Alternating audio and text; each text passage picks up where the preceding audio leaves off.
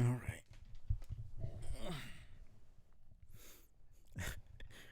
It's funny. I literally set up an entire fucking schedule for myself, and then I don't even follow it.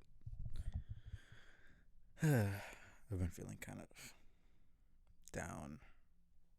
I've just not been in the mood to stream these last couple of weeks, so I haven't. But figured I wanted to go back to streaming Homestuck and finish it, but I don't know. I was a little bit busy with school. I still have my class, but it's online and it's only gonna be like another month basically. Not even. It's like 2 weeks at this point. So I don't really have much of an excuse. Um,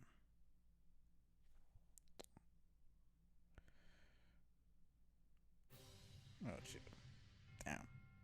It was really loud. Huh.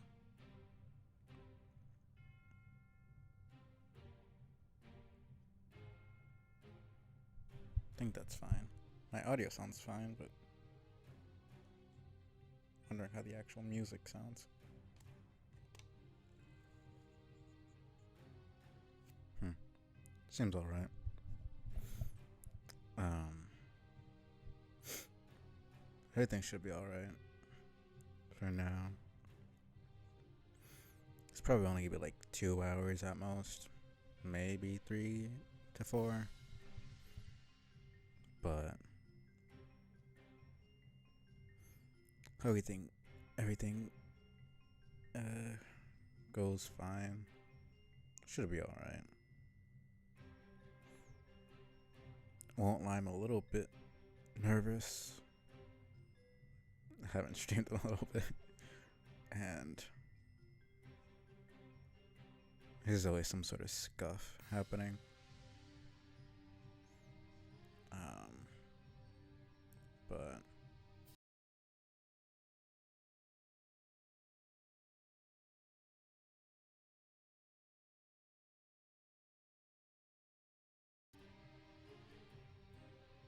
okay, it's already lagging. Damn.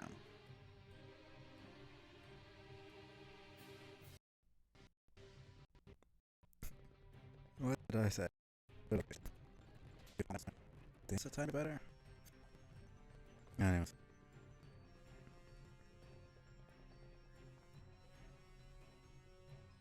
but yeah, I've not done any narration or quote unquote voice acting in like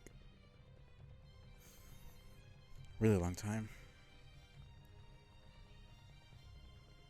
Mm, guess let's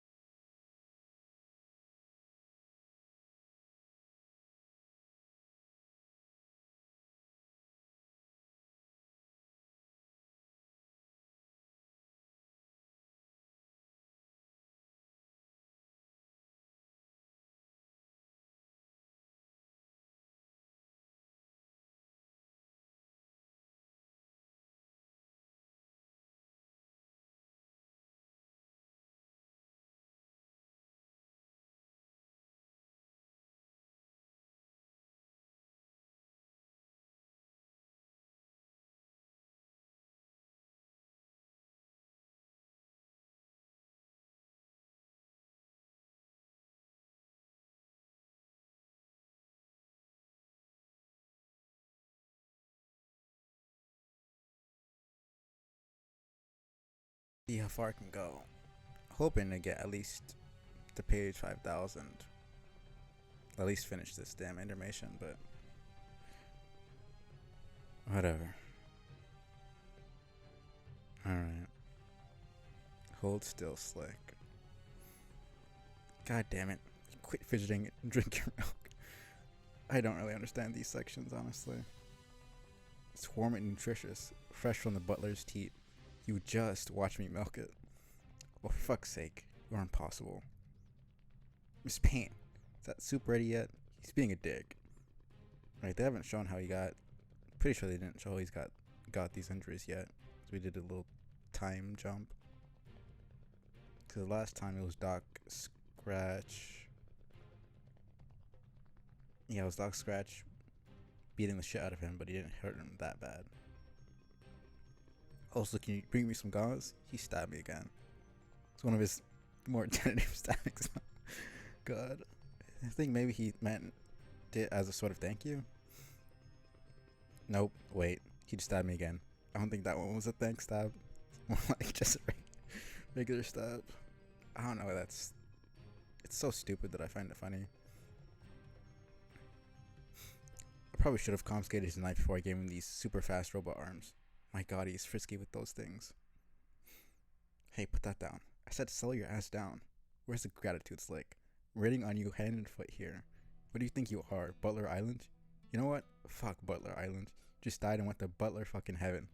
I see that knife. Yeah, that one. You're not fooling anyone. If you don't come down, I'm gonna repair your other eye. You know, the one you refused to let me fix because you thought the eye patch looked cool? I'll do it. This paint, what is taking so long with that soup? This is a man in sore need of his Scotty dogs if I ever saw one. This paint, are you listening? Alright. Lord English.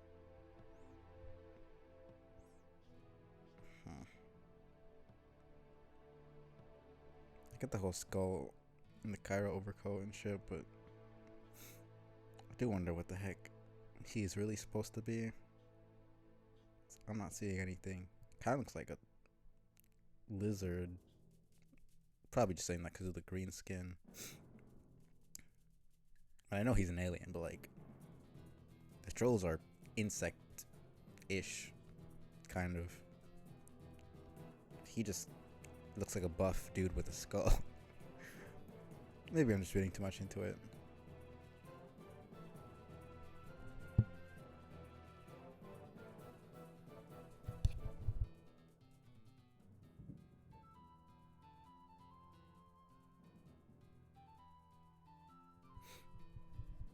Anyways.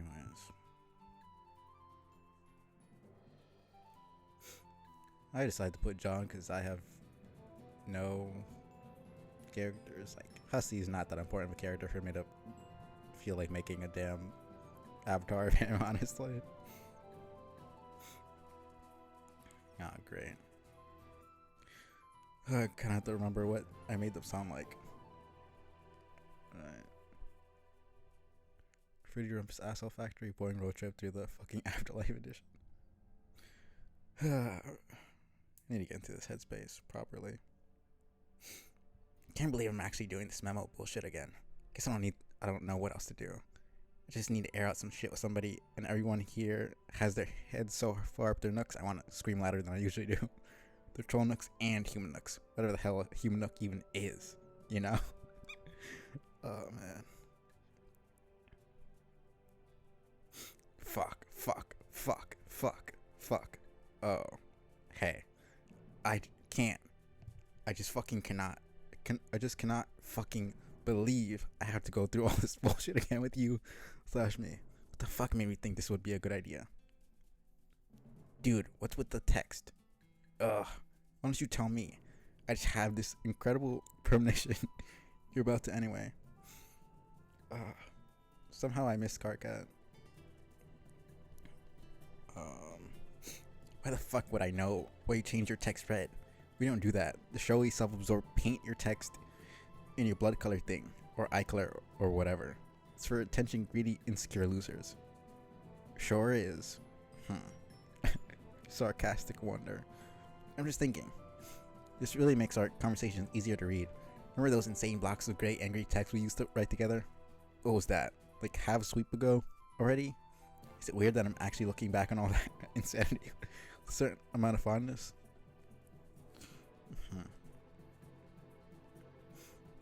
At least shit was happening. It's so boring out here, and living with the humans is just getting kind of weird. Anyway, this is actually a lot more decipherable. Maybe you're onto something. Well, hey, check it out. Shit just got nostalgic. Look at that. I'm feeling more sentimental about this moronic conversation already. Okay, why do you have to go from zero to douche like in the blink of a fucking Lance Nugget? Oh, man.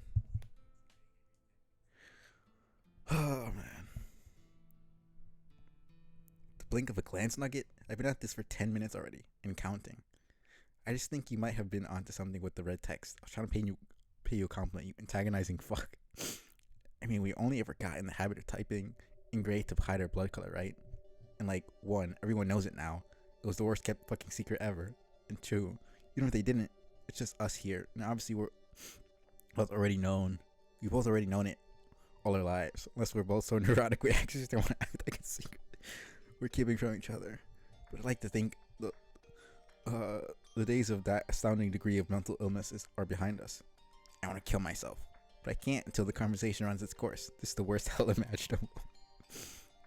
That would be kind of fucking ass. Like, it's predestined. You already saw the fucking... You already been through this, so you know what's gonna happen. You're forced by paradox space to type out the shit, even if you absolutely hate the damn conversation. Shut the fuck up. That's exactly the kind of melodrama I'm talking about. We're better than that now, man. I'm gonna do the mature thing here and switch my text to red. There. I think this should be the universal convention for when two of the same people are talking to each other. One guy bites the bullet and talks in red. Seriously, one of us has to be the grown up here. Oh, I get it now.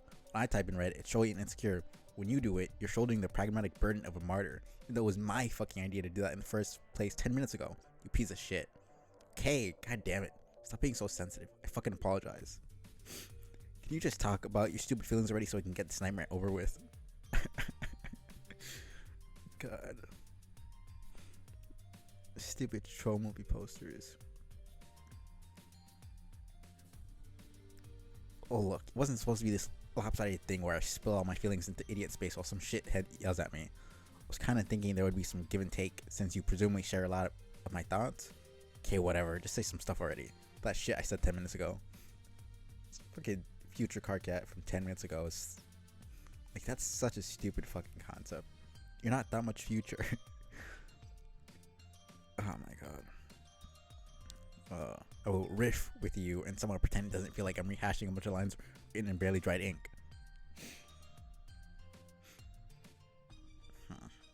Okay, well, I'm having a hard time putting my thoughts into words about this bizarre trek to the ring.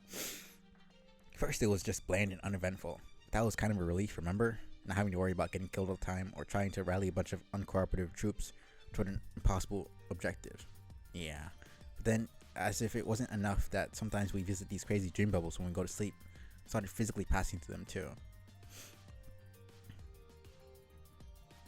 Nah, because they're going through the... They're just straight up going through paradox space while John and Jade are going to the fourth window, technically. Like, I think I could handle it better if it was just one thing or the other. Like, only the monotonous day-to-day drudgery on the same gloomy fucking media with the same bunch of ridiculous people. Basically nothing do ever except get all up in each other's business. Or only a sweeps-long safari through an ephemeral realm of ghost memories and dead friends shitting around in a haphazard existential clusterfuck. Trying to deal with both in total random intervals, it's kind of taking its toll. I hear you, man. That was when I was supposed to say that. For the record, I guess I meant it. Dude can't even just straight up be sincere. He has to have some sort of sarcastic shit going on. Guess I am Carcat, so I should probably switch.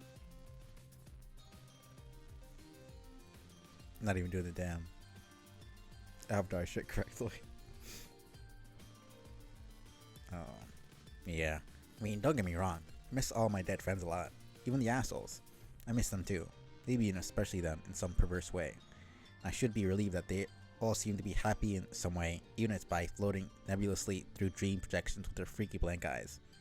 And I guess I am relieved about that. But at the same time, it's left me unsettled. Reason I can't really put my finger on.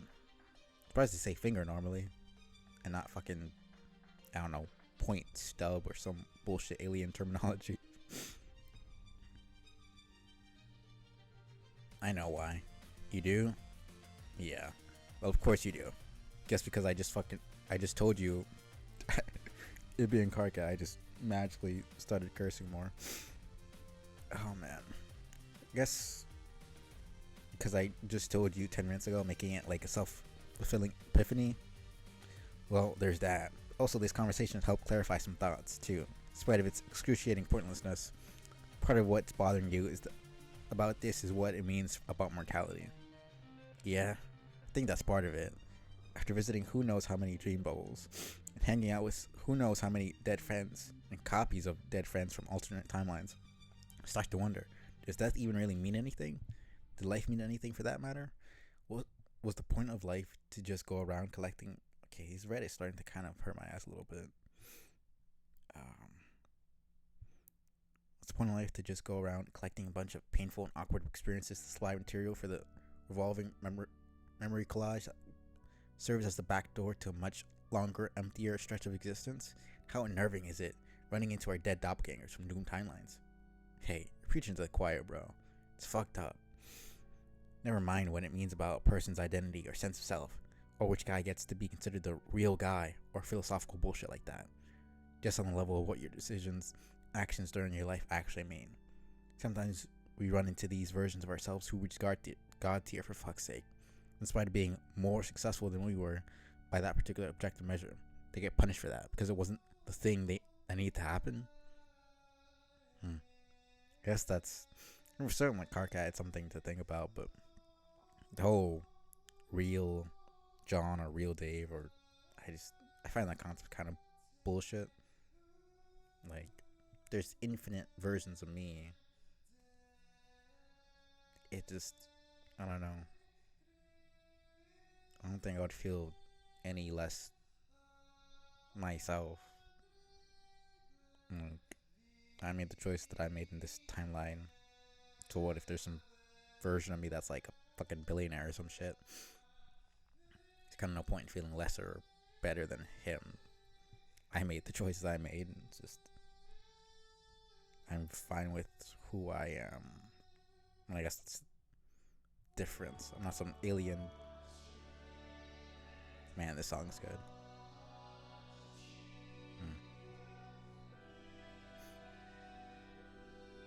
I get what he's saying. I just don't fully agree. Granted, he's like actually a child, so it makes sense that he's thinking like this.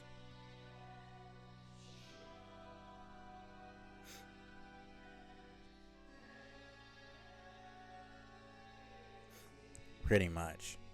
So where does that leave us? If we are to take some lesson from that, what is it? Try to be great and successful, maybe not too great and successful.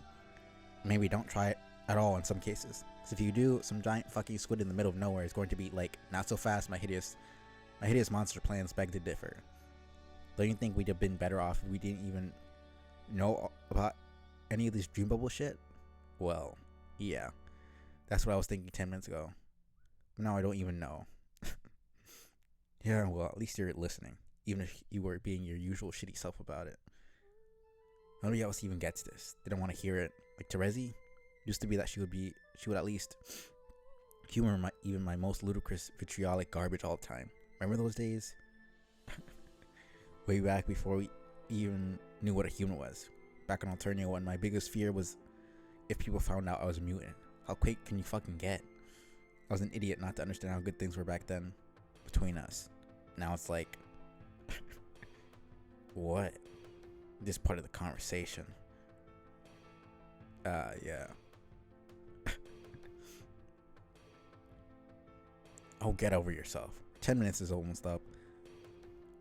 I would just like to know, she punished me for something? I don't need to remind you how much time she spends gallivanting around the media with you know who. No, you sure as fuck do not. I mean, she can choose who she hangs out with. You know, one of the last interactions I remember between them is him, like, teasing her when that one Dave died. I don't think she particularly felt very good about that. Did he even apologize to her for that? Like, he should have just said, oh, you don't even give a shit that he's dead. Like, why are you pretending? And she was straight up bawling her eyes out. Don't think that was... I'm pretty sure that was the last time they talked. Yeah, she fucked off and then she found Tavros' dead body, and then Gamzee started killing people, and she went around with Vriska and shit.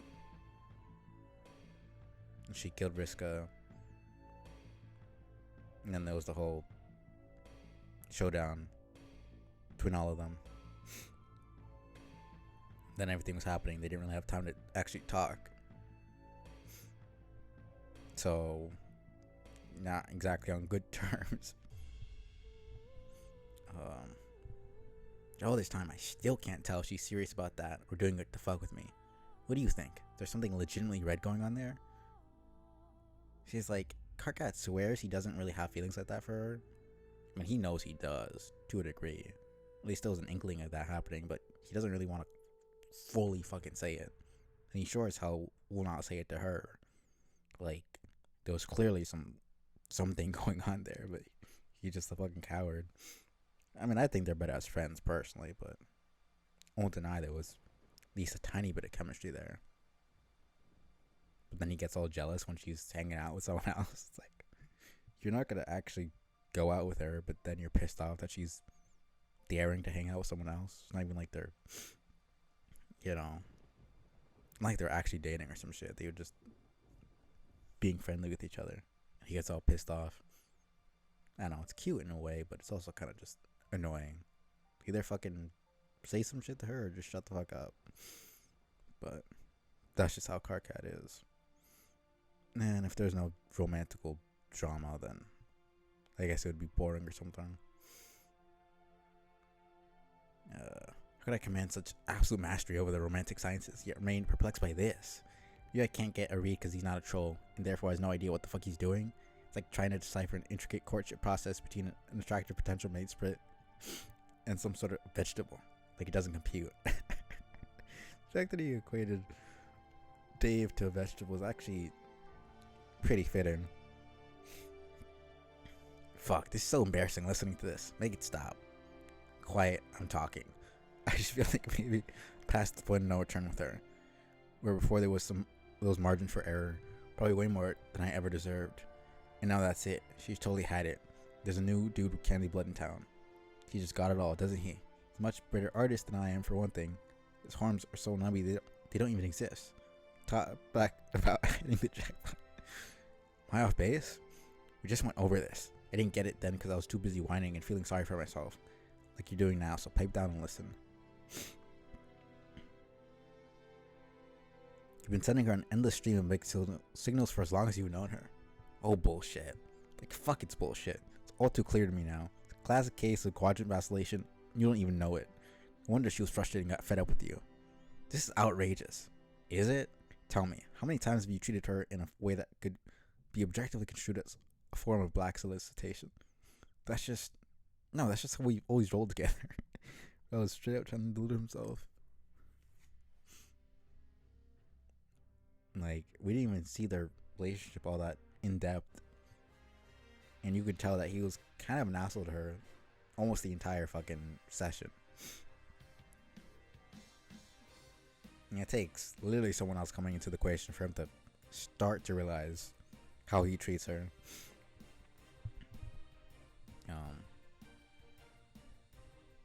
It's like spirited platonic contention, totally normal territory in a healthy mateship. Except you're not in one. That's never been established. This dude's actually delusional. Yeah, a healthy one, not one involving a demented loudmouth who can't keep his shit under control. Let me ask you, how much of that animosity is innocent platonic rage? Could it be that subconsciously you want to push things with her into caliginous turf? Maybe see how things work out there? See if you can have your grub and cull it too? That way you can have her all to yourself. Fuck you. You want her in every quadrant like a desperate fool. Do you realize what you've become? You're the sad joke character in the rom-com. You know the guy I'm talking about. Who's greedy and indiscriminate about filling every quadrant. Totally oblivious to it. And in the end has fuck all to show for it. I don't have to put up with this. Kinda do. For at least another 10 minutes. No, fuck that. I'm so done with you. Yeah, you pretty much are. Because the 10 minutes are up. And I'll be gone. Then it'll just be you and the other guy. Spinning your globes together like a couple stupid pieces of shit. Ad infinitum. Man, I must have been insane to think anything is different. You haven't changed at all. You're just as petty and horrible as ever. Fuck you forever. Fuck every 10-minute ahead version of myself all the way to 10-minute fucking eternity. Can't even do this. Not anymore. Yeah, well, you made your cocoon, pal. Now we have to turn shitting in it together. It's the most pathetic, smelliest dance of all. The fuck is it now? Just occurred to me. This dumb tantrum I threw.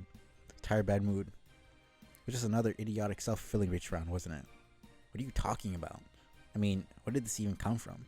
It's like spontaneously generating self-loathing with no discernible source. Was this emotional outburst ever even real? Oh no, don't even start with that. Do not start getting existential about my anger. You better fucking believe this is real. Are you sure, man? You condescending fuck. How fucking dare you call into question the legitimacy of my feelings, as if they aren't completely justified, totally 100% grounded in absolute stone cold concrete goddamn objective motherfucking reality. Yeah, see, completely set you off here, and now you don't even know what you're saying. Sorry, this was my fault. I'm gonna try to calm myself down. Oh, so this is why you decided to leave this conversation? You got owned, so you had to slink away like a fucking coward? Nice try, shithead. But I'm not done with you yet. You think you're the only one who could list his 10-minute away self's flaws? Could go on forever. Ben himself. Fine, get out of here. Good riddance. As if I could take another sponge ringing minute of your disingenuous drivel.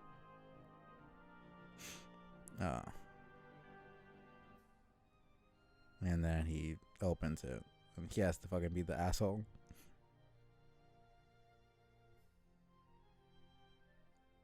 Yeah. That's...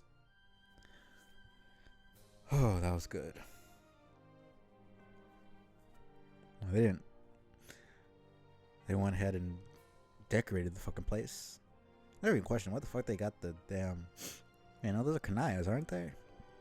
Her rugs and shit. I swear they are. Is this gonna be Rose? Should I? I don't even know, honestly. Fuck it, I'll be Dave. Hey. What's up? I don't even remember what voices I did for these fuckers. Guess I'll just fucking improvise. Anyone see Terezi around? No? Why? I'm gonna do a thing. She's not around. Not answering my messages. Any one of the probably 10,000 computers lying around that they would show up on. A thing? Yes, a thing. I see. Shut up. Well, have you seen her? No? Have you seen Gamzee? I always question if I should do Rose a bit higher or Kanaya. Because I've seen people do Kanaya's voice like kind of British, like posh. And I'm obviously not doing a fucking British accent. I'd rather kill myself, but I don't know. Rose has her kind of psychoanalytic, calm demeanor, but you know, because Kanaya is always a bit more monotone in my opinion. I don't know. I just always imagine Kanaya to have a tiny bit higher voice. I'll just fucking go with it. I don't really care. Are you serious? Of course not. I haven't seen that guy at all since the first day we got here. Not once. Yeah, I know. Talk about elusive juggalo. I don't know why I struggle with that word. Probably like the shyest fucking juggalo of all time. Pretty sure only Carcat's seen him. Don't expect him to rat him out either because of the Moirail junk. Moirail junk. Moirail? Moirail. Alien words. I wouldn't expect him to. Wouldn't even ask. It would be really bad form to ask him that. God, I need to get back into these voices. Completely fucking forgot how they're supposed to sound. Oh my god. It's lagging like crazy now.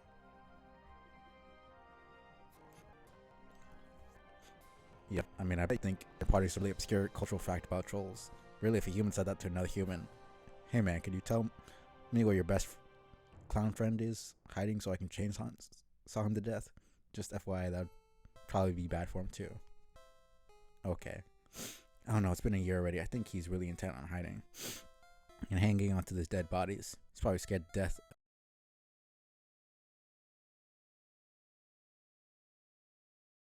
of you at this point anyway. Maybe you should just let it go.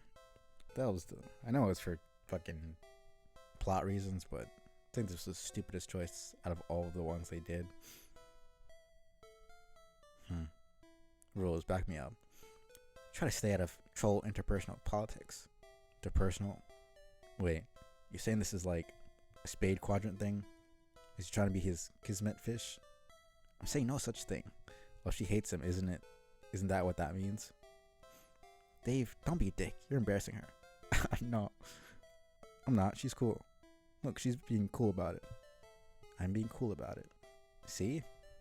It's not like that. I just want to find him and at least wound him somewhat. Yeah, see, I knew there had to be a perfectly harmless and unerotic explanation. Sure. No, see, I'm explaining this badly. What I'm saying is basically just fuck that guy. Yeah.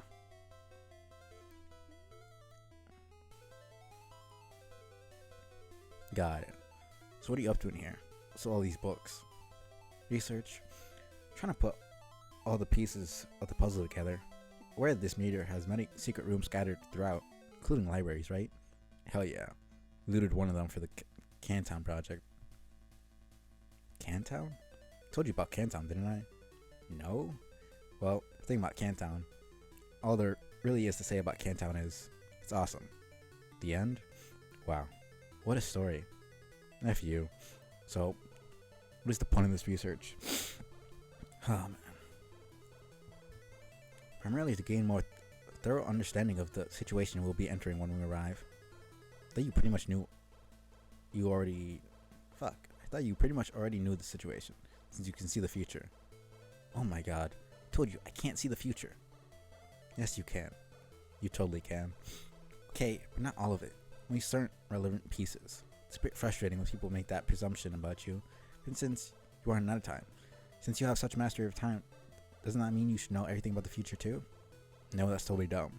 Could know things about the future if I time traveled and found out firsthand. Nobody's mistaking that about me. God, I was fine the first couple of minutes, and now I'm just stumbling over my words.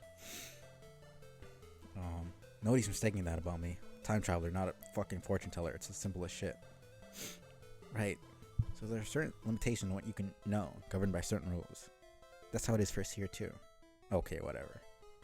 But I will say that I've been able to use these abilities to assist with research. I can treat my finite glimpses as an additional source of information.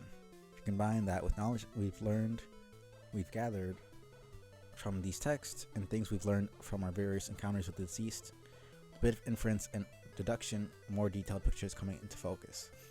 Nice. You want to hear about it? Now? Yes. Why not? It's been a year.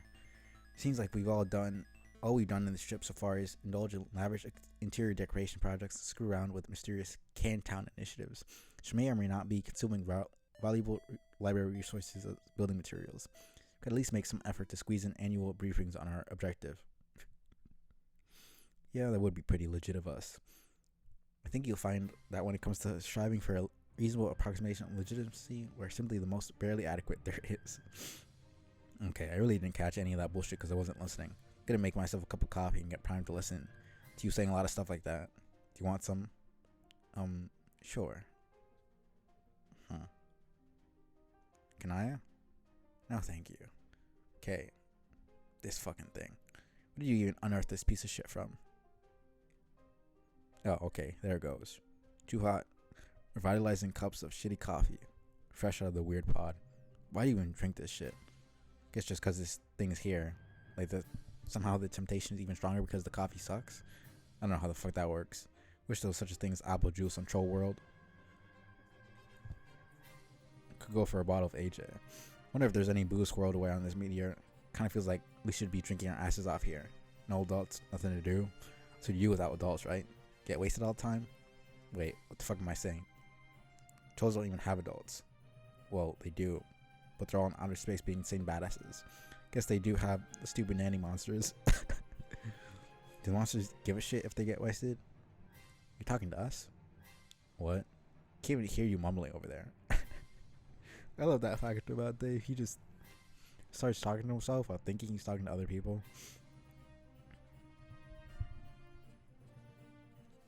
Oh man, I don't know. I find it kind of endearing. How's that coffee coming? Off the shit is how, all being like in cups and everything. Make sure it makes to the table before it accumulates that strange unctuous film on the surface. God, sure I already know what this shit means, but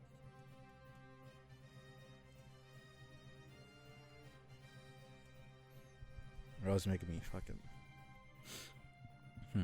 oily.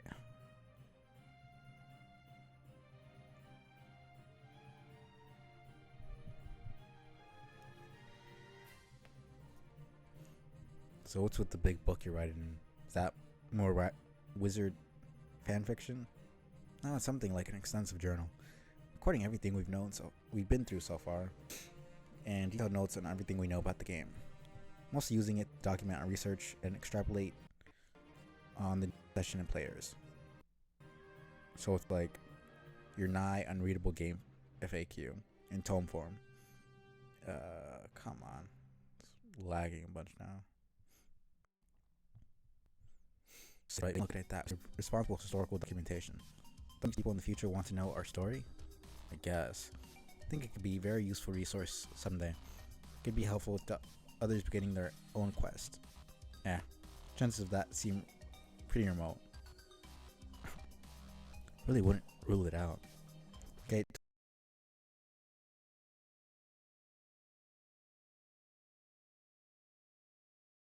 Totally sold on that suddenly. Account of not caring. Tell me about the new session. What is there to know? Most importantly, how's everything going to go wrong this time? From what I understand, everything already has gone wrong before the game even started, in many different ways than ours did. There are indications of thicker political intrigue, assassination attempts, and a usurpation of the throne more insidious than what we dealt with. Those examples still don't illustrate the fundamental fault with their session. Ours had a similar fault. It was a null session. Literature on the subject says null sessions are actually very common. It is any session resulting in failure, and as such, designed to result in failure from the start, due to Skaya's comprehensive knowledge of its own fate, and that of all it illumines.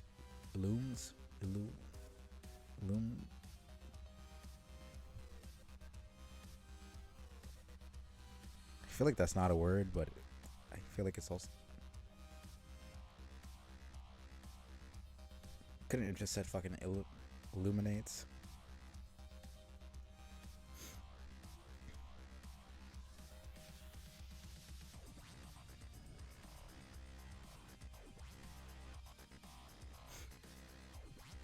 Now I've got to search about if I can say this word.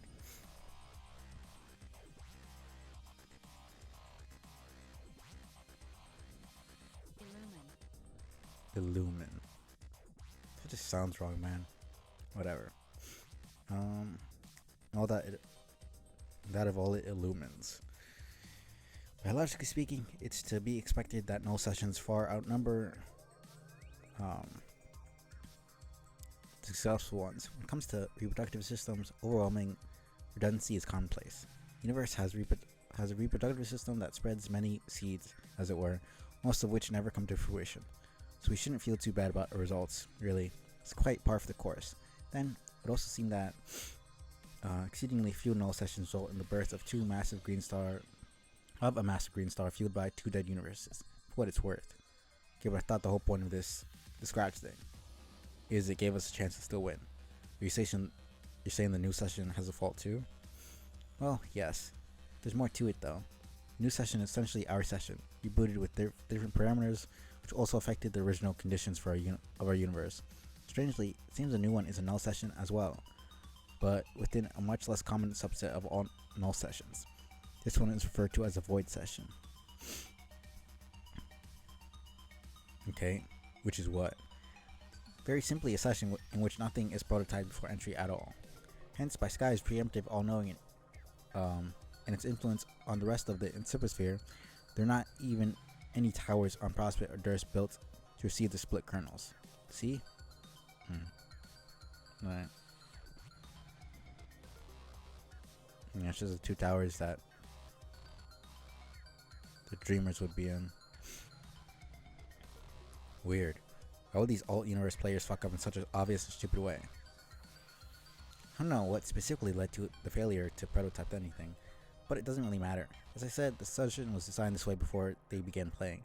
The efforts to prototype may have been in vain regardless, possibly subject to sabotage. Then you say at some point that not prototyping anything would be really bad? Yes, it's just another way to create an infertile session, though by a less catastrophic and bloody route we took to achieve the same result. By contrast, it leads to a rather harmless, uneventful session. Underlands remain unaugmented, and so does the royalty. And while this may sound advantageous to players, it's a curse in disguise. The lack of prototyping, which keeps adversaries uninvolved, has the same influence on the battlefield. Without successive prototyping, the battlefield will never reach its final form, which must be fertilized to grow in the universe. Basically, you can't really win, ever. Instead, it remains in its most basic form, stuck in an eternal stalemate. There's nothing players in a void session can do to change this. They're designed to live out the rest of their days in a dead-end session. Still waiting to hear how this is in any way an improvement on all the shit we just escaped from. It's a vast improvement. The new session is a blank slate, without a ridiculously short time limit for victory like ours had. There will be no time limit at all, in fact. Once you arrive, ostensibly, that is when the nature of the session will change. It won't be classifiable as either a null or void session anymore. It'll be something which, as far as I could tell, is unique. A fully matured battlefield from our session can be used to make the new one viable. The path to success will be made possible by a combination of efforts and assets from both iterations. Usually, scratch sessions are absolute resets and involve no direct influence from the first attempt at all. Can't find any precedent for our situation. It has our battlefield, right? Yes. So she shows up and drops it in Skya.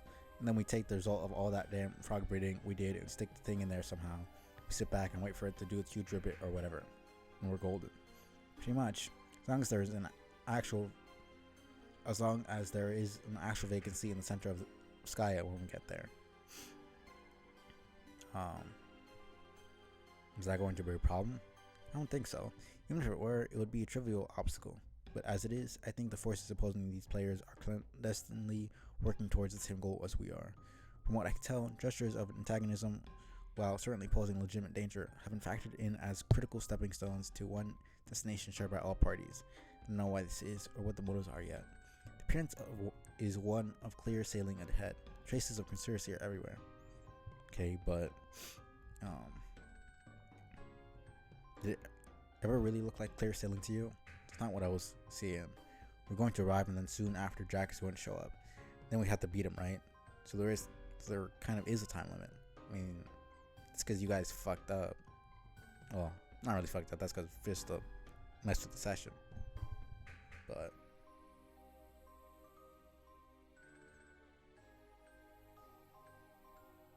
that's not necessarily because of anything the session did.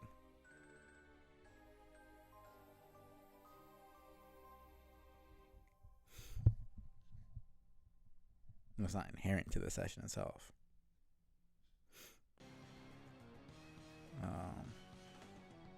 Yes, we'll have to deal with Jack before all is said and done. And that will definitely be a major challenge. But it's not impossible. At least, not by design. I said there would be no time limit in the session. Alright. I like this song, but not that much. I'm sorry. Don't really feel like listening to that. I said there would be no time limit in the session. I was talking about something more specific. There'll be no reckoning. Oh, why not? It's a logical consequence of any void session. The battlefield never evolves, and therefore more extensive war between Prospect and Durst never takes shape. It's only when the Prospedian king falls in battle that the reckoning can be initiated by the forces of Durst. The meteors then rush to destroy the battlefield, while Sky redirects them through defense portals for as long as it can. Thus, if there's no war, there's no reckoning. No meteors and no imminent threat of failure. This is of course good news for Earth as well. In the reckoning, Sky redirects all incoming meteors to the only place it can, Earth. I still don't understand, like, Sky has so much power, and it's supposedly an infinite crucible of creative power, but the only place it can fucking send meteors is Earth.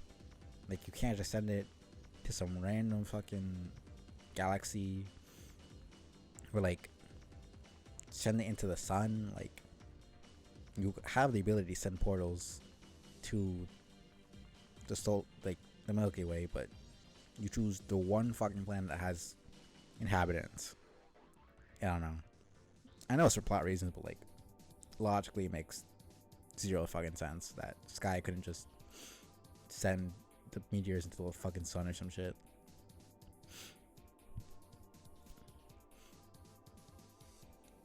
But then again, there'd be no fucking homestuck if that was the case, so I guess you just have to deal with it. So it turns out that players who initiate a void session are not actually condemning their home planet to an apocalyptic wasteland after they leave. Well, it's bad for this Earth because it's already a fucking apocalyptic wasteland. In the new instance of our universe, Earth is just fine. Sort of. So, no meteors came at all. I mean, by fucking up and having to scratch, we also sort of saved Earth in the process. Again, sort of. It's not that there were no meteors whatsoever, just that the vast majority of the destructive onslaught never showed up. But delivering the temple to the site of the forge is still integral to jumpstarting the session. Meteor cannot, however, however, could have been propelled through a portal by any means, not just via the reckoning. I see. But the players themselves, they arrive on meteors too, didn't they? Guess the baby meteors are some exceptions too, right? Yes, they weren't flung through portals in their own session, nor were they be created there. They were created in our session and sent back through our portals, just like us.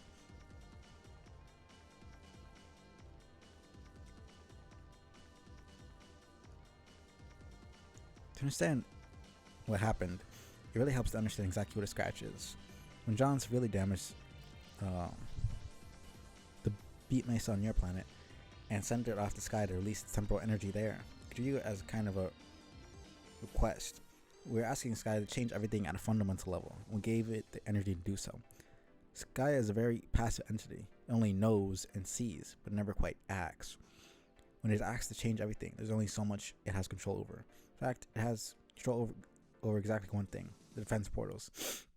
It can decide to send important meteors to different points in time than originally planned, thus creating alternate realities, offshoots of promise rather than futility.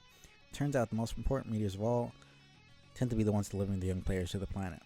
So all it has to do is change everything, is tweak their destination times a bit. All internally prompted changes in the post-scratch universe are decided entirely by this modest adjustment to the parameters. It's a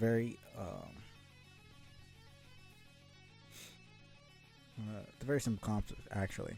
Yet the consequences are dramatic, resulting in not only a hard reset for the session, but a partial reset of the universe too, due to the many causal entanglements between a session and its originating universe. What do you mean tweak the destination times?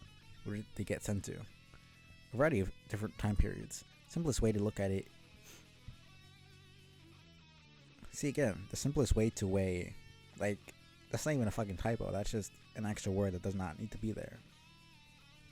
Like, and I guess some things will slip through the cracks, but that, I don't know why that feels on purpose. Because no way you don't fucking proofread something of this scale. But at the same time, there's so many people working on it, like literal years put into this. I guess there would be, a couple of times where you miss a word or add an extra word. I don't know. It feels weird. The simplest way to look at it is to picture the original destinations of our two groups of four ectobabies and switch them. What? Though this is just a slight oversimplification. While it's roughly true, Sky had some peculiar whims at this time.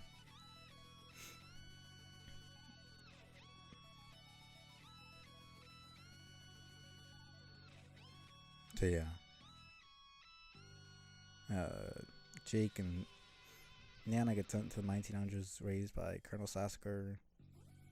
Later on, Dirk and Roxy sent to almost the 2000s to grow up and be able to raise other and then the 4 kids sent to their respective guardians. That's the opposite.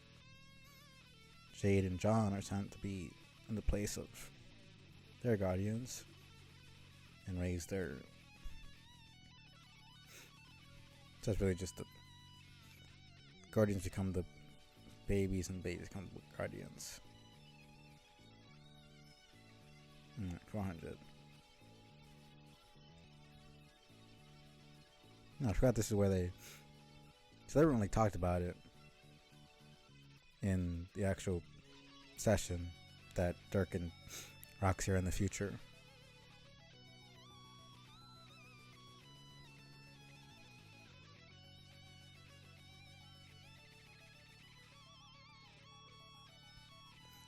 Almost landed in time periods corresponding with the original group. Seems that 2 of the new players arrived 4 centuries ahead of everyone else, for some bizarre reason. They're still apparently able to communicate with their core players through, I guess, some Trollian-like technology. They're still able to establish game connections with the others. It stands as an odd, but not otherwise terribly significant detail. So, in this all-universe group of us and them, which ones are the actual players? Give you a hint. It isn't us. Fuck. Why did I know that was going to be the answer? To think that I'm usually the one accused of knowing the future.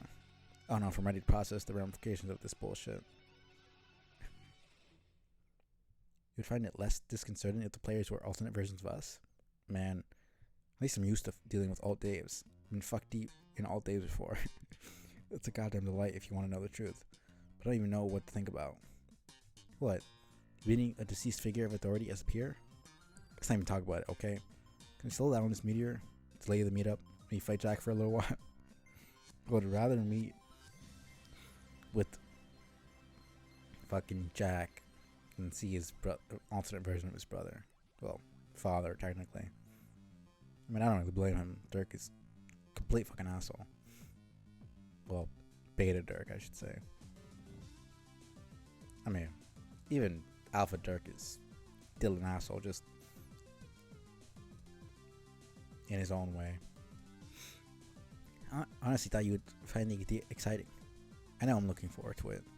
Your mom was just a nice alcoholic spinster who liked wizards you complained about for no reason. She wasn't anything like an untouchable master of irony who could replace the meat in your sandwich before it even occurred to you what the fuck you were chewing. Let me ask you this. Did your mom ever wiggle a puppet in your face even once? Not that I recall. And adults like that just make me more curious to meet him personally. Fine, well, you can be on bro duty then. I'll be the ambassador to your mom. I know that wasn't actually meant at the sick burn it sounded like. She's your mom too, though. Yeah, I know. I'll be the ambassador to my mom then. It sounds really stupid when I say it that way. Whatever. Be the fucking one-man welcome wagon to the John and Jade teen old people, and also our mom. That's the plan. So when we finally see them, we can get our shit into formation like trained acrobats. Like I'll blow a whistle, we can make a human pyramid. And we'll make a human pyramid, got it? That way we can totally avoid anything awkward. I don't think there's any way to make it not awkward. You do realize we've seen her already, right? What? When? Months ago, in a dream. She was floating along in Dirk's pajamas, asleep. Wait, that was her? Yes. Oh. Huh. Wondering why I didn't tell you? No. You're specifically wondering why I wasn't forthcoming with an answer to your question at the time? Hey, who was that choice babe in the pajamas? God fucking damn it. You don't find it nostalgic at all? Tracing the steps of some of our Freudian semi-blunders in conversations past?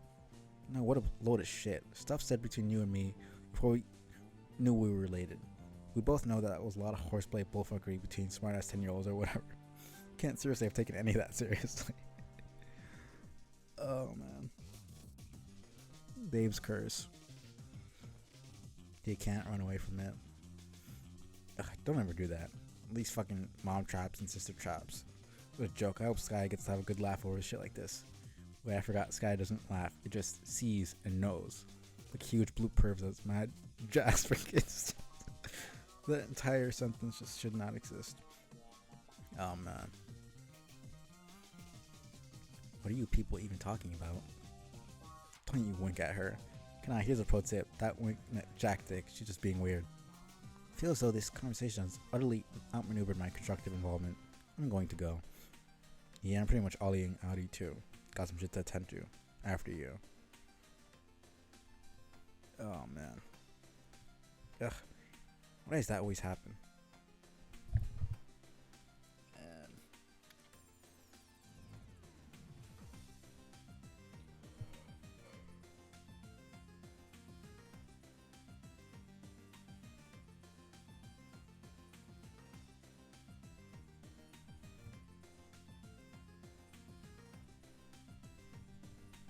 Everybody out of the goddamn way. Got a lap full of humans, mouth full of yelling, tortured psychological profile full of totally hysterical emotions and unaired grievances at practically everybody. Dark has broken, guys. Yeah, okay, hold on. If I can settle down a tick, I should be able to make more sense shortly. Just one. Maybe you should lie down on the couch. Fuck. No. Dude, what is the matter with you? Wow, okay. It's a pretty terrible entrance. Anywhere. Where was I? Oh, right. This entire fucking bullshit. Dunno. But I was just leaving. Not so fast, Strider. This heavily concerns you. It concerns you exclusively, in fact. Where do you think you're going? Just stepping out to do a thing, which is not your business. Like my inflamed, quaking golf sphincter, it's not. Tell me, are you by any chance going to have some company when you step out to do this thing? Notice the two heavily dramatized enclosure talons, showing that word, which I am scornfully pantomiming with my own two hands, as presently being demonstrated for you. Yeah, sure. Oh? Who would that be, may I ask? Well, probably the mayor. He's usually down for whatever. I'm not talking about the fucking mayor, and you fucking know it. Hey, don't be saying shit about the mayor. Mayor rules. He's like my best fucking friend. Oh man, he's not a mayor. He's the mayor of Fuckstick Junction, located smack dab in the middle of pretend ass nowhere. He's the mayor, you douche. His thing says mayor. It says mayo, and he wrote the R himself.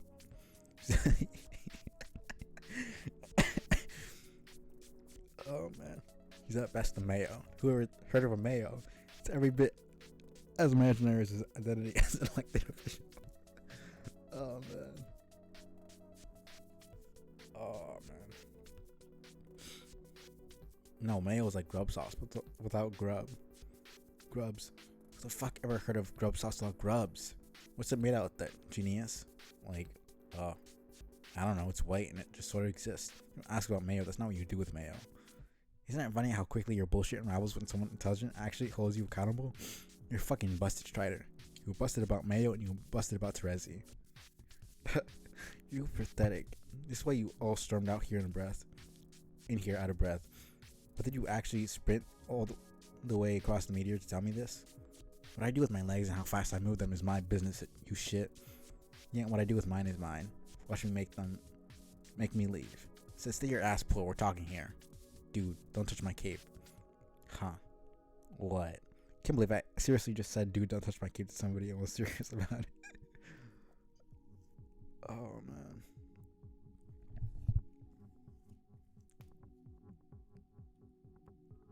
Okay, look, I'm nowhere near your precious stupid cape. Just listen. Before you go off to snog Terezi in your idiotic little village of nutrition cylinders, hear me out. Man, you're so overblowing this. But I don't think that I am. Yeah, you are. You have some ideas about us, what we're getting up to. So we've done a few things together the past time, so what? I don't even think you could qualify them as dates or anything. The fuck would you even qualify as a date on this gross dark meteor? Dave, can we just cut the shit? I'm not an imbecile. You are both plainly tipping into flush territory irrespective of environmental factors or whatever lame conditions it is humans believe to be optimal for pursuing a mateship. Anyone see that? It's the shittiest kept secret on this meteor. Probably even the fucking mayor gets it. And let's face it, he's a little slow. You would think you could pull the obese materials over the eyes of a hardened veteran romantic studies? We have one of those? I've seen thousands of troll romance films, each dealing with topics far more subtle and complex than your pedestrian human mind could ever grasp. In case you've forgotten, I've already watched hundreds of your more primitive, moderately entertaining romance films. Remember how I downloaded a fuck ton of them after discovering your species? Curious man Dave. To learn from me. This is too much. Okay. Yeah, I remember. Haven't you only watched a bunch of shitty Dane Cook movies on infinite loop since we left? You're severely exaggerating, but yes, I have sampled his work. Dude, you know you're only pretending to be a huge fan of his bullshit to piss me off. Again, look at how self-absorbed you're being. I think he has a brilliant comedic mind for a human.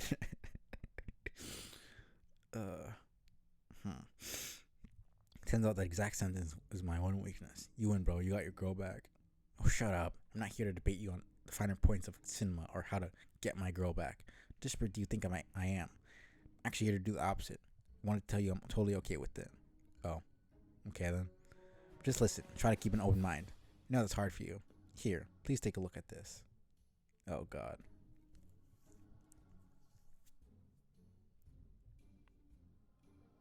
Oh, no. What the hot mess of fresh fuck am I looking at? It's an Eternian romance novel. Now, look, I'm not vouching for this particular piece of literature. It's actually pretty trashy, and if you're interested, I could recommend much better things to you. Just this one illustrates the concept very clearly. What? Concept? It's a pretty typical case of quadrant vacillation as applied to an overlapping group of romantic parents. You lost me at quadrant. For future reference, it's a word that always lets me know it's time to check out of a sentence. Pipe down and just hear me out. It's really simple. Just think of it as being similar to one of your primitive human love triangles. Though this is a quadrangle. Those are pretty... Those are much more common in our society and entertainment. 4 is pretty much the minimum value for love, hate, endrangles. Endrangles. God damn it. Here's what's actually going on. This group of characters. Pay attention. Hey, look at me. Eyes over here. Good. See the two heroes in the middle, partaking in their flushed embrace? Pretty much your typical low-blood red rom pairing. God. Their dynamic is the grub loaf and tuber paste of the overall arc. Oh, man.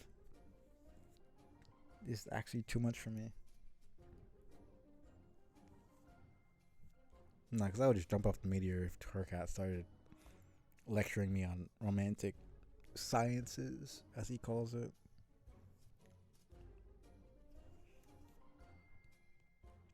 But what have we here? Some nefarious high bloods in the picture too. This is where it gets interesting. Guy on the left is an old Caligula's flame from the male low bloods past, so we entered the picture. Again, nothing out of the ordinary. Continue to court his maid spirit and Kismesis without conflict. It's perfectly amicable arrangement that everyone's totally down with.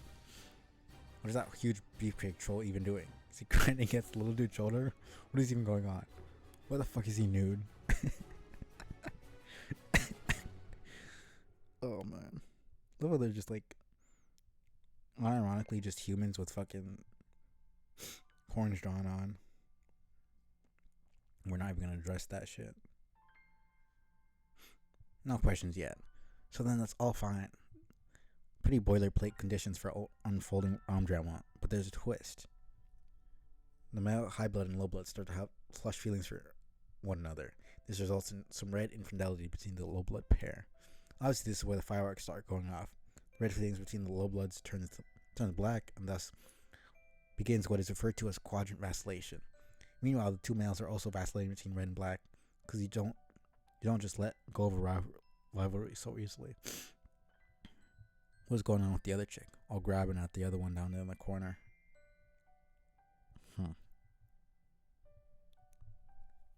Yeah, well, it gets even more complicated than that. Probably more than needed for the sake of making the point. The heat of their vacillation during an especially black phase, the low blood female waxes red for a notorious and especially brutal high blood female. They have their thing on the side, but even that starts vacillating too because the original pair just keeps spinning like a top. We don't need to get bogged down in the quadrangle dynamic though. For our purposes, the fourth party is a distraction. Our purposes? The fuck are our purposes? Thing is, vacillation always adds a lot of drama to everything. But that doesn't mean it can't be viable. Totally work. Everyone can be reasonable about it. It just comes down to a matter of sensible scheduling. You must be out of your fucking mind if you think I want to know where you're going with this. Dave, please. Just read the book, okay? It's all in the book. It's like on Wednesdays, Thursdays, and Fridays, you get to Resi. Saturday, Sunday, Monday, I get hurt. It's like, We're not sharing girlfriends, dude. Like, this is not happening. And the key party that should be in here is Terezi herself. Like, she should be the one to decide if she wants to be with Dave or Karkat or both of them in whichever fucking quadrant she wants to be in there. Like, the key fucking player who should be here, who should be talked to, is not here. Which just shows again how immature and ridiculous Karkat is. And granted, he's still fucking, what is he, 14 at this point? So I don't blame it, but I didn't really think about how fucked up this entire conversation is. I just realized that, like, how are they talking? Because trolls obviously don't fucking speak English. Is there, like, no difference between troll language and human language except for, like, written? It's not really fucking talked about.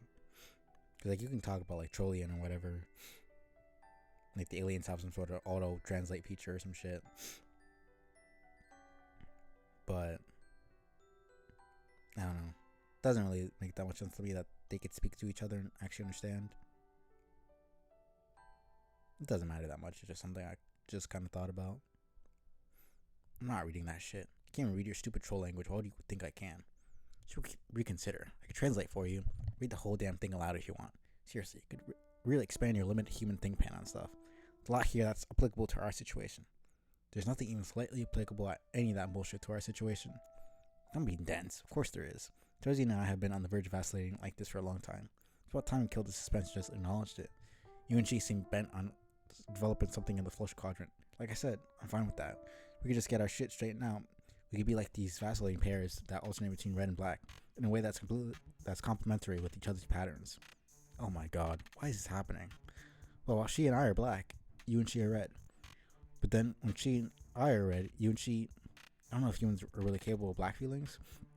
I guess it's up to you. Maybe you can just, like, sit those periods out. Like, take a break, you know? So I'm just supposed to be a fucking cuck is what you're saying. Like, Karkat, please.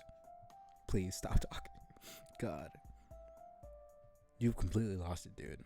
Can't believe for a fucking second this is reasonable shit to propose even on Troll World. You just totally snapped. You sound like a fucking fox. This makes perfect sense. Like I said, it's just a matter of responsible scheduling. Here, let me show you. Need some paper. Where's some paper? Look, it's perfectly simple. Hang on while I draw the guidelines. Oh no, you are not making another shipping grid, dude. It's not a shipping grid, just some rows and columns for your schedule. It's a grid. You're drawing a goddamn grid. Not letting you draw a grid for this stupid shit. Come on, look here. Here are the days of the weeks. These are the days of the weeks, and then we each have rows for those days, and we can draw a heart or spade on any given day. That way you know it's up in advance and avoid unpleasant conflicts. Put the fucking pen down.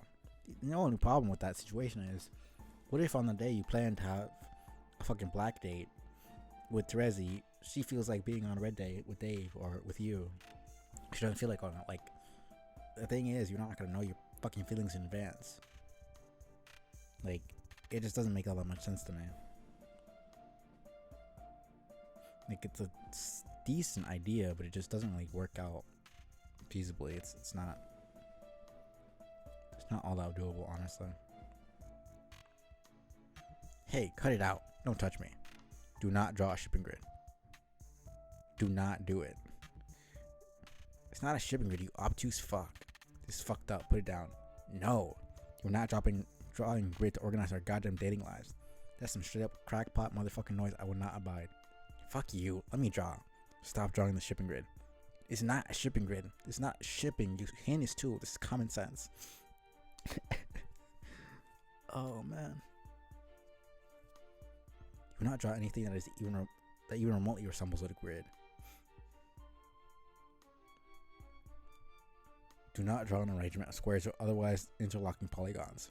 Let go. Not draw a spreadsheet for the purpose of allocating time spent with a mutual girlfriend you horse's ass. This is exactly the shit I do not want to see. Look, I just drew a square. Care to see a lot more of those? No, stop. Do not draw any additional squares. Do not draw any quadrilaterals, trapezoids, or rectangles, or fucking indrangles. And especially as fuck not any goddamn rhombuses. Do not want to say your lines making any right angles. Do you understand? I think this is the best moment of the entire fucking comic to me. Uh, in my mind's eye, I'm picturing a beautiful lattice, lines and compartments, interlocking with sublime precision, at 90-degree angles. Imagine this modular articulation as an elegant vessel, if you will, the grand synthesis of our shared shipping dreams. No, this is a perfect example of what you shouldn't be drawing. Yes. No. Fuck yes. Ooh, look, another square. Sort of. Kinda wobbly. It'll have to do. No, you fuck. Wait, I think it's coming. Here comes my first ship. It's going in the square. Put the goddamn pen down, you piece of shit. Hell no. Yes. What's your problem? Ow, fuck. These motherfuckers are so stupid.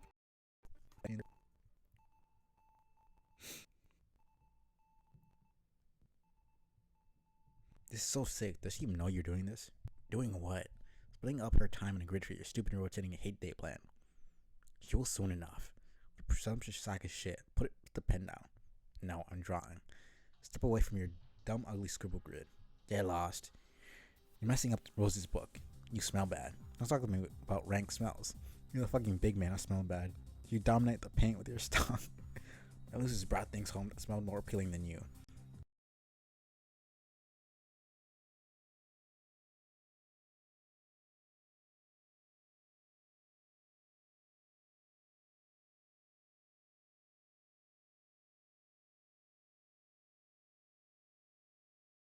Important fact, 100% what he brought home was either a dead animal or literal feces. Oh yeah, we'll check it out. Smell like if someone took a dump on a butt. How can you stand you with their sensitive nose? Even wash that ridiculous outfit? They're magic fucking pajamas. They stay like permaclean or something. They're enchanted and comfy as fuck. Give me the pen. No, it's mine now. Keeping it on principle. God. I know they're actually children, but they're such fucking children, man. Carcat, whoa man, what are you doing? Why are you drawing all those human dicks? How do you know what they look like? What have you been watching? I'm not drawing those. You're making me draw them. Stop that. No way. This book's now like our fight fueled Ouija board of cock. Stop. Don't. No, fuck. Okay, no. You drew that one. You drew that one. Don't pretend you didn't. Are you sure, man? Spooky thing about penis Ouija. Oh my god. You never know. You can never be sure who did the dicks. Was it you or me? Maybe a ghost. Fuck, let go of me. Give me the pen. No. Yes. No. Yes. Fine, take it. No. What? Oh man. This is officially the best. I forgot how fucking hilarious this show was. Oh man. What? We're still drawing. Let go. Kidding, this is a fucking masterpiece. We have to see this through. I'm trying to let go of the stupid pen, but you won't let me. We're in this shit now. We're motherfucking entrenched in this bitch. You crazy fuck. We're running out of room, Rose. Can you turn the page for us? Oh man. This is stupidest shit ever. Ah. God. This altercation is becoming uncomfortably physical. Get the fuck away from me. What are you talking about? You know what I'm talking about. Shut up and draw another penis. You don't even understand the social implications of all this hostile touching and grabbing, do you? I don't feel that way about you, Strider. Just step off. Man, if you want to look at this that way, then that's your business. This is just old-fashioned beatdown from where I'm from. Deal with it. Why don't you old-fashioned go fuck yourself? Stop biting my kite. Fuck you. Yeah. Quest Kanai has to try to fucking auspicize. Shit. Are you serious? Dude, unreal. You like Cape Magnet. I love it when the art style gets like this. Hold still.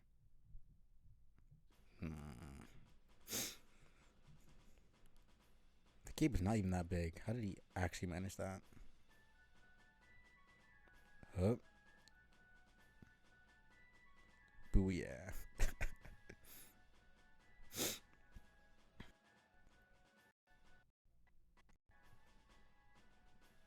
This entire fucking altercation was so stupid. Oh, great. I don't even remember what voice I used to her. Everybody stop what you're doing immediately. Whatever it might be. Another dream bubble is approaching rapidly. By which I mean go about your business as usual, I guess. Unless you want to meet up here and check it out. Over. You can essentially car cab, but just kind of higher. Alright, we've been through 1 year. John, I really think we're scraping the bottom in the barrel here. No way. This game rules. I should never give it much playing time before, because I guess I always had better things to do. That's sort of my point. Where'd you even get this? Let's go. Found it in a store on the bargain rack. It's only $1. Isn't that awesome?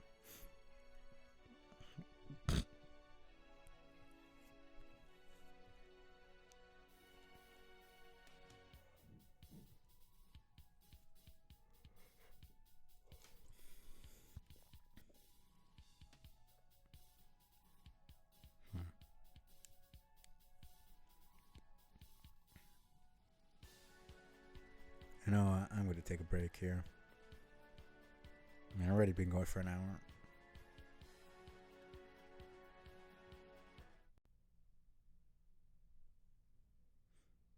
I'll be back in like...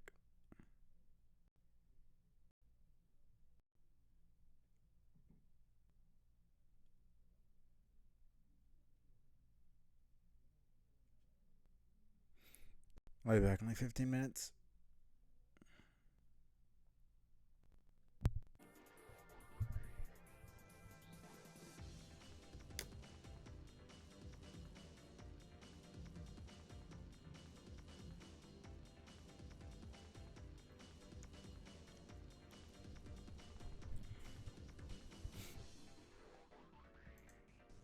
Alright.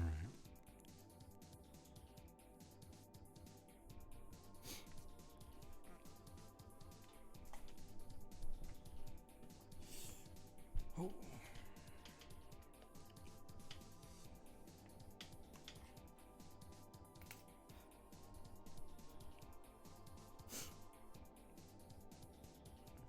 I don't really think this is my kind of game. I will play it with you because it is technically your birthday. Yes, you won't be disappointed. How many people they get to play this? I don't know. I showed it to a few people, but I guess hundreds are playing it now. Nobody's very good at it though.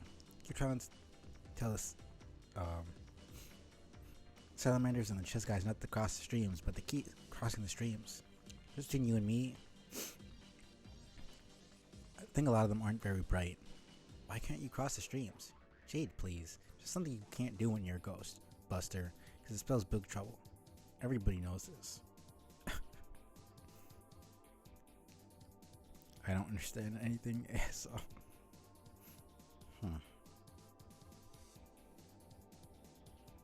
All of them are just the regular Ghostbuster. It's a bunch of numbers. You should hurry up and make a character ready so we can get started. I'm working on it. So many options. What kind of Ghostbuster should I make? Just any old Ghostbuster. As long as he looks awesome and like he means business. Begin organizing our squad. What do you have to do? First we need to buy an old abandoned fire station to use as a headquarters. Luckily half the city is composed of abandoned fire stations that are for sale. This game is actually really stupid in a lot of ways now I think about it. No! Hey, shut up. I take it back. It's great in every way. Sure, John. Whatever you say. Okay, now I have to find us a mission. Gotta hire a sassy secretary. Just have to peruse this extensive palette of sarcastic redheaded ladies. Okay, here's a good one. Then we'll wait for a phone call. It's gonna take anywhere from 10 seconds to several hours. Are you serious? That's fine. There's lots to do in the station to kill time. Talk to Slimer and get slimed by Slimer. Okay, I guess that's pretty much all there is to do. What about the fire pole there? Can you go down the fire pole? The fire pole is strictly decorative. You almost finished making your character? Yeah, I think I'm done. Pretty happy with him. Oh god. Jade, it's absolutely the shittiest Ghostbuster I've ever seen. No way. Yes. It's so yes way. He's adorable. What are you even talking about? Dude, I thought you were going to take this game seriously. The fact that the game doesn't let you play as a female, but it somehow lets you make a fucking furry character is just about the stupidest and most hilarious thing I've ever seen. And I'm just not gonna question it. I'm just gonna go to Jade, I guess.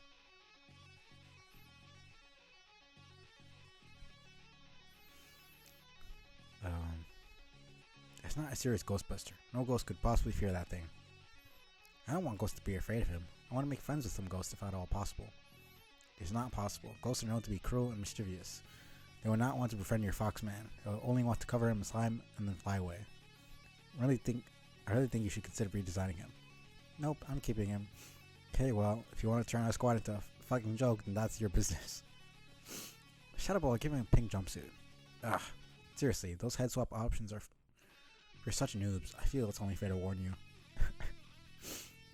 I think I'll manage to survive the embarrassment in front of a bunch of salamanders and crocodiles. Okay, fine. You get a pass, but only because you yourself are furry. Thank you. What? Nothing. Someone messaging you through the game? Who is it? Damn it, Jade. Stay Sprite. He's playing too. Oh. Don't tell him any of our strategies. He's the enemy. We have strategies? Okay, first, tell him we have strategies. Then don't tell him them. Oh god, what is it now? Did you know Day Sprite's a funny guy? Meh, he's alright, I guess. Get most of his bait. Jokes at passing grade. Sometimes as high as a solid B+. I just told him you said that. It's fine. He and I keep no secrets. Day Sprite says to tell you, basically welcome for being born 14 years ago, and 1 year ago, you ungrateful douche. Oh, like him taking credit for my existence isn't so old by now. Hey Jade, why do you still call him Dave Sprite? Cause he's Dave Sprite? I just call him Dave. Isn't that easier? I mean, he is Dave after all, right? Oh yeah, he's kinda different from Dave. Psh, he's not so different. Dude is just a magical orange Dave with wings. Also says caw sometimes. I know. There are other differences. Like what? It's hard to explain. Just some slight differences in personality, I guess. He still raps sometimes. Yes? So? I just thought I would mention that. I will admit, I can't really tell if his rapping style has changed. Trust me, it hasn't. I don't know if the difference is because he is a sprite, because he lived for a while in a different timeline. Well, weren't you a sprite before? How different did you feel then? I wasn't a sprite. My dead dream self was a sprite. And then I kind of merged with her when I became a god tier. Oh right, so half of you was a sprite. I guess? It's more like I'm still the me I always was, but inherited some of her memories. They're pretty vague. Do you remember what it was like being Jade Sprite? I remember being dead for a long time. Making friends. Mostly trolls. Oh, really? Which ones? None that we know of now. That I can remember at least. It's like such distant memories, like they were barely real. I have to admit, a bit disappointed in the dream bubble thing.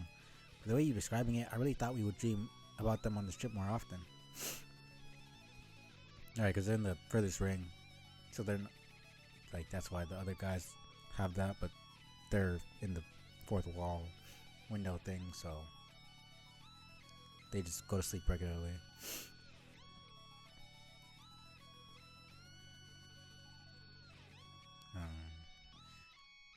Oh, you're describing that we would dream about them on the strip more often.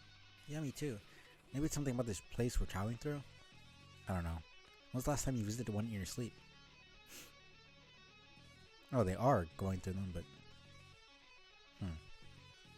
Maybe they can go through as dream selves, but not...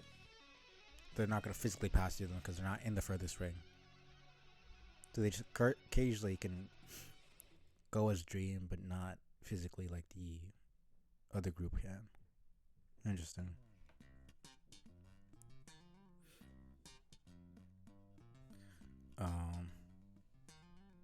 When was the last time you visited one in your sleep? Man, that was weeks ago, I think. Yeah. And then when I do dream about them, it's just kind of weird. Them alone in my own memory, talking to figments of my imagination, or dream about someone we know, like a troll we have talked to, and I get excited. Turns out they don't know who I am.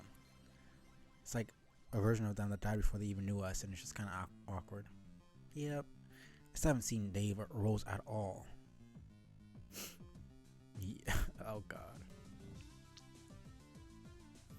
Have you? Nope. Yeah, I'm starting to think it's not going to happen. Wonder if we're just not sleeping at the same times? I don't think that's it. For one thing, considering where we are, I don't think there's such a thing as the same time for us. That's true. Do you think the afterlife is just fucking with us, Jade? Maybe. It's probably more like the way it used to be with the clouds and sky. They didn't always show you things. When they did, they were selective about what they would let you see.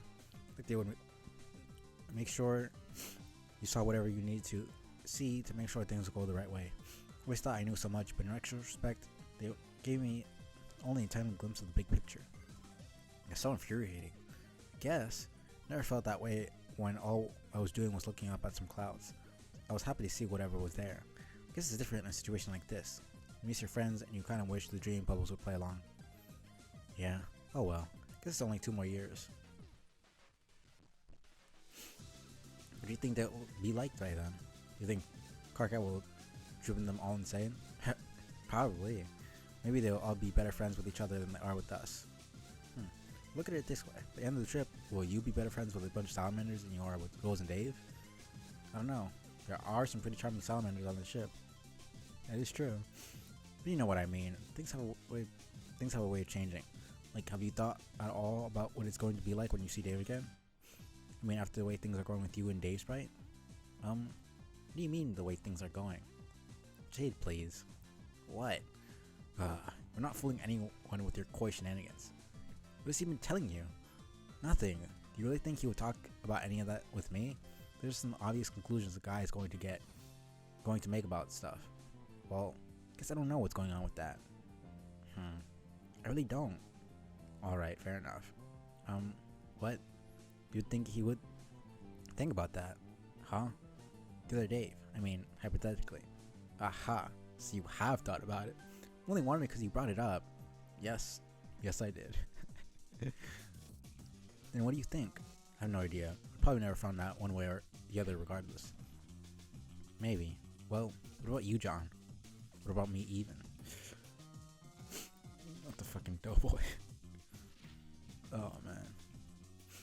Remember how you told me Karkat kept trying to set you up with Rose? Yes. Told me this on more than one occasion if I recall. What's your point? I've kind of wondered to myself if you kept bringing that up because on some level you wanted that to be true. Oh man. Jade, listen. At this point I could not give less of a rat's ass about romancy stuff. I'd rather just play some games and chill out for several years on this magical flying boat. Is that too much to ask? Not at all. It's perfectly fine. When I catch up with our friends, I'm sure I'll give Rose a nice friendly hug. Whereas I'll offer Dave a tender bro embrace and shove Karkat down a flight of friendship stairs. But that is it. It's all very complicated and bothersome, Jade. What? You know, matters to the heart. Oh man.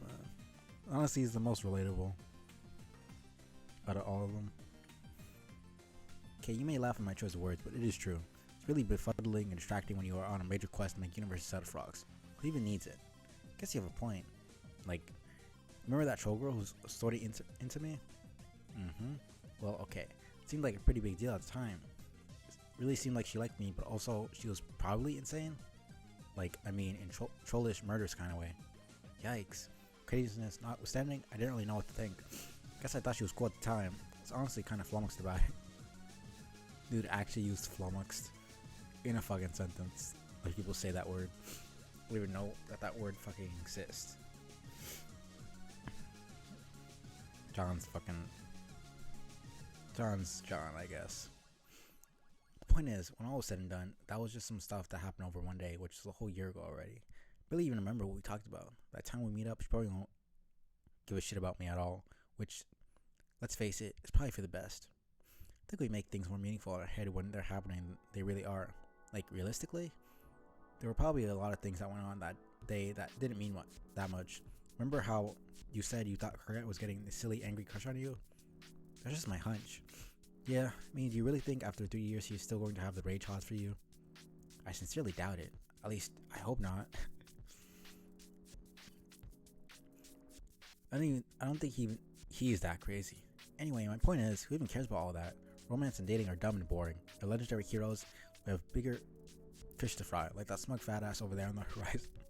He sure looks pleased with himself. Just look at him. Thinks he's the undisputed king of that mountain or something. They're so outrageous.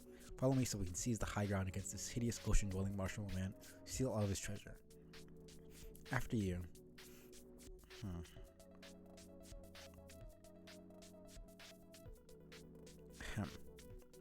Jaspers. Holy shit, another cake?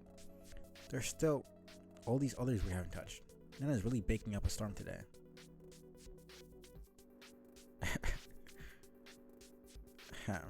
Meow. Right. She's a fucking dog. You think it's the other way around. The Jaspers would not want anything to do with her.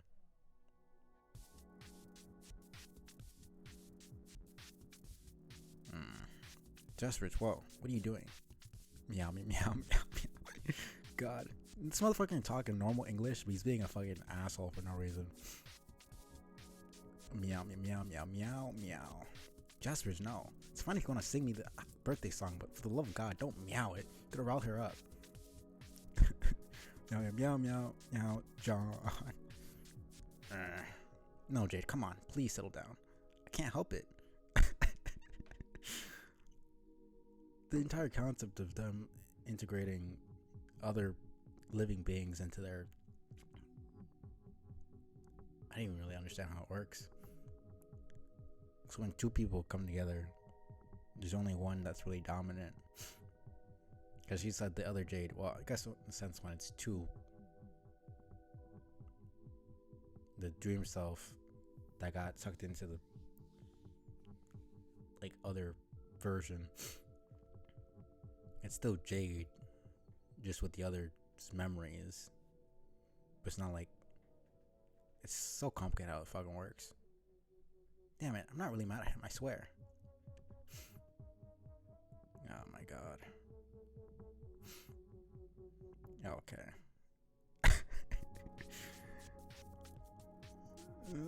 Wonderful fucking birthday.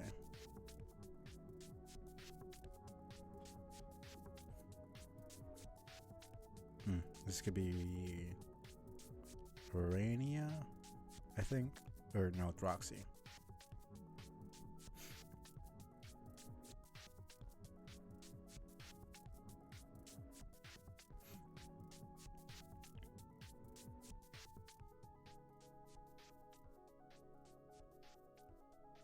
No, it's Mina.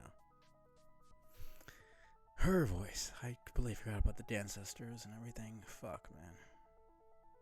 I feel like she's kind of got the voice of Terezi mixed with like maybe Riska a little bit. I don't even know. Hey you, got your boy. What are you doing there, blue boy? Hey, I'm talking to you. Yes, you. Dork in the pajamas. Okay, the other dork in pajamas. Be all a pajama party up in here today. Hi, which troll are you? Which troll am I? The best troll dummy. Get away from her, she's mine. I've been hunting her for a whale now. For a whale? What does that mean? It's a fish pun. Saying fish puns is obviously this kind of this thing I do. Stupid, get with the program. Oh, right. Thought it sounded kind of fishy. Ooh, that's a good one. Not. I'll beat it. Let's be the sea troll. I heard about you. Pretty sure we never talked. You by any chance seen Vriska around? Or Carcat? Like, cause at this point in the story, we have no idea about the fucking ancestors at all. The fuck are they? Your troll friends? Weren't no trolls friends of mine if I never heard of them. Do you see this golden point dealy here? Yes. I'm gonna use it to poke some holes in that girl there and see what happens. So clam scray. Oh no, why would you do that? For the halibut. What? Halibut. Hell of it. Okay, that one wasn't that awesome. Thought I told you to clam scray. I'm not sure what clam scray means either. You mean go away? Holy mother grubbing mackerel, you're a fucking idiot. If you're not gonna go, maybe you can tell me something. What? This is the afterlife, isn't it? Which means I'm dead, right? Yes? Well, it's a dream bubble. So yeah, you're probably a ghost. I knew it. Yes. You're excited to be dead? Excited. Now you mention it. Yes. Pretty freaking excited. Why? It means my plan worked. What plan? would I tell a hornless dork like you something like that?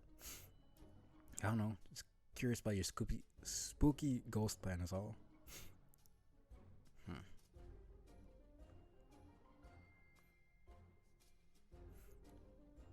Curious about why a couple of freaks like you were sent to welcome me to hell. The fact that she immediately thinks she's in hell already tells you a lot about her character. What are you, demons or something? Pretty lame's demon if you ask me. Way too fondly and stupid. No, we're humans. By which I mean aliens, I guess. So like, you're dead aliens, huh? Ever heard of an alien ghost? I know, right? That's what I think sometimes. It's a strange combination of sci-fi things. Like, alien stuff is all about science, right? At least it is in movies. Aliens love science, but then ghosts have nothing to do with science. Belong in the supernatural realms, which have more to do with religion, I guess? Or about a lot of hocus pocus and superstition, maybe even magic. Science rarely enters the equation unless it's something awesome like Ghostbusters, which makes ghosts and stuff all about science, even though the ghost science is obviously a bunch of total nonsense. Guess Contact mixes aliens and ghosts because Jodie Foster saw her ghost dad in outer space. Then that was probably just a science rejection from an alien to make her feel less sad about her dead dad, not a real ghost or anything. Guess the lesson is that science and aliens teach us that ghosts and religion are fake, even though it turns out ghosts and aliens are actually real, so maybe science and religion been lying to us all along. Random ass fucking rant. For no reason. Nerd. Yeah, sorry. So the girl, is she like your mate spirit or whatever? What? No, I don't even know her. Kinda thought you knew who she was? Don't know who she is, but I know what she is. She's done. Huh? Ever do any baking, nerd? Yeah, a little. You know exactly what to do with something that's done. Stick a fork in it. See? No. Better think fast, suckfish. Snoozing mystery girl, look out. Dude's always doing some heroic shit. Like, he's lucky that was fucking dream version. See, that would have been a heroic death immediately. The amount of times this dude does some absolute hero shit for no good reason. Well, it's not no good reason, but I guess I should go back to John. But like, whoa, is that John? Yeah, I think it is. What the hell is going on? Oh shit, John, watch out. Well, fuck. Looks like he's still an idiot.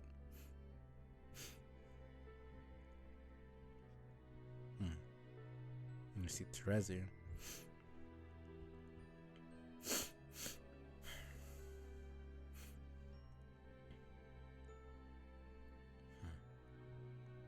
What point in the timeline is this?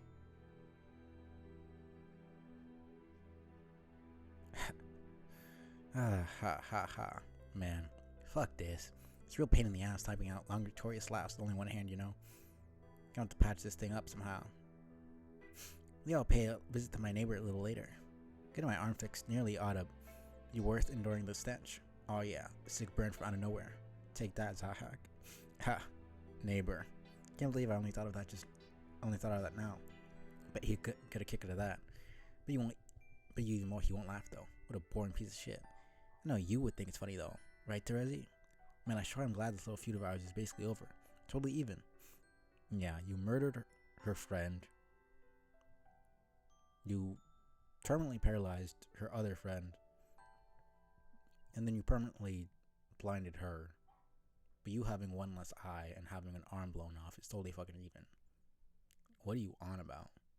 She got tormented by some souls for a couple hours. Not even a couple hours, like a few minutes at most. And then she got her eye and her arm blown off, and she's acting like that's fucking even when you killed a radio. Blinded Terezi and paralyzed Tabros. Like, you ruined 3 people's lives, and you had 2 barely inconvenient things happen to you. Man. God, I forget how much of an asshole Vriska is. Like, there's no middle ground. People either hate her guts and want her dead, or they think she did nothing wrong for some fucking reason.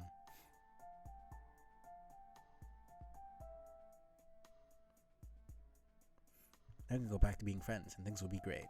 You won't believe this, but it only occurred to me now that you won't even be able to read this. Even if you somehow manage to stumble back to your hive. You're blind now. Whoops. Be a real shame if you couldn't marry the hatchet and be great friends again because of a stupid bullshit reason like that. God. Oh, I know. Maybe I'll mind jack some random chump and send it to your hive so I can read my messages to you out loud. Perfect solution to be your assisted living slave. I would have had the perfect candidate all lined up, but he recently lost the use of his legs, unfortunately. Oh well, I'll just roll with the punches like I always do and find someone else. Say the word, and I'll make him do whatever you want. Read my awesome notes to you, hang some more plush dragons from your tree, pre-chew your food. Well, maybe not pre-chew it since I didn't exactly knock your teeth out, did I? Maybe more like pre-look at your food. Make sure there are bugs in it. See, isn't it great when we're helping each other out instead of maiming each other repeatedly? God. This is how it should be between Scourge sisters. All the maiming and backstabbings should be saved for the friends and foes who get in our way, don't you think? Hey, what do you want to do for our next campaign, by the way? We can take the next one easy. Try to think of something better suited for your new disability. I mean, I've already pretty much nixed anything involving stairs because of Tavros. This girl. Ain't no one could say I'm not willing to meet people halfway. Whew. Losing a lot of blood here. Good thing I seem to have a ton of the stuff. High bloods are made of some pretty tough shit. What a fucking mess though. Not really looking forward to cleaning this up. Got to say, your prank was pretty good.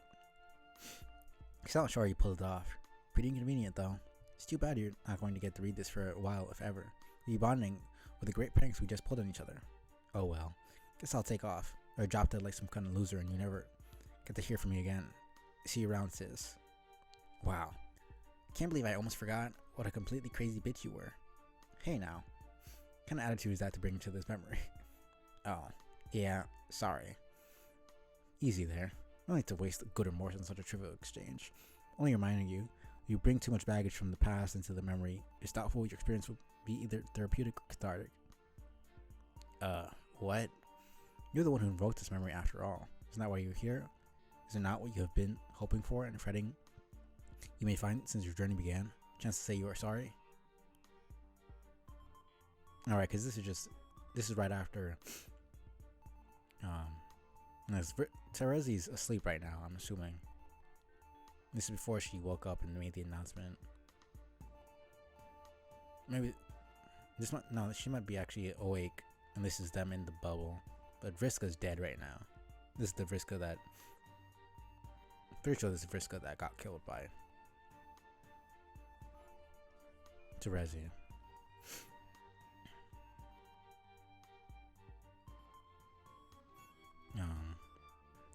Vriska.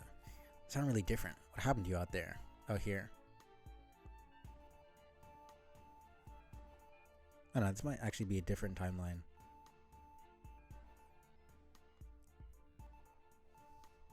I'm getting confused actually. I think they'll let us know pretty soon which Vriska Terezi this is. Sorry for the ruse. Though it isn't as far from the truth as it possibly could be. I'm not who you think I am. I of course need to visit you through a memory, and interestingly, this is the one you gave me. No ill will or upsetting hijinks were intended. Who are you? Right, Serenia.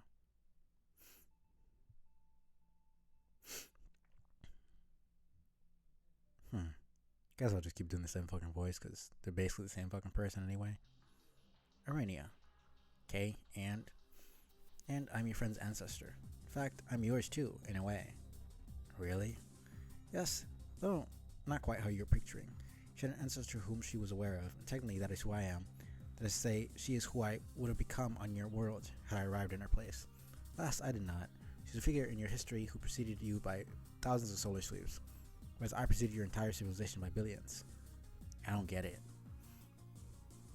That's okay. There's plenty of time to sort it all out. I've been keeping an eye on you on you all for quite a while. The whole planet, actually. It's very interesting this time around, to say the least. You even had a different name. Alternia. How heavy-handed can you get? The man responsible was a bit of a wise guy. He rewrote everything. He had a knack for overzealous storytelling, which is a harmless enough habit usually. Guilty of it myself sometimes, but it's not so harmless when the perpetrator is omniscient and omnipotent. Omniscient?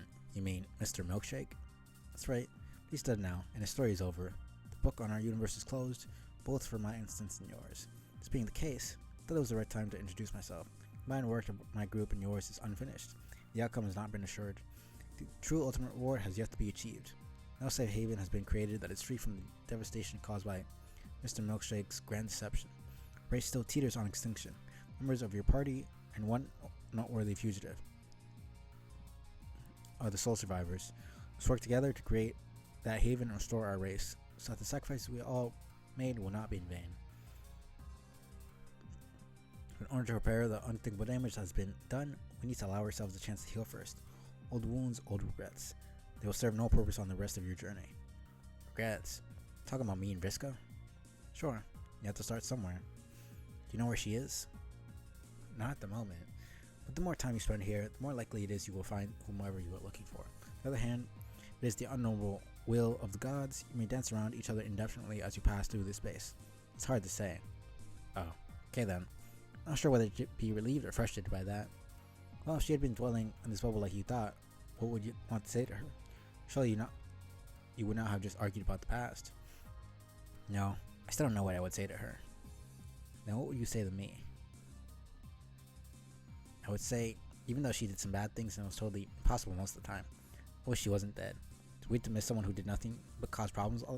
No, I can empathize. She's a pretty serious troublemaker in your party. Many players had to deal with those. It is as though we had one of the worst cases in our party. What was almost said and done, she was still our friend. Right. Keep wondering if there was another way, something other than letting her go or killing her. Try to remember what I saw when I looked into the vortices possibility, and I just can't remember anything besides those options. Even if those other choices would have resulted in death for everyone, was that all I really was capable of? Is losing the nerve to go through with it, or stabbing her in the back and nothing else? At that moment, perhaps. You know very well the channel's possibility at that exact juncture. Resulted from her decisions past as well as yours. But even so, when it comes to your key decisions, the possibilities are probably fewer and more discreet than you have presumed. Otherwise, you would not see results consolidated. God. I forgot how much these fucking characters talk, man. Arania especially, she fucking loves yapping, man. God. Okay. I don't even have... She's not really that different looking from Vriska in the first place, so I'm not gonna bother making the ancestor fucking sprites. I just don't see the point. I'll just go with Teresi. Cause fuck it.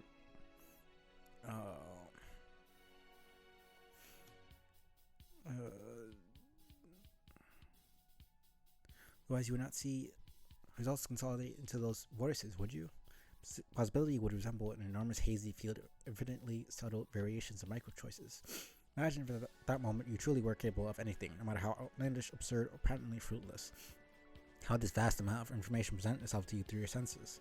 What difference would it make in your final decision if all other tributaries of whim spilled into the same decaying future? What would this make of your agency as a hero meant to learn and grow? Look at it this way. Imagine that over the course of someone's life, they are truly capable of every conceivable action at any moment. Did indeed take each of those actions into different branching realities. Doesn't a scenario like that deaden a person's agency just as much as one where their fate is decidedly etched into stone as a single path of unavoidable decisions?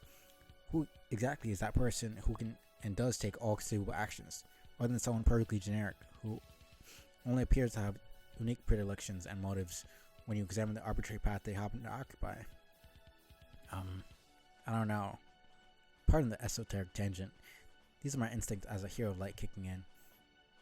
It's hard for us to resist prattling on about matters like this. Oh God, like a rose. Yeah, she never shuts up about it. No offense. You may seek to understand your decisions and look for justice in their consequences. You may wonder why honorable choices from the innocent are punished by banishment to a timeline in which everyone dies and all is gradually dissolved. Helps to understand your role, not just as a hero who must overcome, but as a single capillary in a much larger bio-existential system. Think of it like a circulatory system. The veins and capillaries do not help the overall flow of blood through the system are likely to wither and die. Those are doomed offshoots. Reality itself is using you and many others to propagate its own existence. Strictly speaking, there's only one path to its successful propagation, but it still permits you to make choices. Not all that are conceivable, but some nevertheless, as dictated by who you are and the challenges you face. And you are free to make these decisions however you like, as long as you understand that some of those paths unfairly or will not lead to oblivion, because those choices do not contribute constructively to the perpetuation of all existence, including your own. Such is the burden assumed by anyone who plays this game.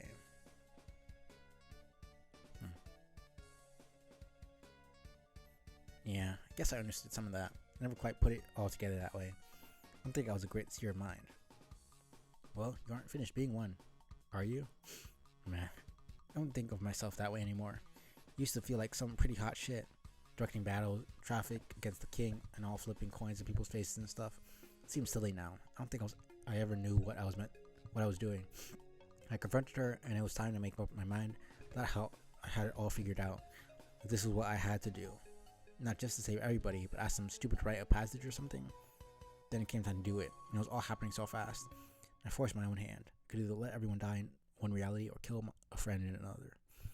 And I tell myself those were the only two voices I saw. But then I was the one who made the series of decisions which led up to that choice. Completely painted the options into that corner. Anyway, I just wish who I could tell her that. Which one would you tell it to? Huh? The one who fought with Noir, or the one who didn't?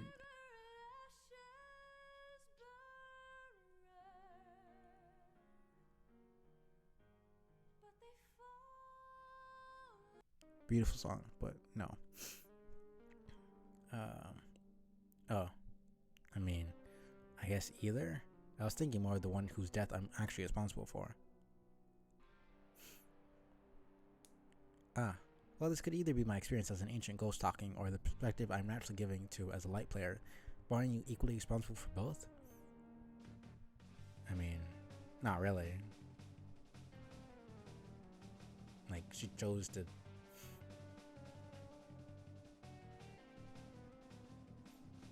Vriska is... I was gonna say an adult, but she's not really an adult.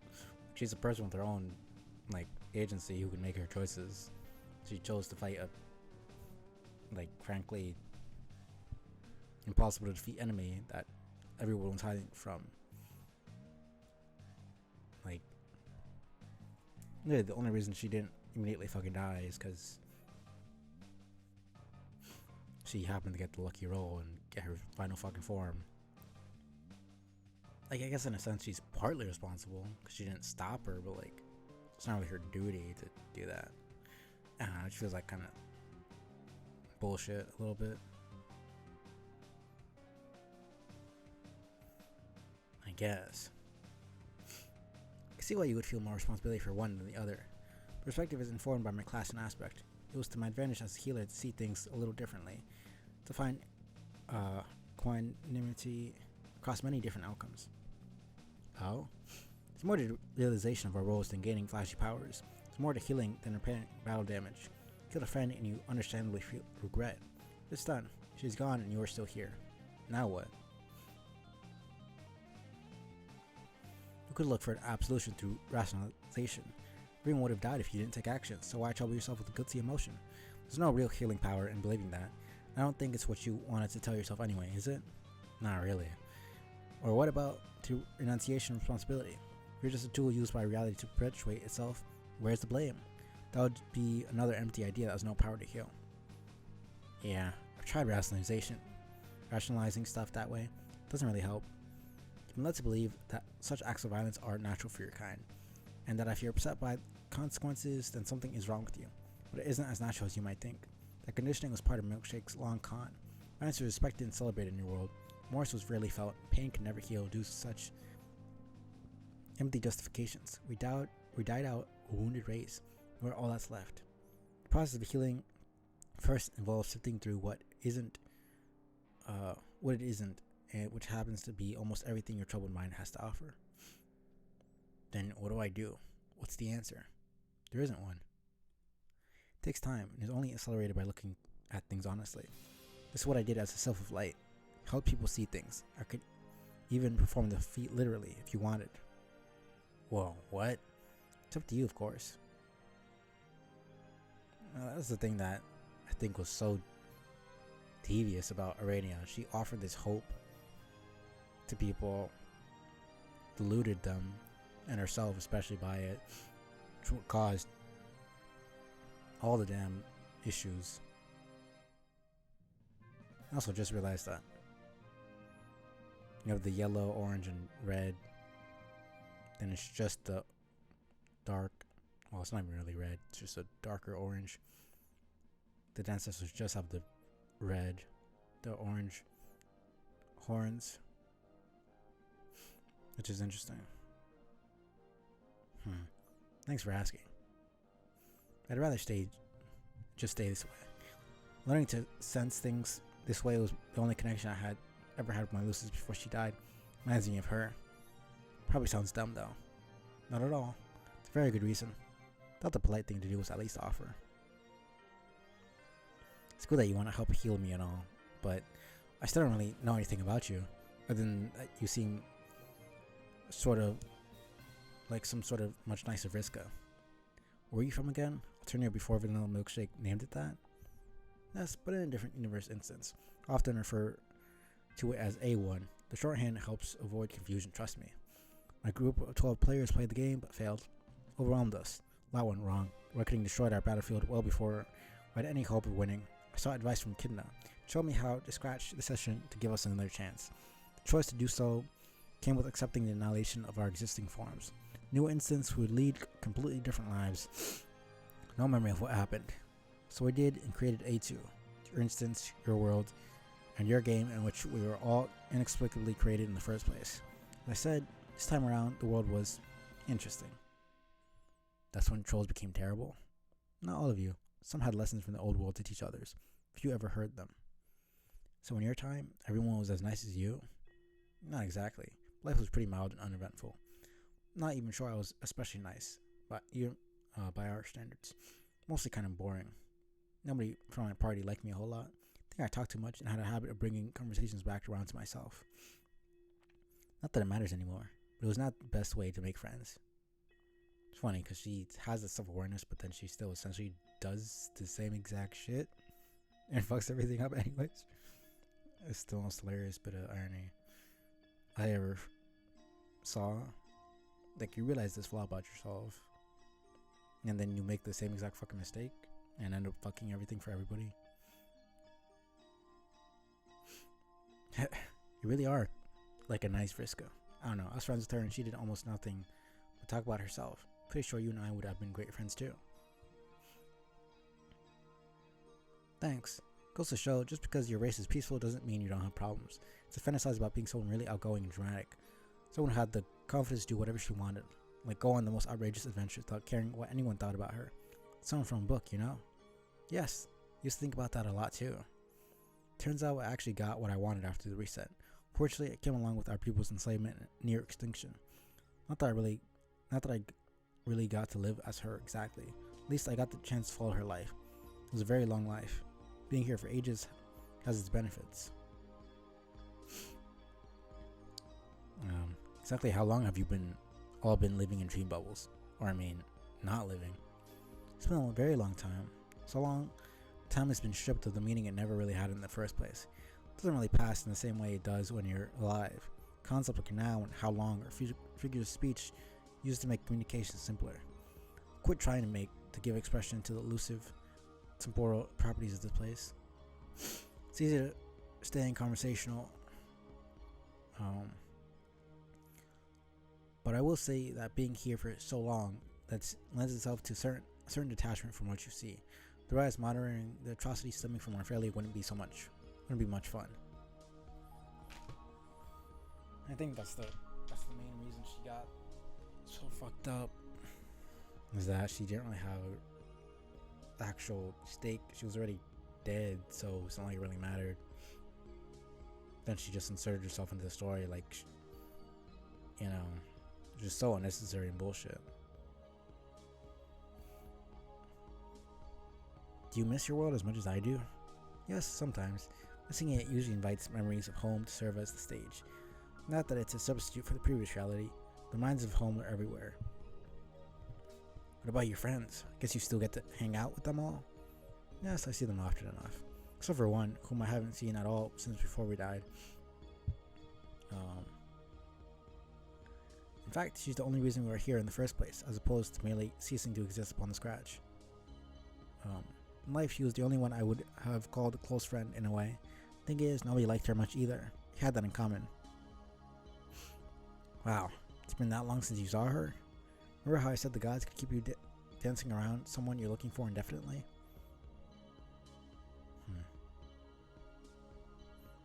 Yeah, but billions of sweeps? Well, billions, yes, in a manner of speaking. Was she, by any chance, the troublemaker you were talking about? That's right. In fact, we're on our way to visit her now.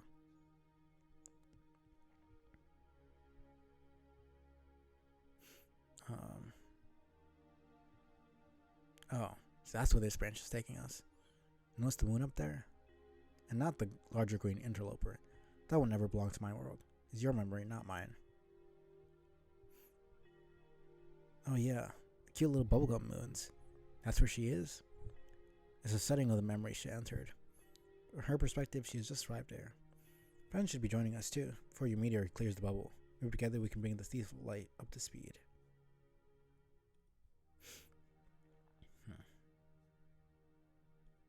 And there's Jack and PM fighting.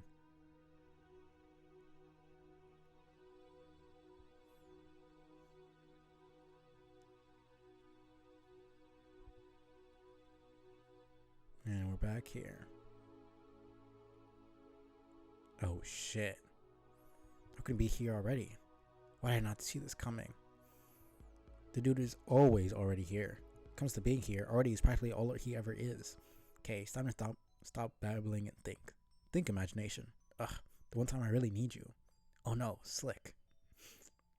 Slick, he's coming here to finish you off. Got to hide you somewhere. Now that Rufio's gone, you're my only friend.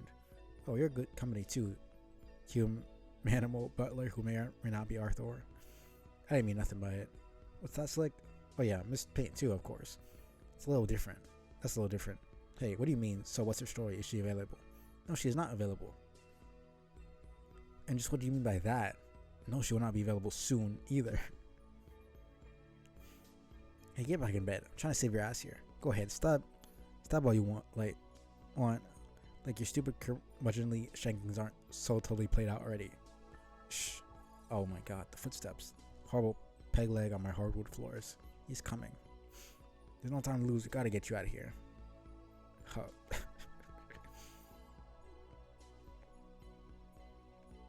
Alright, we're on not technically the alpha session, one of the planets.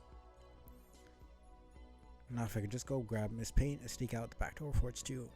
You're kidding me? He's already here again? Talk about a one-trick pony. Fine. Settle this now. Oh man. Was that English? You look nervous. Could it be you weren't expecting me to know your only vulnerability? Vic underestimated my omniscience almost as badly as I overestimated it as a matter of daily routine. Reign of Terror comes to an end here. This balcony overlooking an enchanted cliffscape hosts innumerable gorgeous stallions. How ironic that your very demise would be in the proximity of some horses. What? You didn't follow that? Just think it over. Think it over. Well, you die. Shit. Oh shit. Fuck. Shit. Fuck. I forgot. What kind of fucking idiot keeps his doodly white magnum loaded with only one tiny cue ball? God damn you, Scratch.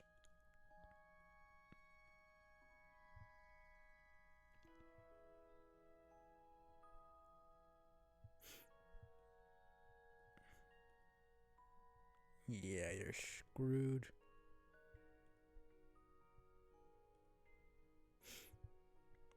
Okay, that gun looks super doodly. Way doodlier than the one I just threw at you, and I'm probably screwed.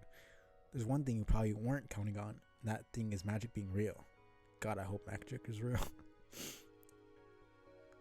Please let magic be real. Please let magic be real. Stupidest shit ever. It's actually pretty sick art. I honestly can't even take Lord English seriously as a villain because he's just so. Like, I just remember Caliborn and it just throws me out of the fucking immersion, but he does look a little bit terrifying here. I believe that magic is real right now. I believe so hard in its reality that it is becoming slightly less fake before our very eyes.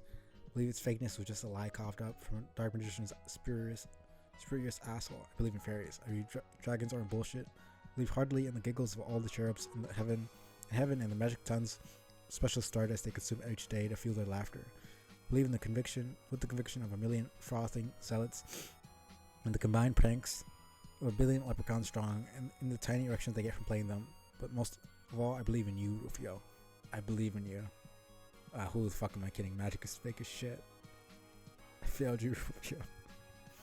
Oh man. I failed you.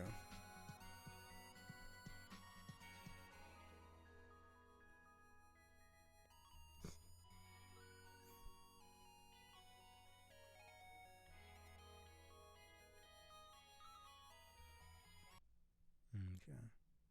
Just even anything.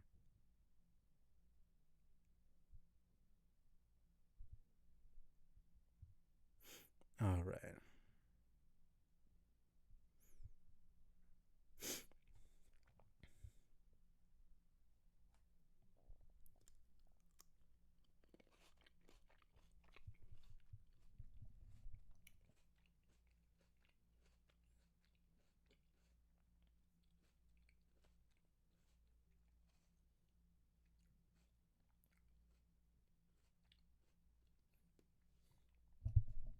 I know, this is the first time we see Riska. The actual Alpha Riska.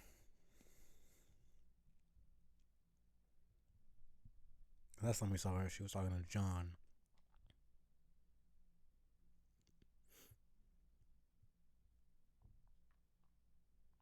The John that died to fucking typhus.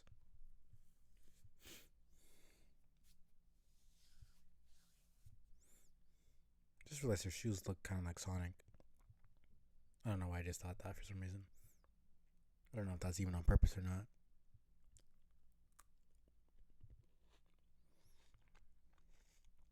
Ryan Hussey's there now too.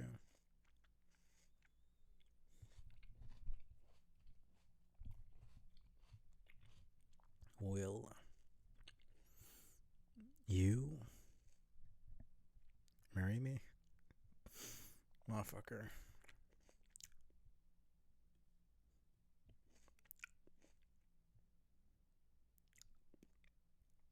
Stupidest fucking shit ever, man.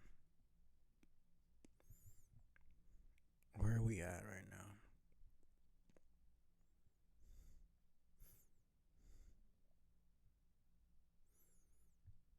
That's crazy. 3 years. Okay. Let's see what this is. Alright, the kids. This would be Jane getting into her world, right? Yeah.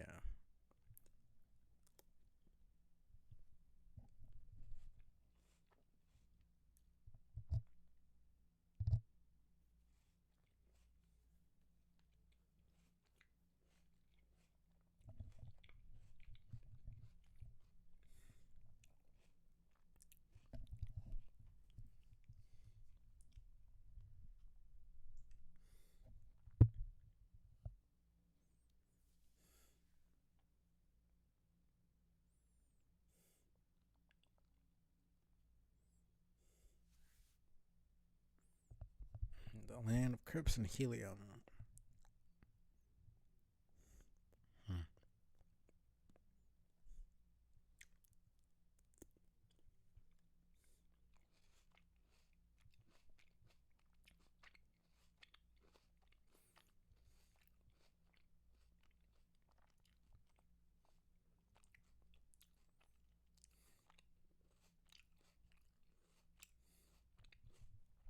Where your house is now, it's sinking in a hurry. Better act fast. Right. Change Jane.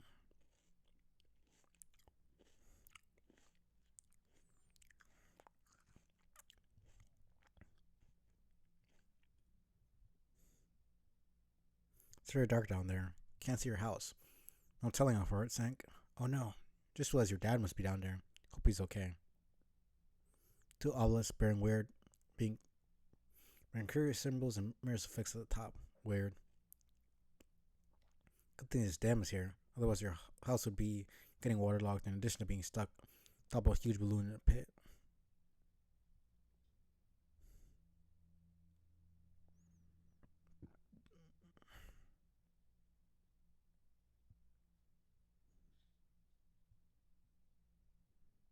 Hmm.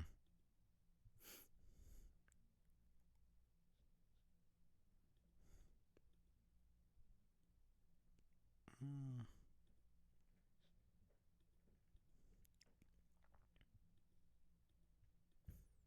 Don't really remember exactly where I'm supposed to go.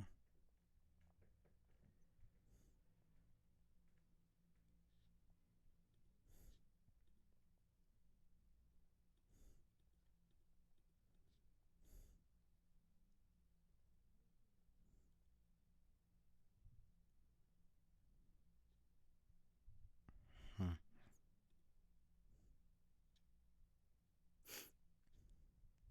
Jake Rocks. Urgent correspondence for Professor BFFC over Roxy. I don't believe where I am right now. Bet you I will. Okay, maybe you will. I'm in the game finally. It's considerably more outlandish than I was expecting. What were you expecting? For magic not to be real or something? Lol, what a dope. No, I was thinking, well, I don't know. Something more like, wow, okay, shush. Then act, okay. That was kind of creepy. Actively act to what actually don't have any time. Literally, I have literally like 1 minute. I only wanted to ask one thing. Did you talk to Jake about baby need to wonk? That's why you're contacting me? Yes, hurry. Roxy, please, I don't think you understand. There are mysteries here. Real mysteries and puzzles to solve. That's cool. So how'd it go, Jake? Groan. Did Doc Rock practice her love medicine on the English patient? Hardly. If you really want to know, I completely blew it with him forever. Satisfied? What the fuck? He asked me if I liked him. In the heat of the moment, I panicked and said no. Then he went on this whole thing about Dirk, and that's that. Can we drop it now? Ugh. Jane, this is totally the shittiest love report I ever heard. It's not a love report. Will you stop it? Jane, I'm pissed. I'm so pissed about this. I just want to just go there and smack your ass. You had him. Oh, Jane. Sign. The only reason I got to cut short on ripping you a new one over this debacle is the fact that everything is literally on fire right now. What? There's a fire? No, Jane. There's a fire when you go camping and pack marshmallows, smiling like an asshole. Whole neighborhood is burning down. By which I mean literally, literally everything, every single fucking building gotta go. Oh gosh, please be careful. Still just S F and H about this Jake thing. Ugh, man. More signs of life hidden in cracks. It's as if the land wants to be lush and fertile, but nothing is right on the surface. It's like the whole cave smells like a flower shop. It's a young seed pod yet to be released to the surface. Looks like it needs a lot more helium.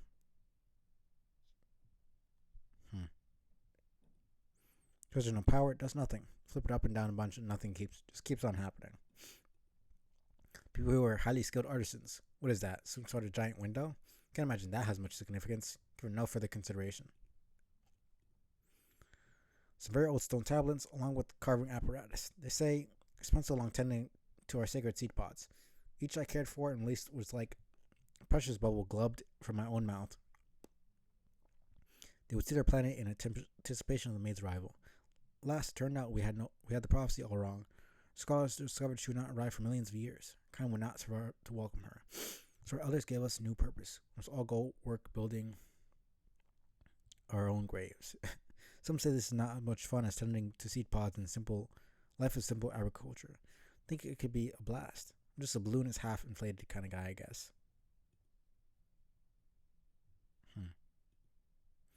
More old stone tablets. They say, when heart looks northwest, my seed pod will rise. I'm so proud of it. As the pod uses up its water, it becomes lighter and lighter. Eventually floats away into the medium. It's said that some very lucky few will eventually reach sky itself. If you have a wish, you can carve it into the pod. If you reach the sky, your wish will come true. I want to carve something, but I can't think of what to wish for. Maybe some delicious bugs? Think imagination. The one time I really need you. Sure. Carving stuff is even harder than drawing stuff. And frankly, you're not sure even Sky can deliver on this wish. You blew it so hard. Hey, girl can dream.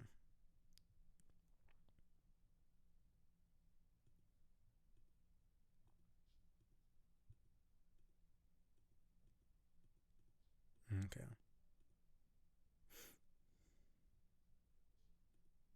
The door is locked. There's a strange symbol on it you find mysteriously alluring. The more you look at it, the more you think it's just so cool. You can totally see wearing that thing on a shirt. Yeah. An old chamber full of bones. You guess the remains of an old salamander or something? There's just such a piss poor job. Graving. When the three visitors look inward, the way to the maid's palace will be clear. There's an obvious skull weighing this thing down. Could be an obvious booby trap. Gotta take some bravery to swipe it. What do you say? Take salamander skull? Sure.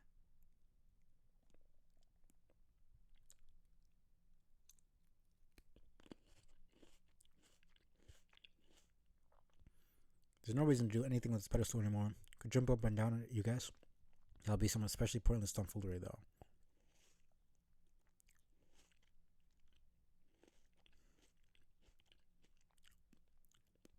Oh, good thing I came here first.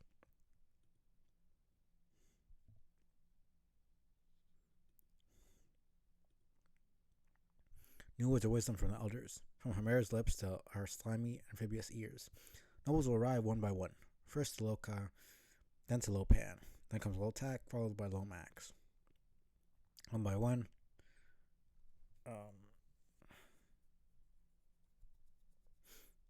No, it's pyramids in Neon, I'm pretty sure. Then it's tombs in Krypton. And then it's mausoleums and Xenon.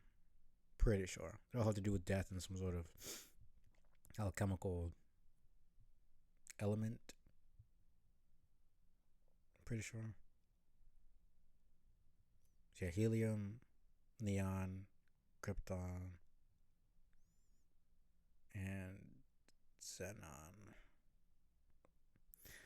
One by one, the most come only discover the remains of those who worship them and pave the way for their arrival. Then it is their duty to pave the way for others. For those from the planets through the glass, whatever that means. Loas, Lolar, Lohak, Lofaf. You know what? That's too many letters. Alphabet confuses me sometimes. People waited for centuries for the four nobles to arrive. God, that whispering, so fucking creepy. And it seems we'll wait centuries more. We wait so long that apparently we'll all die waiting. That's what we're supposed to do, they say. Just a big waiting game up in here. And when the nobles finally arrive, then apparently they have to wait too. Told they cannot summon the Speaker of the Vast Croak without help. They must wait for another four to arrive. Gods, they say. They will raise the Speaker and fight invincible demons, I think. This is the thing I understood our folklore. And be happy to think about greeting the maid. Then it all changed. And now it's just kind of complicated and distressing and sad. Ah, well. I'll just keep building crypts and carving tablets like I'm told. I just realized, like, it literally says it, but, like, the reason they all have fucking, they're all associated with death and have these tombs and mausoleums and shit, because each fucking, like, each consort built their own tombs because they knew they were gonna die. Like, it literally fucking said, I don't know, I just realized that.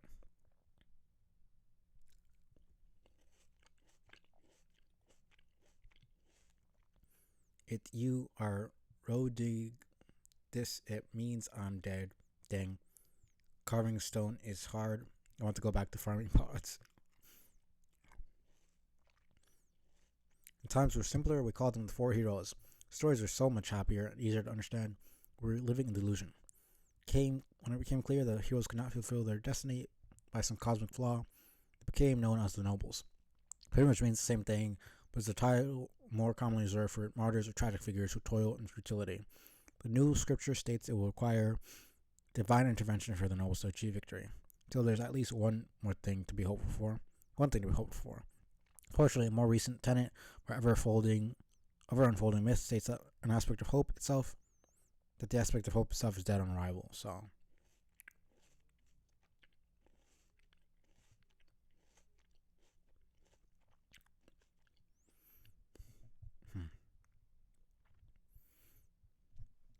This tablet contains an enthusiastic story about the maid of life, who's obviously you. It seems the author doesn't really understand human physiology. The story, you are blurred and bubbles in excitement, and there are allusions to shiny layers of slime coating your skin. Can't read anymore. Fan fiction written by any species is always a tough read. It's strange to think that the only one alive left in the land to greet the maid will be Hemera herself. What an incredible encounter between legends that would be. Of course, she'll have been somewhere for centuries when the maid finally arrives. It's funny how all the stories we grew up believing have been changing. Of course, I love all our old stories, but I personally think the new ones are just as interesting.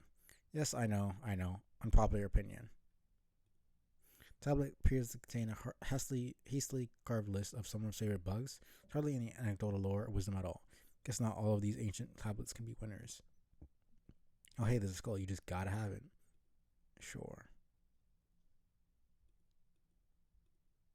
Okay, just kind of there awkwardly.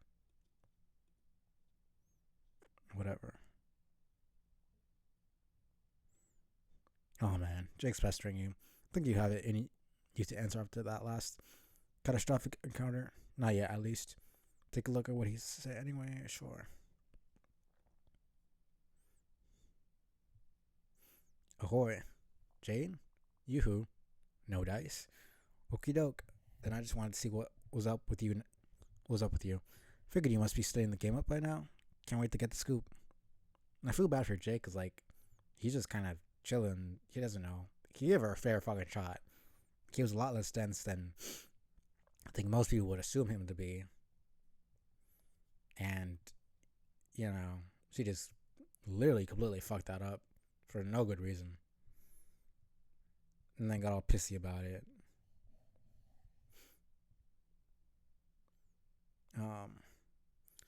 I just had, let's say, encounter with Dirk's dumb robot, and it's headed over now. Let's just leave it at that. Headed into the ruins now to seal the deal with this rabbit malarkey finally. Then I can join you. Not a moment too soon, probably. I think this volcano is about to blow. It's making me mighty nervous. I'm not going to lie. The ground's been shaking and everything. Whoop. There it goes again. Aw, frig. This is a big one. Oh, shit. Jake, wait. Oh, no. Yeah. One by one, the nobles will arrive, and just as surely, one by one, the lights will be snuffed out. At the beginning, the light of our hope was lost. We must make do without it, and so must they. Then a mighty gust came and took the light of our life as well. And our people knew despair like never before. But the light soon renewed its flicker quite spontaneously and has been shining strong since. All in the land rejoiced. Our lights of heart and void will soon follow in time, long after our extinction. One be extinguished, and another leaving only life as guiding light. But then they should remain long enough to illuminate the mate's path. This is there with the housekeeping we have left behind. Her lanterns suspended from the tower. They are very bright. Well, the green one is burnt out. Not be appear to way to light it. Alright. Skull-shaped indentation. Something probably needs to go in there. As for what you think you'll need, when your fanciest detective mustaches crack that mystery.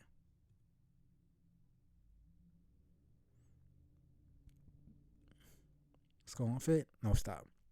It's such an obvious mismatch. Let me try. Jane, put the skull down. Okay.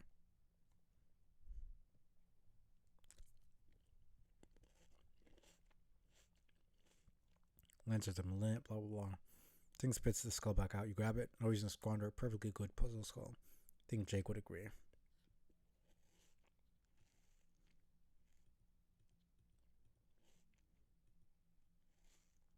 If only had a small accomplice bright enough to climb up there. Right.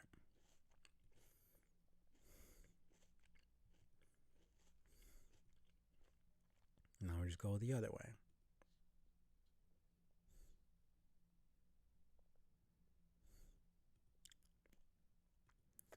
Well, Sebastian, what are you doing all the way out here? It's like you were going down with the ship. Fidget's little legs sure do help you get around fast. Anyway, you shouldn't be dancing around here in the middle of nowhere supervised like this. Come along. Sure. Sure. Huzzah! You did it. Oh, hello. Did what exactly? Made it to Loka, your own personal planet inside the game, tailored to your personal quest. I've observed you here before, of course. This is the first time I've contacted you here. Better to keep things on the up and up via our mutual linearity. No? Sure. Sure? Yes, sorry. Still feeling a little overwhelmed by what just happened. Giant Pit seemed to have swollen my household. Swollen? Not swallowed? Is that just being weird? I guess I'm just gonna ignore that. My dad is missing too. I think I should try to find him as soon as possible. I understand. Pardon my grumpy demeanor. I just had a nap and not sleep well. Ha, you call this grumpy? Wasn't I being? Not exactly. Well, good. I do my best. Really, as if my dreadful nap were not bad enough. Welcome to find my co-player has made a terrible mess in here. But the good news is he has at least agreed to play with me once for all. Some people make nothing easy. That's good. But wait, you said you've never met him?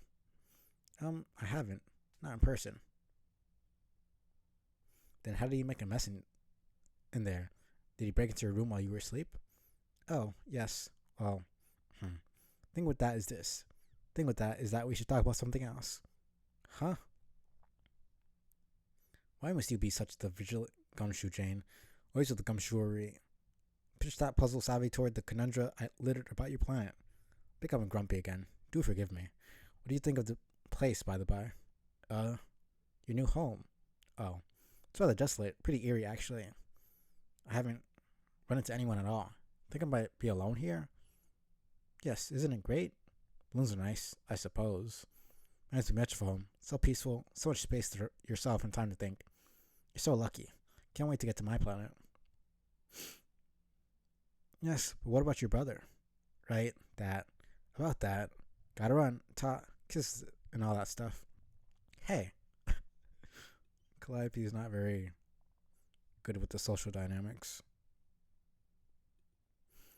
Creature carved into the side of the hill, probably a member of an ancient species that went extinct long ago, leaving behind the remnants of this ancient civilization. Another one of those colorful, buoyant pods emerging from its hole. Thousands of these things roam around, seeding and watering the planet, and nothing grows.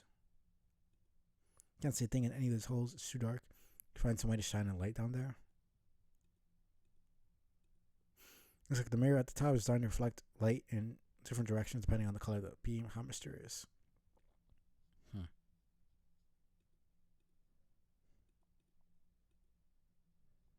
I think, alright. I go back.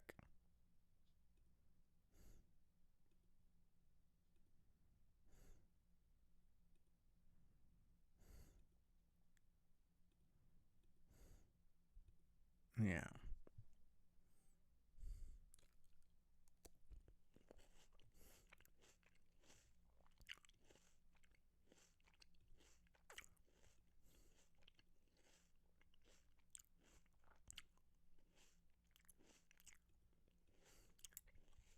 I guess we're just checking until we get what we want.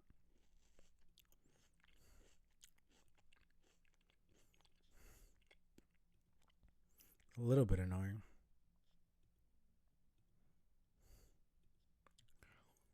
Guess we're doing it again. It's not that bad, at least.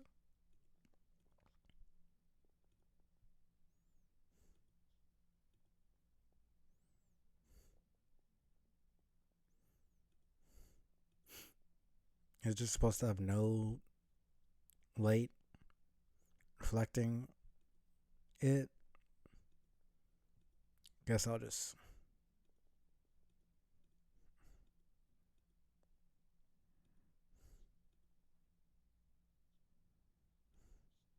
Alright, that's just the beginning.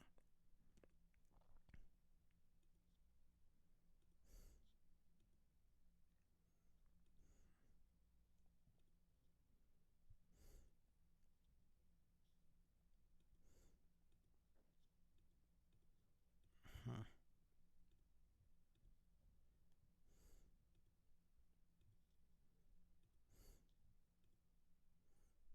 No, I was just checking to see if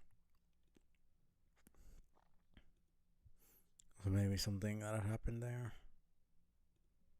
The pink light was going down.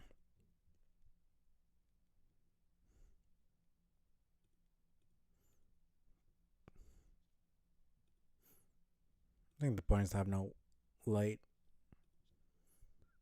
there, so something happens.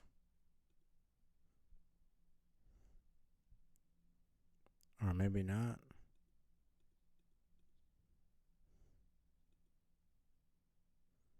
The pink one was shining light down there. I think I didn't even click there. Damn it.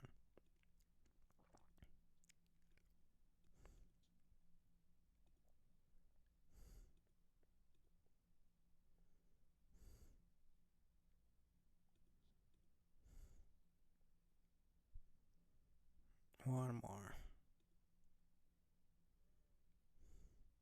There we go.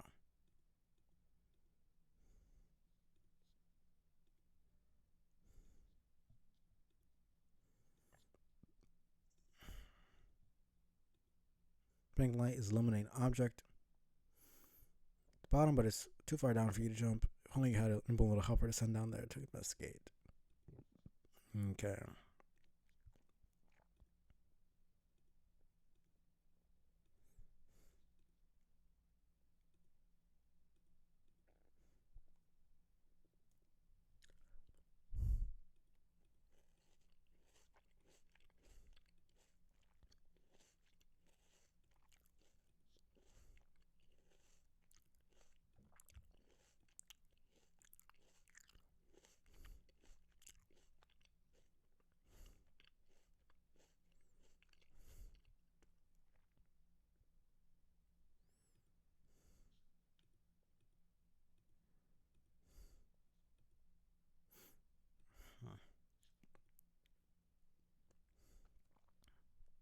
Yes, we're entering.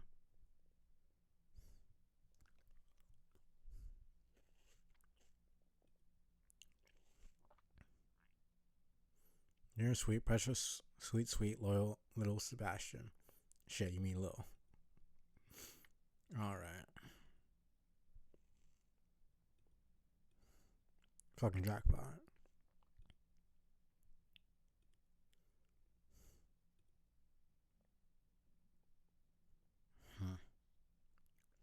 Ew. Scarabs.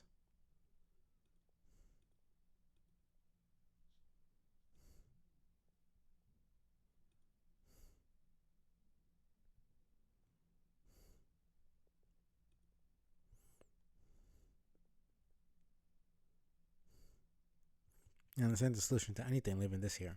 Also, such a great book. Why waste on a room full of dumb beetles?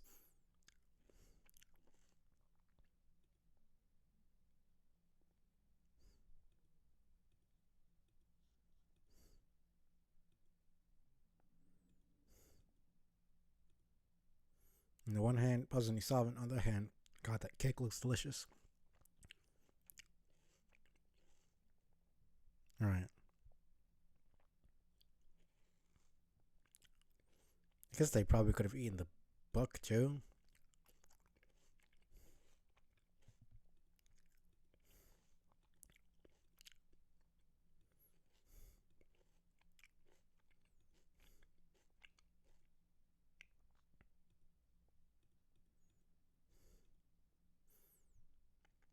The three skull-shaped indentations on the panel. Wonder what could go in the indentations. I'm gonna go on a limb and guess pressure gemstone. Yes, that's it. Seriously, put skull in one of the invitations. Skull doesn't fit any of the slots. Should have come into no avail.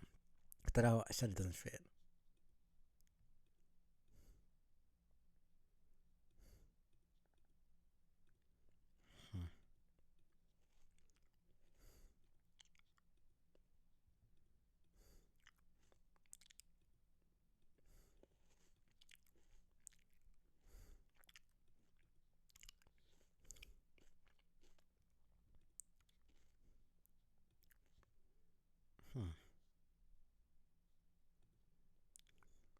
Pretty sure there's nothing else I can do.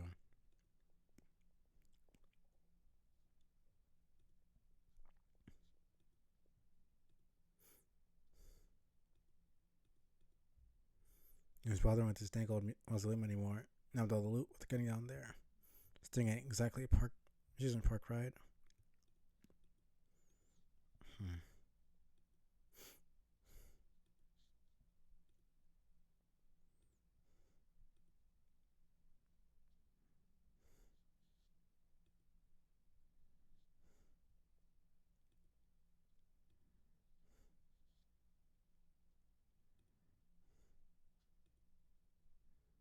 Pretty sure that's it.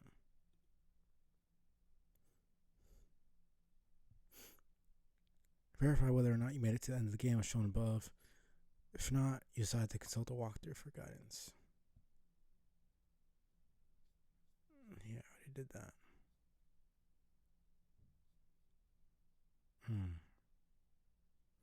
Right to the lanterns.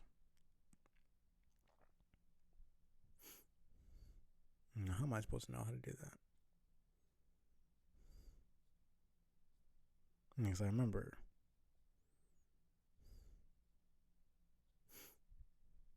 I knew that there was something to do with the seed pod, but I just don't remember what. Whatever, I'm not doing all that over again.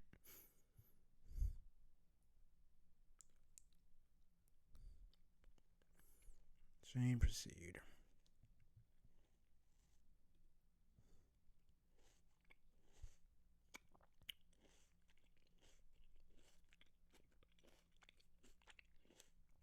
Looks like you're getting the hang of these puzzles. Nice work. Thank you. The last skull was a doozy, to be honest. Yeah, I guess. Of a human brain, sure. Personally, I've already solved all conceivable skull puzzles for all possible skull states. Just a thing that's like no big deal for me. Har har. I thought you couldn't see me once I left the house. I can't. Not for this server's viewpoint. I can still monitor your progress through Little Sebastian. He and I linked the hell up cyberwise. We're so tight. Tight like you wouldn't believe. Oh yeah? It's like he's the Incredible Hulk's pants and I'm his monstrous package. You're going to bust loose. Blah. Why? Jane. Seems there's a way bigger than average probability that you do not want to discuss Bruce Banner's megalithic gamma strong. I figure it would be sitting pretty at 100%. Holy shit. Some of my circuits exploded. The number was tense to robo consider. Okay, let's stop talking about stupid things for a minute. What a completely absurd environment for our typical blithering discourse. I'm hot on the prowl for more clues about this strange and mysterious land. Ha ha. What? I don't know. Just ha ha to that. Anyway, I think I'm getting closer to finding where my house went.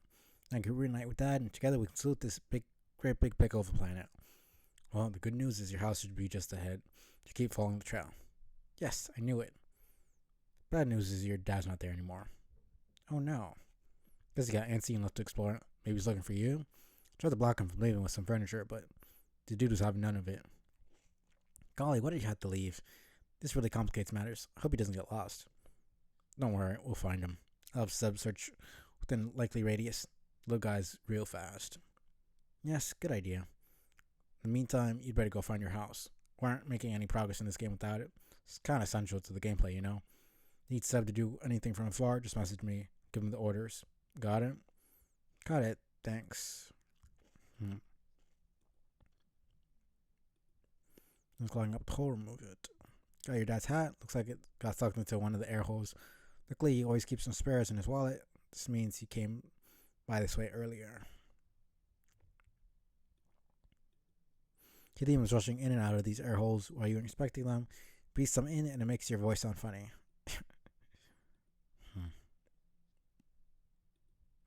Switch has no power. There's a house, but it's too far away to jump this time.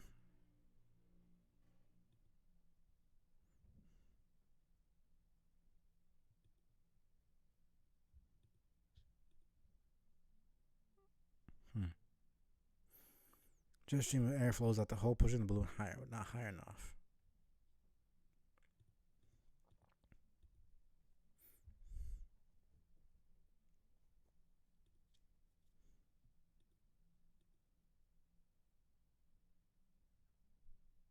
Okay.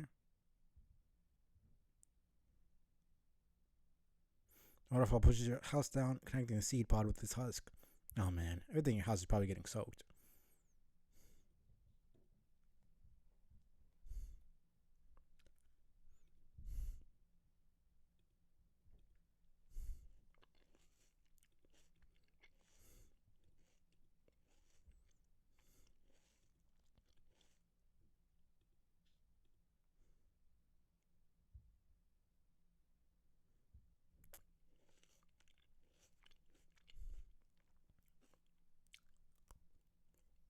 There we go.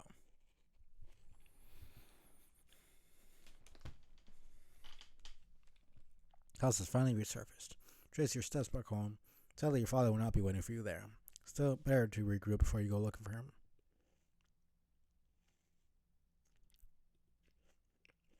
Oh, fuck. Right, I forgot about this piece of shit.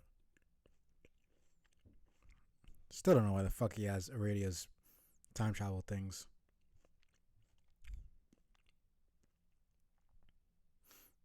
Friendly clown welcomes you to Loka. Seems he would like to be your guide. Let him be your guide? Fuck no.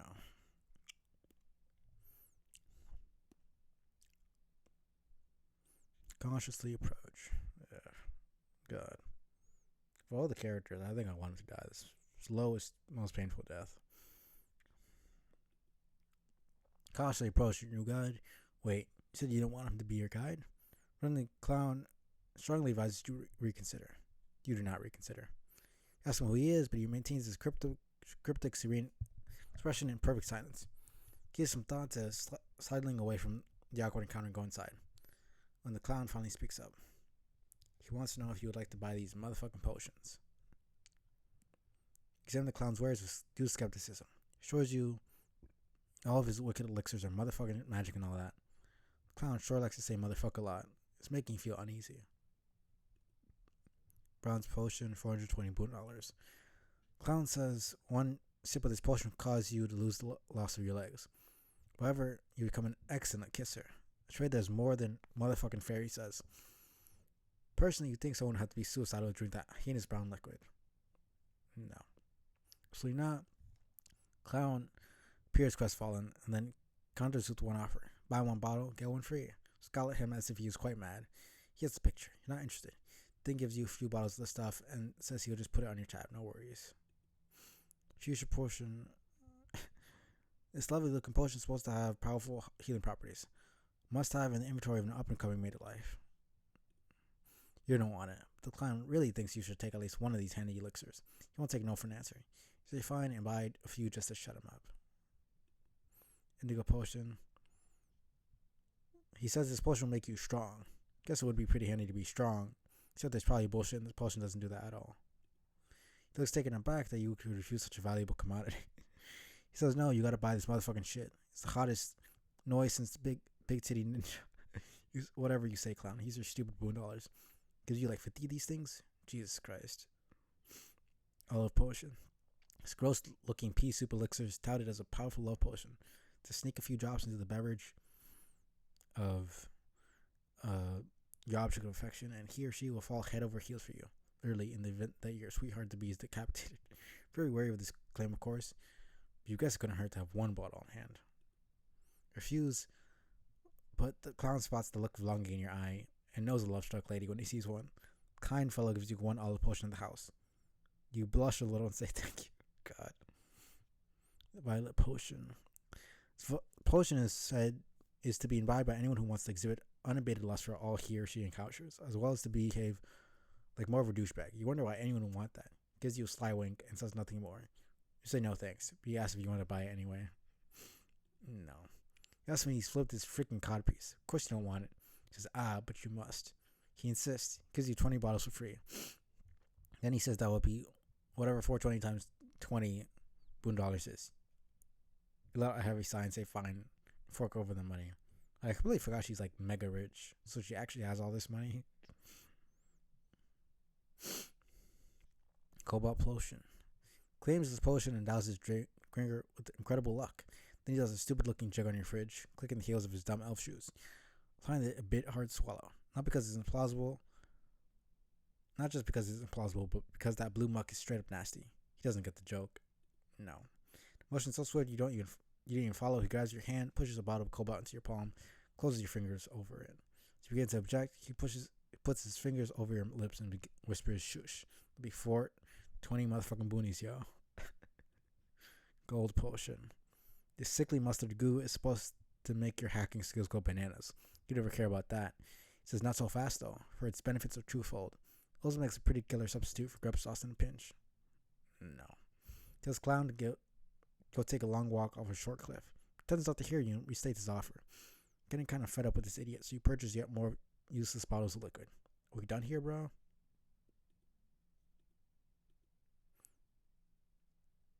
You buy one. It's like a brown nightmare in a bottle. Clown is lucky and you chuck it over the side of your house cliff. Curse. Single future potion, yippee. Pointless pink slop. Right, nickel potion, shrug. Now there's something you won't be drinking anytime soon. Buy one olive potion. Ugh, this stuff looks nasty. Going to have to sneak it into an especially strong drink. You don't want Jake to notice. Wait, did you say Jake? You mean, of course, hypothetically, any person you give this to, strictly in the name of science. Yeah. This conversation is over. Stomp up a violet potion. Sure, why the hell not? Might as well round out your collection of this useless slime. Takes another 420 of your hard-earned loot into his cavernous codpiece and gives you a bottle of the blue stuff. Good motherfucking choice, he says. You roll your eyes. Whatever. You buy one, flip the Clown another cool 420. Wonder why all that price. Let's deal with that number anyway. Poor naive Jane. Where do you how that number culturally means smoking weed and how stoners think it's funny? You're a smart girl, but there are some things you don't understand that makes you more endearing. First question that pops into your head while examining the fellow, of course, is how did you get into that outrageous outfit? You don't really have the gumption to ask, but if you had to take a wild guess, you're almost certain the answer would be hand-waved away with the word shenanigans. See, look. He's waving his hand preemptively as if reading your mind. Truly, the Clown is wise.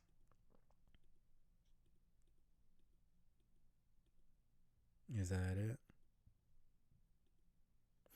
Okay, what the fuck are you gonna do with all these stupid potions? Talk about buyer's remorse. You've had enough of this vulgar clown and this pushy potion peddler. You do not want him to be your guide and you politely ask him to leave your property. Okay, let's go back to the music. Gamsley retrieve contraband from chest of whimsy. Clown says he can all motherfucking abide about that. He doesn't want to get his step on to any motherfucking toes. But he says if he's not going to be your guide, you could at least have someone as a guide to guide you on your way through this quest of miracles. He tells you to hold your shit while he retrieves something from his chest of whimsy. You say, you mean the refrigerator? He acts like he didn't even hear you. Right. Torso flail. Oh god, this entire fucking thing is such a monstrosity. Out of all the fucking sprites, this is the worst thing, and I'm glad it doesn't exist. What the fuck happened? My personality is just absolutely fucking irreconcilable. I can't tell if she's like disgusted or happy. She looks like she's smiling.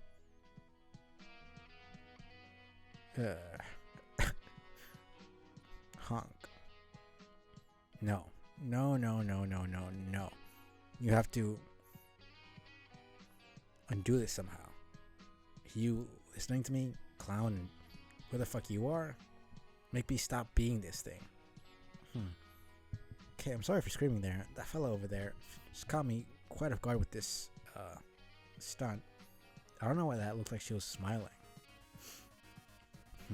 Okay. Seemed quite upset. I think we should all try to calm down and figure out what to do. Yes. First of all, name is Jane. Pleased to meet you. What is yours? My name? Fuck. My name. It's nothing. I'm a stuttering, repellent, unholy abomination. Oh dear. You have no idea how fucking much I hate myself right now. Honk. Quiet, you. It's all your fault. Look what you've done. Shut up. I hate you both. I hate everything. I hate the way I falteringly speak out. My jumbled thoughts. I hate how I drag out the things I say sometimes. I don't even know which parts of myself are hating which things. So I just hate everything. Hey clown, can't you do something? This poor creature shouldn't exist. God. And yeah. That was just horrible. Tavros, this fucking sucks. What? What do you mean, what? Starters, that completely horrible shared body resurrection bullshit that just happened. Go there, remember? It's kind of the point. Oh, yeah. I don't know. It wasn't so bad. I think maybe we were overreacting. About being one person? Overreacting my ass. What a nightmare. Still making my ghostly skin crawl just thinking about it. No, I think I've decided you're being unreasonable. It's cool being alive again for a while. It's a strange, unsuddenly mutant. We didn't explode ourselves so fast. Could have been an adventure, maybe. Oh, sure. That's easy for you to say. You weren't the one getting the short end of the shared personality stick.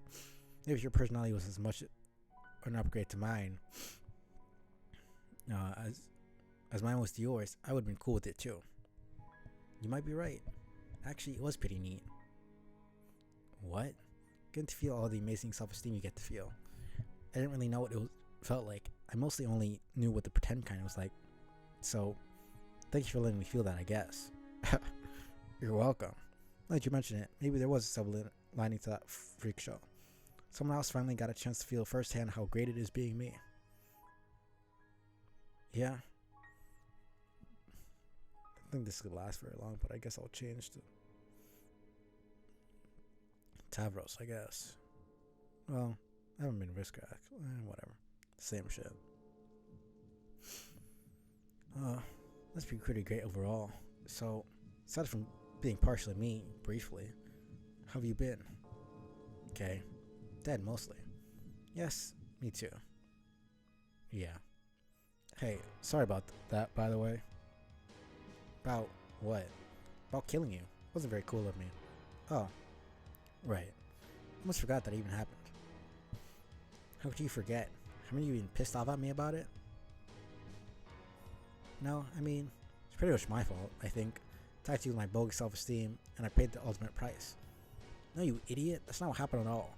Stabbed you through the chest because I was being a huge bitch. I mean, it was a long time ago, but that's not really how I remember it. Ugh, stop being so stupid. That's so stupid. No, you're stupid. You're such a pain in the ass when you're dead. Just agree it was my fault and drop it. No, but okay. Man, being dead is such a drag. I don't know if I can deal with this shit anymore. I think it's alright. Come on, it's so boring. What a completely pointless and hollow existence this is. If the existential malaise wasn't bad enough, now I don't have to constantly be watching out for that fucking orange guy. Orange guy? The orange guy. Haven't you seen him? No. Well, there's an orange guy. You mean the bird version of Dave? No, not Dave Sprite. Just some random pointless orange guy who's been hassling me for some reason. Can't catch a break. That weren't enough of a nuisance. We apparently got to deal with getting yanked out of the afterlife. Without a moment's notice by some bozo and codpiece to participate in his grotesque body fusion pranks. Between you and me, I'm starting to think we're getting jerked around here, you know? Some inexplicable forces out there are fucking with us. They're doing everything in their power to make sure that when we're not being totally humiliated, we're staying completely irrelevant. Can't let them toy with us and then just sweep us under the carpet like that. I'm not going to let our relevance be marginalized anymore, Tavros. What are you going to do? I think it's time to start fucking some shit up. Oh no. More like, oh yes. I'm sick of this shit. I'm sick of being dead and useless and bored. I'm not going to take it anymore. You're with me, right? No way. I like being dead. I like how there are no responsibilities or problems, usually. Tavros, that is the lamest thing I've ever heard you say, which is really saying something. Yes, it is. Got to quit that loser attitude and get your ass out of the sand. This is your low self-esteem talking again. Yes, I know. Going to have to insist. You're going to join me and together we're going to fuck shit up. No, I'm not. Yes, you are. No. Yes. No. Yes. Yes, I'll definitely cooperate with you wholeheartedly. Damn it. Okay, fine.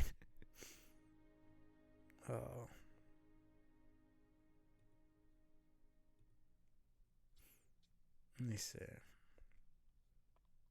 Because we're at Nobles right now.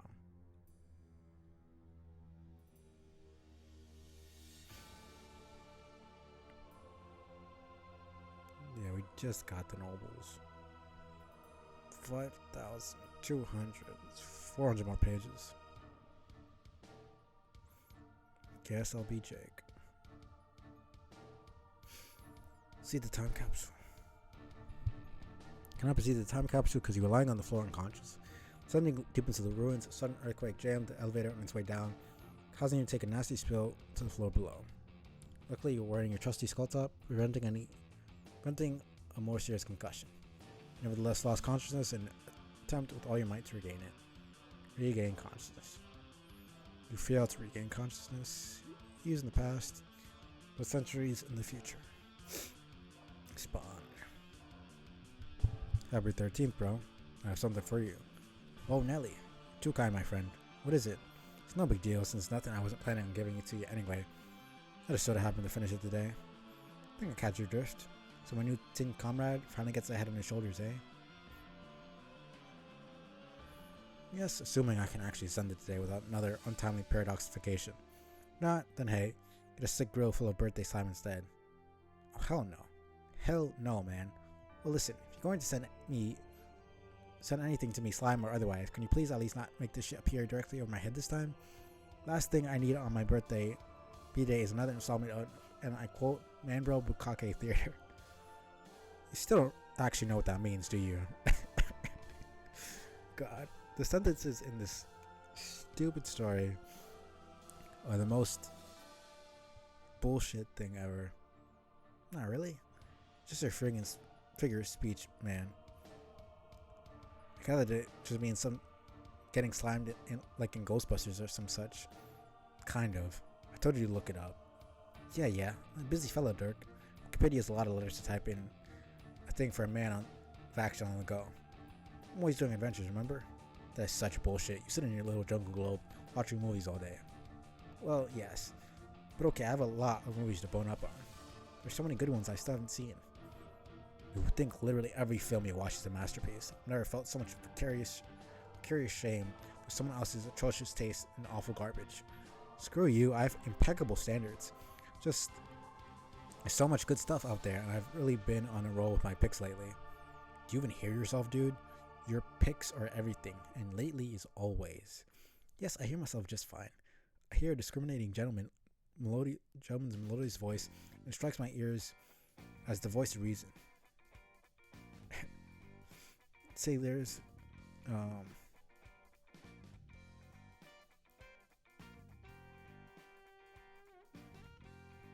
wouldn't discriminating be being picky? I think he meant indiscriminate. I don't know if that's just Jake being dumb or if Hussey just picked the wrong fucking word. But whatever. So here's one I'm pretty excited about. Have you heard about this Avatar Jam? It's coming out next year. You mean the blue furry shit? No, man, it's not blue furry shit. Far from it. Get this. It's about a paralyzed fellow who is down on his luck and longs for adventure. And he finds it. But He is far away on an enchanted planet rich with coveted treasures. Adventure is not all he finds. Oh no, he also finds romance. A beautiful blue woman from the wild teaches him the ways of her savage culture and also the ways of alien love. Together, they frolic in the forest while sharing primal intimacy through magic sexual escapades. What's so funny, wise guy? To borrow from one of the more benighted sectors of your zeitgeist, that was so gay. Excuse me, but I fail to see what could possibly be gay about some huge elegant blue men and women having really spiritual intercourse with their tails or something. Well, yeah, obviously not literally. Jake, where I'm from, the word hasn't been used as a pejorative or even much at all in a really long fucking time. But you're from freaking Texas, aren't you? Yes, but not exactly. Yeah, 2,400. I don't even want to imagine what the social climate would be like at that point. Ugh, stop being such a cryptic troll all the time. Anyway, Avatar looks spectacular and I think my preemptive review was spot on. The bloody end. Okay, but what you just said about those furries was gay as hell. Just trying to face the facts. You were just cheating my great taste and flex to your aloof, hipstery disdain as usual. You don't know anything about that movie. Maybe you like it? Nah, I saw it already.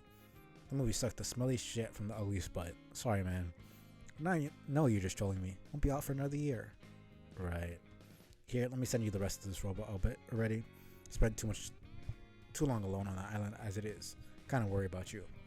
Man can only spend so much time in the middle of the damn ocean with nothing but pop culture, detritus, his own thoughts to keep it company. Talking about himself. Alrighty. Hope it won't be as difficult to finish building the rest as the rest was to assemble. No, just screw the thing on and it's ready to go. Capital. Scoot that noggin my way. You're ready then. God, the way this dude talks is so fucking like I just can't. Oh, cool. It worked. You nerd. He's got your slick Japanese spectacles and everything. Why is this a metal man? Is this a metal man before me, or is it none other than Dirk Strider himself in my room? One thing at a time, bro. Haven't quite figured out a way to get myself there yet. It almost sounds like this is something you give more some thought. Okay, well, I don't know what you're implying there, but why don't you snap that sucker on the torso and fire it up? Like, that was very clearly, like, suggestive. I don't know, I always interpret it as that. I mean, it's implying something. I don't know why you would say that if you haven't thought about it. Like, you say yeah, as in, you're going to do it eventually. Like, that means there has been some thought on the topic. Affirmative. Continue to boggle vacantly at your technical shenanigans. Knack for gadgetry seems to have surpassed even my grandma's, and she was like this big Tem Gizmo legend. How do you even do this stuff?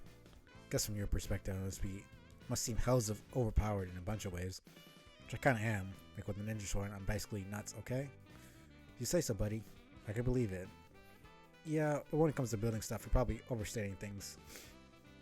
Like, for example, if you told someone 100 years ago you could build a computer, you'd probably be like, whoa, shit, look at this fucking genius. Actually, first of all, they'd say, what's a computer? Well, you know, what horses and diseases are and shit like that. Once you actually tell them what computers are, Jesus dick, you're a wizard. From your perspective, you know it's not a big deal. To build a computer, just go online and buy a case and motherboard and some other shit and put it all together. It's not like you're smelting the goddamn silicon in your basement, making chips in your hermetically sealed, dust-free garage. Yeah, but come on, it's not like you're from a century in the future. Well, no. Nor am I a quaint man of the past. Pardon me, do I sound like some trolley car bellwether toiling in the heart of the mustache belt from the rough and tumble year of 1909? She said unironically. Give me some credit, man. And some to yourself as well. I'm too modest about all this robotics noise. I don't know. I have a lot of time to work on stuff, I guess. There are a lot of irons. You know where they are? Here's a hint. It's a pretty hot place. The kitchen? Sure, it keeps some irons there too. Most of them are in fire. Oh, of course. Fires are quite notoriously the hottest thing there is. Tip-top locale for a whole mess of irons. True that. I actually have so much to do. and think about one of my current projects hopefully will address that very issue. Gonna make a whole AI replica in my own mind. Share some of the load. I don't know if that was meant to be an innuendo, but probably fucking was. God. I'm just gonna keep moving on. As well as make a decent intellectual sparring partner, ideally. Not that my intentions conversations with you aren't uniquely rad, but you know what I mean. See, again, I think you were downplaying a pretty neat accomplishment if you ask me. Shrug. We'll see. So I mean, I had to deal with two Dirks. One who's more machine than man. Another who's a computer program you made. That's a super joke. I'm guessing you won't be hearing much from the program. Probably won't play a significant role in either of our lives. I have my doubts it'll be a successful project, but who knows. I'd wager tidy sum the results of the endeavor will be sensational. I believe in you. You do?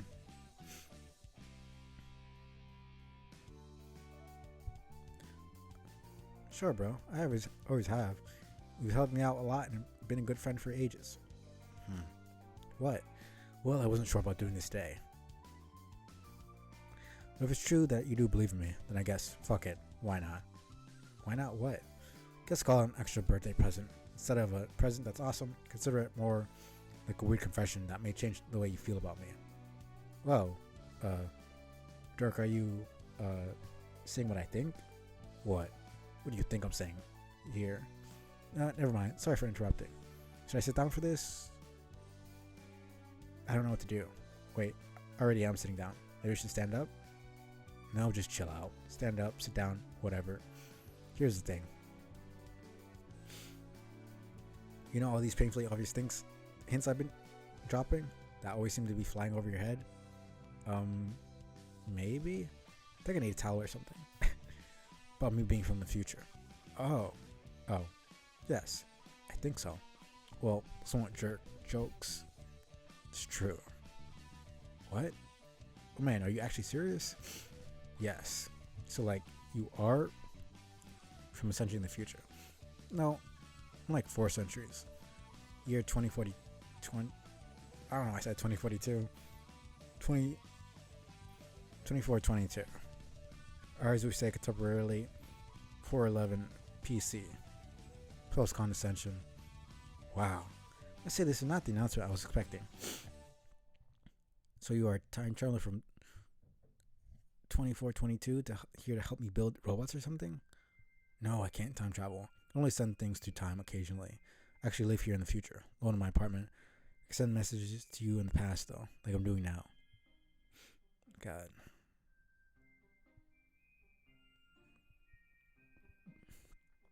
Where are we at?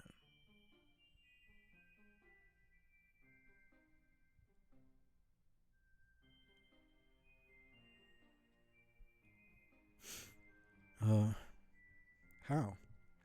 Years ago, our alien friend sent me a special chat client. It's basically just Professor Chum with some sort of alien technology embedded. Specifically wired to communicate with your time period. As hours go by for me, at the same time, sends messages to also increments by the same amount. Communicate in lockstep. So we both existed in the present. She said it was important for Roxy and I to begin communicating with you and Jake. It's how we all became friends. Wait. You and Roxy? Yes.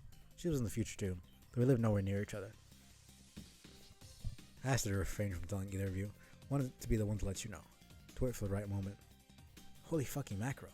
This is amazing. So, you really are trusting me about this? Just like that? No second thought? Well, yeah. Sure, man. Why not? Wait, it's not a prank, is it? No. This would be a very shitty and boring prank. Promise it isn't. Then heck yes, I believe it to freaking pieces. It's an awesome thing to be true. Oh, man. So what's the far-flung future like? Some crazy robot paradise? Not quite. They're definitely robots. Oh man, what are your movies like in the future? But there are some real cinematic humdingers, like holographic stuff? Or shit. Plugged directly into your brain pod, right? Wait, you do have brain pods, right? No, we don't have brain pods because those aren't a thing. You just made that up. There are no movies in the future. There are no humans either. Yo, went extinct. Roxanne are the only ones left as far as we know. Oh shit. The story just got so much less awesome. It's too late to backpedal on believing it before I start to cry. No, dude, it's too late. Tears ahoy, this motherfucker gets sad. You want to know what happened? Sure do. Just let me just finish putting this steel mill in my robot, and then I'm all ears.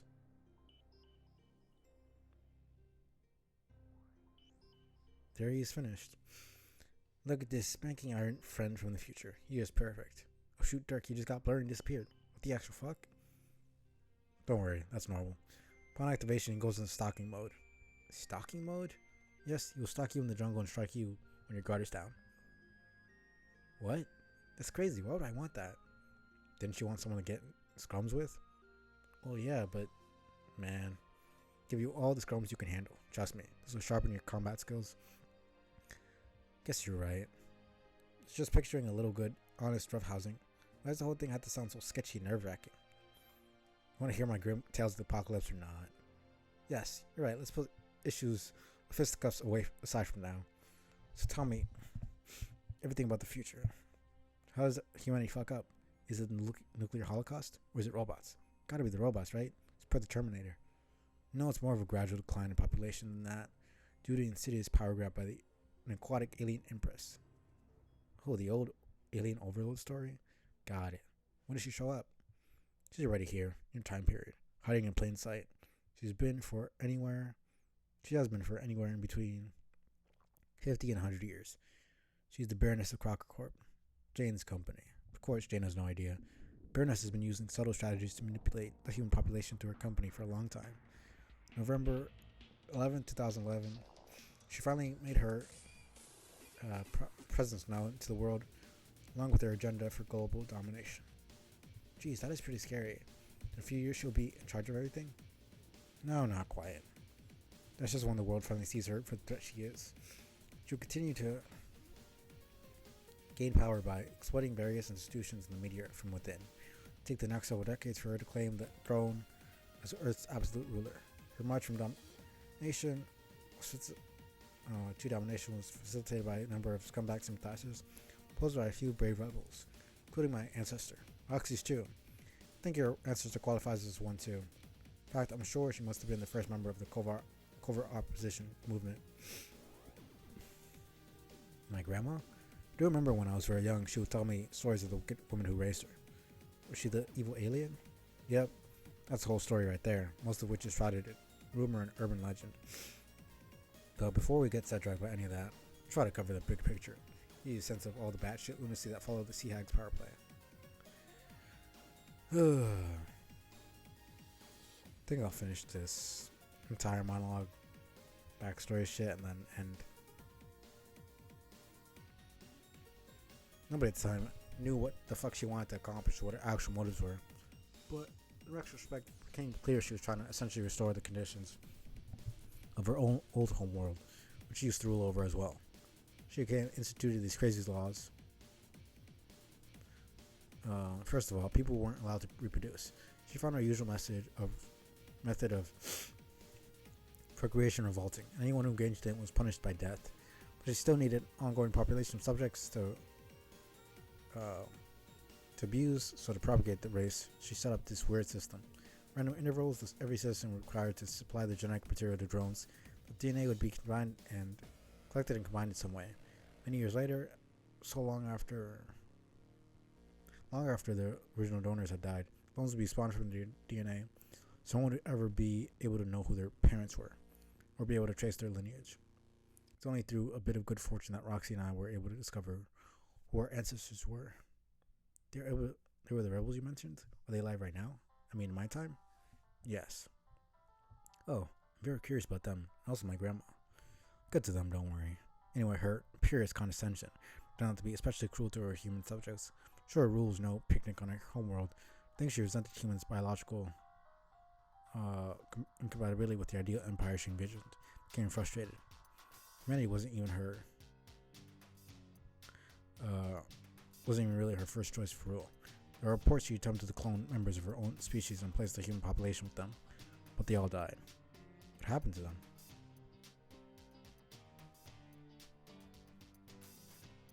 Rumors say it was her own pet who killed them. See, she traveled from her world to Earth in this huge red space ark. In it, she had gathered thousands of creatures from her planet, guessing to save them from extinction. This more than anything has led me to speculate that some cataclysm happened on our homeworld, and she moved on to greener pastures to build her empire. She bred all these creatures in secret, increasing their numbers, preparing for her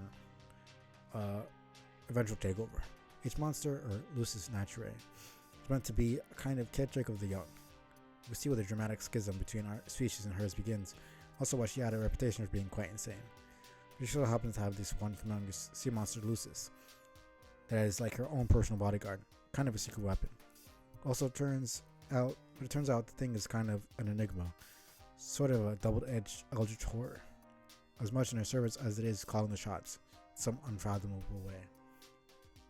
Every time she tried to resurrect her race, it would slaughter all of them psychically, so it was keeping her mission in check. Or so the story goes. Wait, so these bees tend to the young? I tell you from first-hand experience that monsters are totally rotten at taking care of kids. You do a bang-up job of making them scared, though. Exactly. That was beyond shitty. Does that mean you and the rocks were raised by these things? Nope. Very short-lived experiment centuries ago. Humans just don't have the same evolutionary symbiosis with those things as her race had.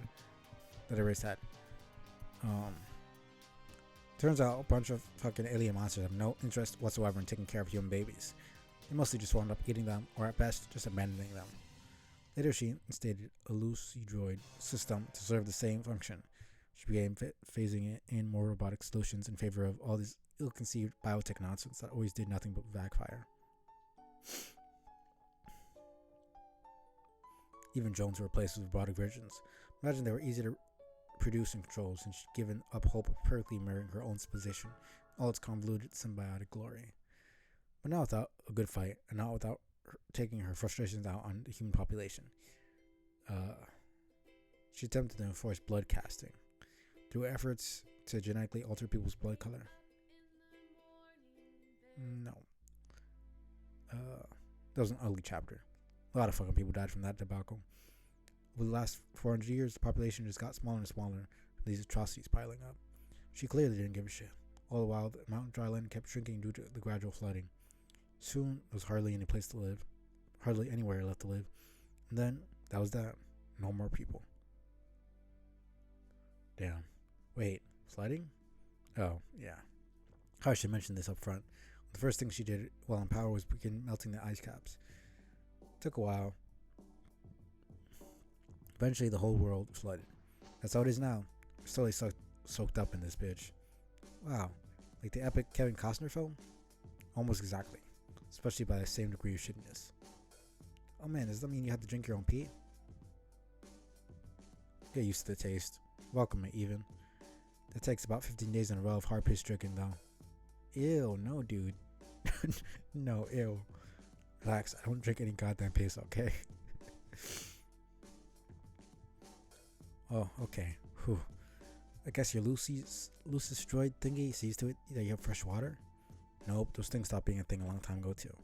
Once humans went extinct. Oh, I thought... Well, who raised you then? Nobody, man. Raised my damn self. Jesus Christopher Kringle fucker. Here, I thought I was rugged. You're still pretty rugged. You're just a fucking dork about it. That's true. Because I did have Cal looking after me. It's not just down the rad services of the Seaman, okay? Heaven forbid. What about Roxy? Pretty sure the Carapacians took care of her while she was young. Wait, the whatsits? Right. Another thing I forgot to mention. A lot of these humanoid creatures are hard shells. Some black, some white. Humanity was dwindling due to increasingly whimsical and psychopathic contests. She began introducing more of these Carapacians onto the scene. Are they aliens too? Sort of. They are definitely from other planets, so yeah. Really, the deal with where they came from is a whole nother story for another time. The bottom line is at some point, somehow, she started herding a bunch of them from their homeworlds onto Earth and multiplying them. Something like 100 years ago, it became clear she favored these guys more than humans as their subjects. They're very loyal and seem genuinely dedicated to serving her. Must be what they were bred for. She treats them like shit, though, unsurprisingly. All these colonies started sprouting up, like these modular cities floating on the water. Probably sounds cooler than it is. Basically slums. That's why they tend to live in large numbers. I actually lives in one of these colonies. It's about 2,000 miles from where I am. Good gravy. Those are exotic circumstances. Here I was thinking I had the most exciting and adventurous life. Turns out I'm just some chump on boring-ass Monster Island in silly old pre-apocalypse. What it's worth, I think it's gotta be more interesting living in the 21st century than 25th. Like, it's really no contest. Probably right. Oh, man.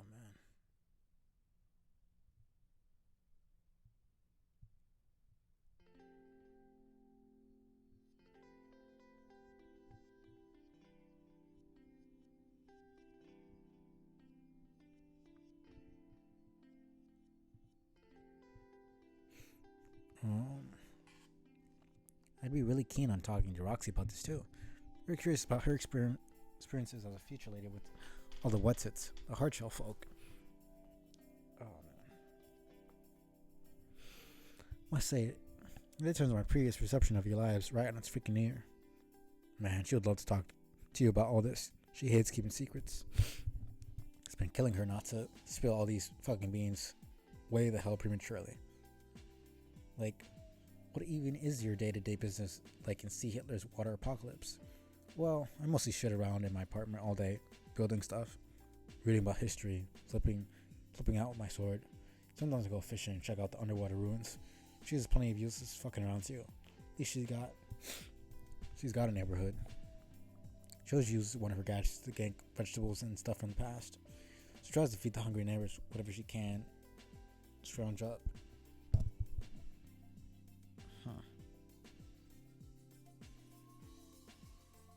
Those are amazing stories. I'm so lucky to have friends like you.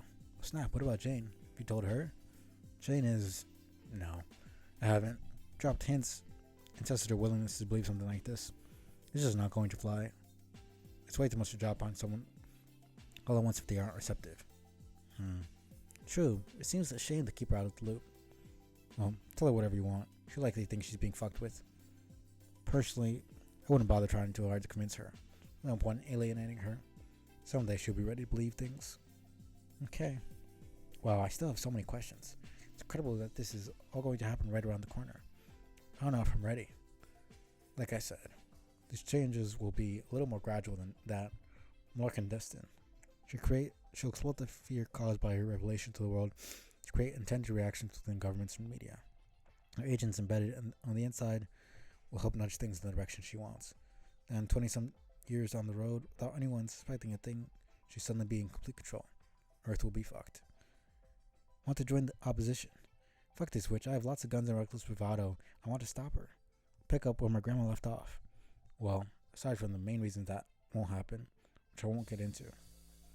Still wouldn't be a good idea. Horse shit, why not? Because people way better at this than you tried and died? You said you wanted to hear about our ancestors. Heck yes, bro. Well, how much do you actually know about your grandma? What have you read and what do you remember? I remember her was pretty foggy. I do know she loved adventure just like me. That's why she was exploring this island, raising me here like she did when she died. She's a fair markswoman and she knew her way around an atom or two. Pretty sure her company made a tidy fortune till it went belly up. At least I still have a few of her knickknacks for keepsakes. And as you confirmed, she was raised by that evil spinster. Then again, from some of the things my pen pal said, kind of throws some of these details in the question, so I don't know what to think. Don't know what the deal is with your pen pal either, and I'm not really prepared to speculate on that right now. I'm privy to a shitload of historical data I can share. What's the last thing you remember about her? This night I found her dead. She had gone off to study the ruins one day. Pretty sure that was her purpose on this island. Study technology here and solve all the astonishing mysteries. She even built that big fancy house we used to live in, so I guess she really wanted to settle down here for a while. But she didn't come home from her expedition for a couple days, so I started to get worried. Followed the trail we usually take to the lagoon while keeping my eyes peeled for monsters. But instead I found her lying there dead. I think a monster caught her off guard. There were 3 big fang marks in the body, a trail of blood along the path. Looked like she was trying to get home but couldn't make it, so was succumbing to the injury. Before I could do anything about it, I had an explosion. Look back at the hill, my house is gone. Just a big poof of smoke where I was standing, so I lived alone in the jungle ever since. Huh. I've wondered about all that. Well, you never asked. Oh, I know. I would have. But asking about your past would have just been inviting you to do the same. You know how it goes. Indeed. But for the record, I don't think those are fang marks on the body, dude. No? Finish the story first. Then what? Well, there's not much more to it. How's the deal with Grandma's body? I would have loved to give her a proper and dignified memorial like Jane's granddad got. God, Jane is so lucky every day in her household must be like weekend at Bernie's. What a riot it must be. I'm so jealous. Yeah, what a fucking treat. Living room chorus party every goddamn day. I know, right? God, this fucking dude. Last, I had to dispose of the body with haste so the monsters wouldn't eat her. So I just made a little campfire and burned it. Keep the ashes deep in the ruins, which is where I think she liked it best. Hopefully there's an earthquake or something that would knock the urn over in a predictable and hilarious fashion. No way, man. Remember, bottom boombox, that shit's eternally safe. The urn's like the Fort Knox will stand upright forever because of no accidents. Yeah. So then, after camping out the next day, I went exploring and found my room globe, mostly intact, sitting in the jungle. So that's where I lived since. That's pretty much it. Show me it's my grandma, though. She was the best. She was definitely very brave if the stories are true. Downright audacious, I'd say. What did you hear? Well, like I said, she was raised by the Baroness.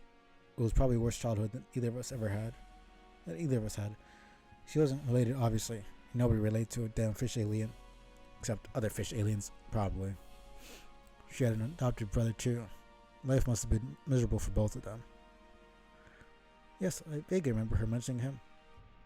Cripes, the things she told me, now that I think about it, she said the witch even killed her dog. Is that true? I don't know, but wouldn't doubt it. The urban legend that she did a lot of experiments on animals and people, mostly to do with mind control, figuring out ways to unlock all her psychic alien potential to increase her power. Not sure if that's true, if it was actually successful though. So what you're saying is pretty much any unspeakably horrible things she could have done, she probably did? Yes. Anyway, her grandma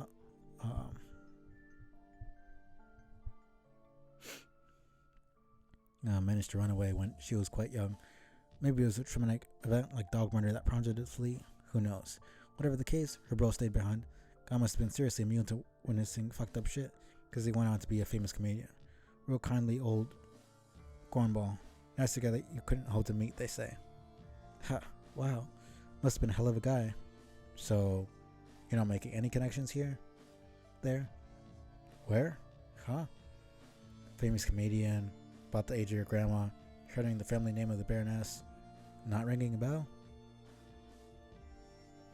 What are you talking about?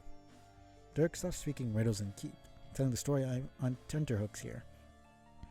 Okay, well, it's not like it's that important.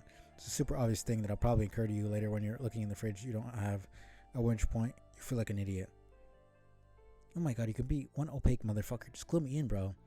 Nah, it'll be funny this way. Strider. Moving on. The kid kept the family name, but obviously grandma didn't. She must have held a grudge against the Baroness her whole life. She started by taking a different name she knew would stick in her craw. Oh, I remember this. Lucy said the witch used to be married to a terrible man named English. So because the witch really hated that guy, she took on his name as a sort of big old fuck you to the woman. It's probably close to the truth, but it sounds like the kind of story an old lady tells her young grandson in a way he would understand. At least wouldn't scare the shit out of him. What I've read is something much more sinister as usual. There's supposedly only one thing the Baroness fears. Her grandma learned of this somehow. It wasn't an ex-husband though. It was her superior. Some kind of demon or other alien. No one really knows. But he went by the name English. He's supposedly even more brutal than she is, if you can believe that. So, I'm named after a demon? What kind of demon is named English anyway? What kind of alien is named Crocker? Probably just a name he stole from someone else. The Baroness did. I forget if we ever get the reason why the Countess called herself Crocker, or why Caliborn called himself Lord English. I guess it's kind of cool being named after a demon who's so scary even the witch is afraid of him. Yeah, well, Grandma thought so. Everything she did in life thereafter seemed to be an effort to piss out the Batter Witch. Starting a competing tech company, heavily branded in a way that was presumably intended to remind the Baroness of her boss. Like with skulls and garish colors and shit. They do some kind of skull monster, I guess. I love skulls. I know. God.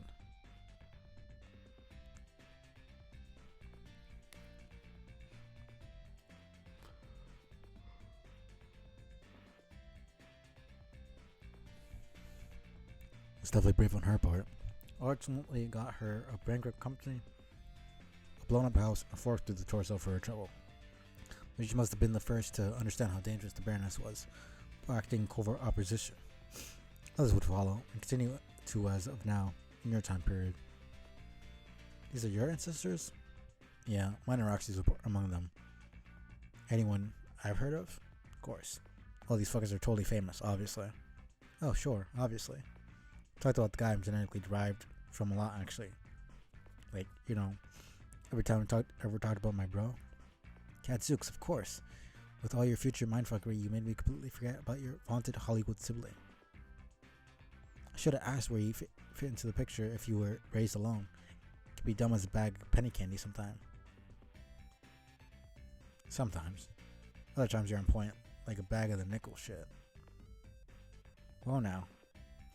Those are the sweets kept in reserve for millionaires. Such flattery. Okay, what we're saying, stop meaning anything, so I'll continue. Right. So then he was never actually your bro? No, that's just kind of how I view him. Lon took a more maternal view of her ancestor. The lady who wrote all the Drury wizard books, I presume? Yeah. Caudal series. Ever read it? No, I tried. It's too depressing. Also, kind of impossible to understand. Told Roxy I liked it, though I didn't want to hurt her feelings, so don't say I said that. I think I'll wait for the movies to come out. I bet I like those better. You don't say. I do say. Hey, you must have seen them. What, being in the future? Are they any good? They are not. Fooey did that. Like, I even believe you. Books are pretty interesting, though. Somewhat dense. Supposedly heavily allegorical. Real representation of cosmic events surrounding the rich and her boss, and how all this came about.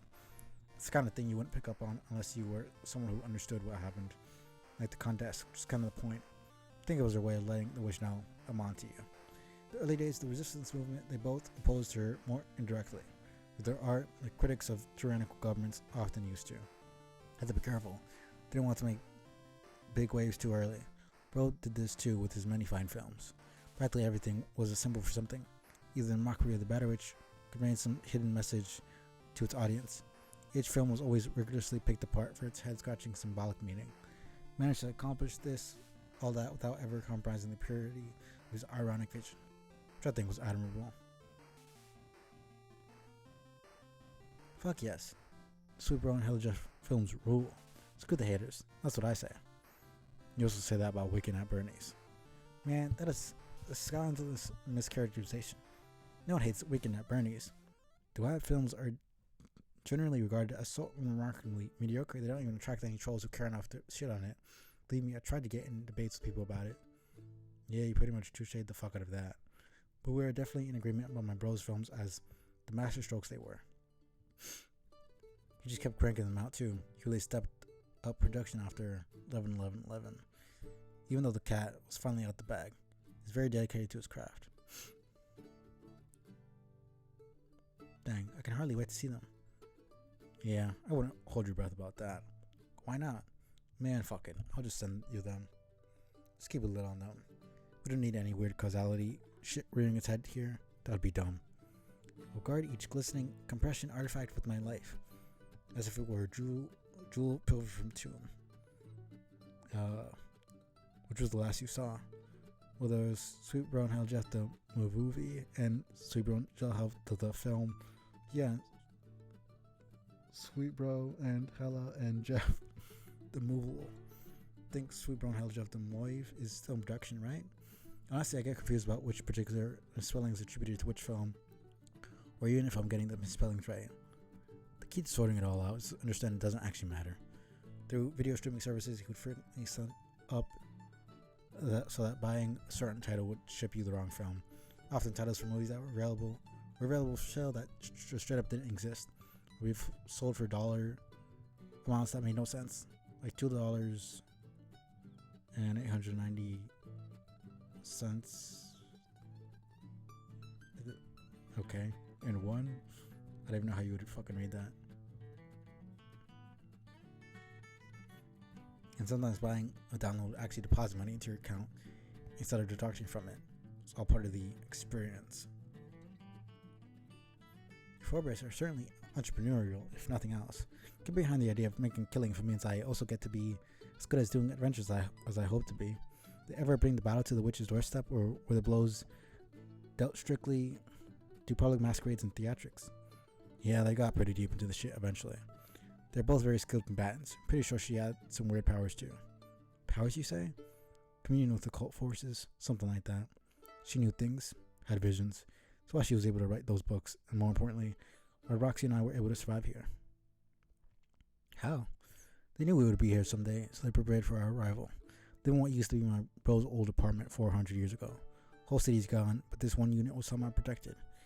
There's supplies for me here, like a lifetime supply of orange soda in the crawl space, along with a fuck ton of Sweet Brown Hella Jeff merch.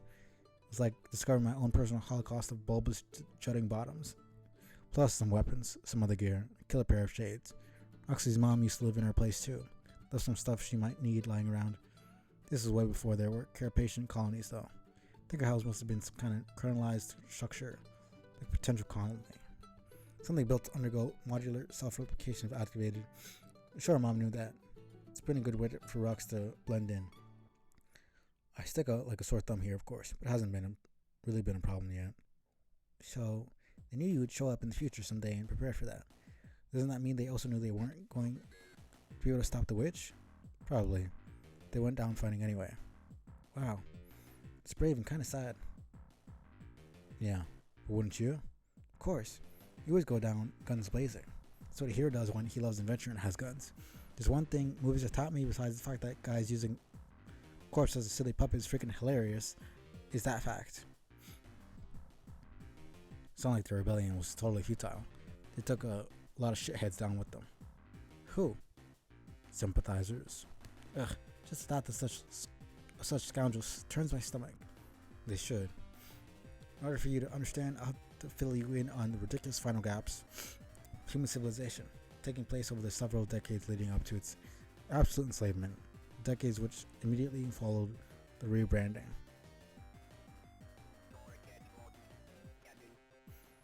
As I mentioned, Kroger Grocery rebranding on 3/11, as it was mentioned to in the news, totally changed everything. It marked the beginning of a completely shameless downward spiral of Western civilization through a series of events that were probably hard to notice at the time, quite glaring when evaluated historically. Though the Baroness made very few substantive gestures of aggression, the global fear of her looming threat would trigger all the changes she needed. Governments prepared for war as if to defend against the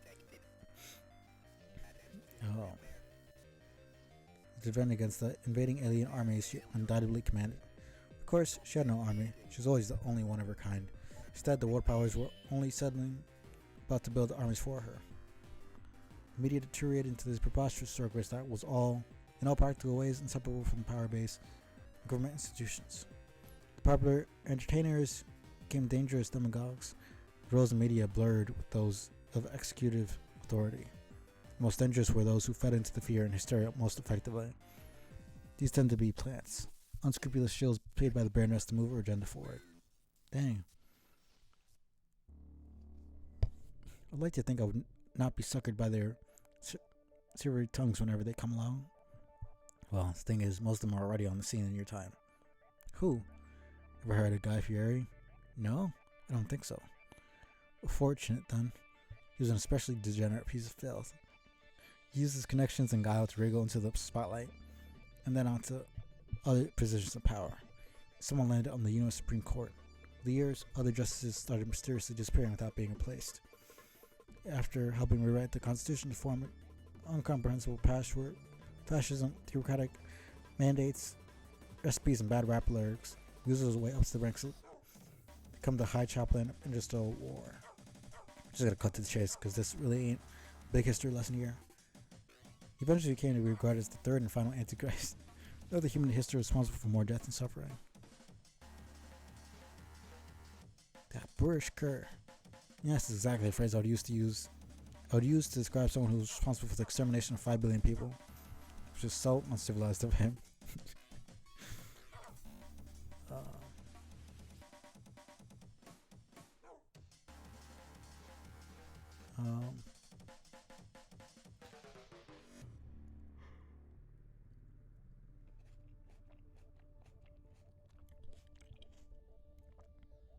How could such an atrocity be allowed to happen?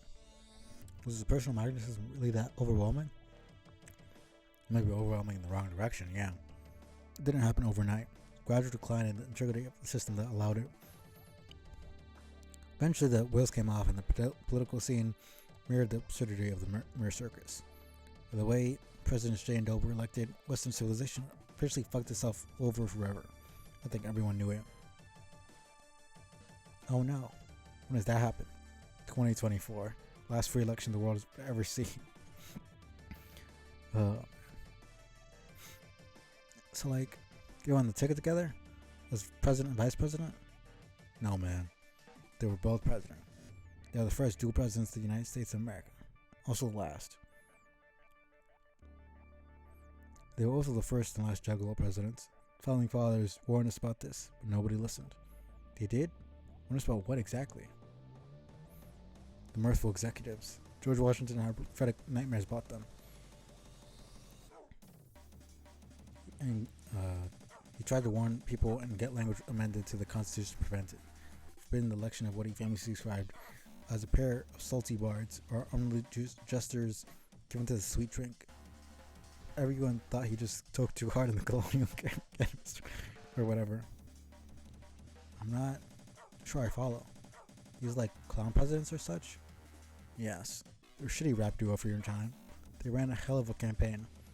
By then, the Juggalo Party gotten huge. While the numerous other candidates split the moderate vote, they retained a very energized and devoted base.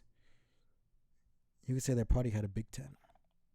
Dirk, I really dislike the future you're describing. Hey, me too. They swept into office on a wave of Fago, and presidential inauguration was the biggest gathering of the Juggalos of all time. They all hosed each other down on the White House lawn with shitty soda.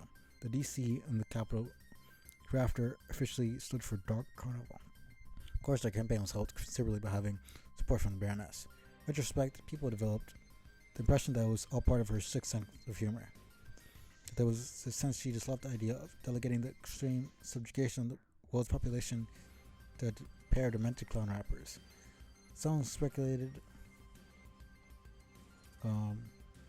this was just another way she was attempting to resurrect her previous model of governance. Though it seems kind of far-fetched to me. What the fuck ever heard of an alien juggalo? To me, this is about as stupid as the crackpot theories go. Get. I still don't really know what a juggalo is. Do they juggle? Don't worry about it. People were less prepared for a double juggalo presidency than they ever imagined. I'm not going to get into all the horrifying details. Trust me, you just start to feel dirty reading about it. The moment Fury held up the Bible to swear them in, while the three of them proceeded to publicly defecate on it while freestyling rap lyrics, that was it.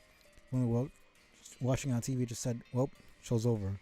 Civilization was pretty cool while it lasted. The next several grueling terms of their presidency was a weird combination of authoritarian practices. The Baroness used it as a puppet regime while still basically giving them carte blanche to carry out their idiotic whims. Vega was pumped through the plumbing instead of tap water. The new national pastime was having type 2 diabetes. The national anthem was replaced by a 3-minute high reverb audio clip of President J farting into a microphone laughing. Chaplain the area was authorized to set up the death camps, in which anyone on the planet could be imprisoned if they were not deemed sufficiently mirthful. So the cleansing began, priming humanity for its new ruler, waiting in the wings. This is the one that our ancestors had enough. The resistance movement had failed. They could at least bring the war criminals to justice. Bro finally caught up with the presidents and challenged them to a duel. They accepted, having for years regarded him as a cocky rival rapper who failed to show them proper respect. In their arrogance, they invited him into the foul belly of the carnival, believing they could teach him once for all, what truly meant to be down with the clown. Centuries thereafter, the survivors of the Holocaust would cite the rooftop showdown as one of the most heroic moments in human history. He killed them both. Fortunately, as there were only figureheads, no liberation followed. There'd be no parade in the streets or statues cast or medals awarded. A few witnesses would report seeing only a man with a sword on a shitty skateboard gently rising into the night sky. No one ever saw him again. Meanwhile, Roxy's mom was tracking down the high shop lane. His crimes had already been committed. She couldn't repay them by any stretch of the imagination. She could wipe the blood-stained grin off that fat bastard's face. She gouged his eyes with a pair of needles, and rode his torso to the bottom of the bloody falls.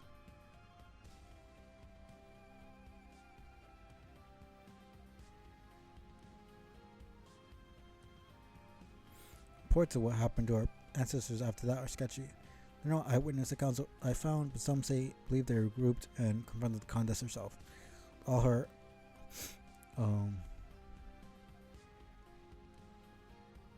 high-ranking officers dead and the human population decimated and sufficiently groomed for arrival, no reason to stay behind the scenes anymore. After those Dutch reveals putting up with a more vulgar brand of authoritarianism, she finally stepped forward to claim her throne. Actually came off somewhat dignified, elegant in a way. She was no less severe, but at least she knew how to act like an empress. Dude, that's a very cool design.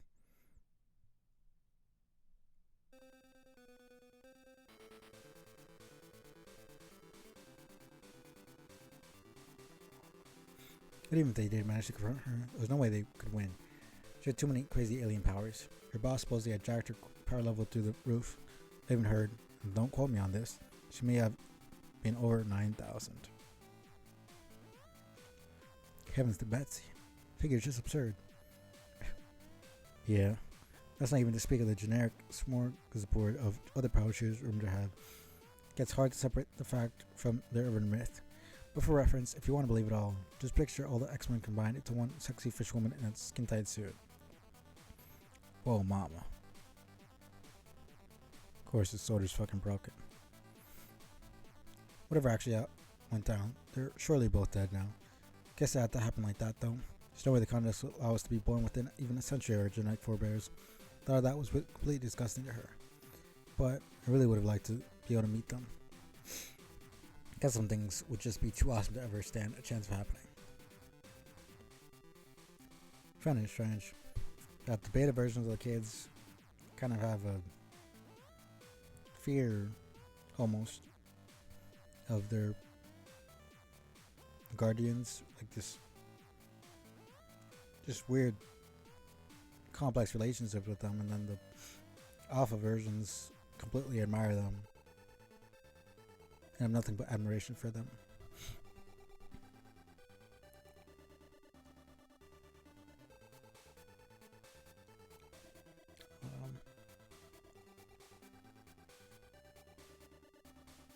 Oh, I forgot this is a fucking dream bubble. And this is probably AR. Because some things would just be too awesome to ever stand a chance of happening. Yeah, I know the feeling. Wait, what? Dirk, didn't you tell me at some point you did find evidence to what you killed him? As of now? No. Are you sure? I swear I remember you saying something about that. How could I have said anything like that before today? This is obviously the first time I mentioned any of this. Oh. I'm just having the nuttiest deja vu going on right now. I feel weird. Guess I'm mistaken. Never mind.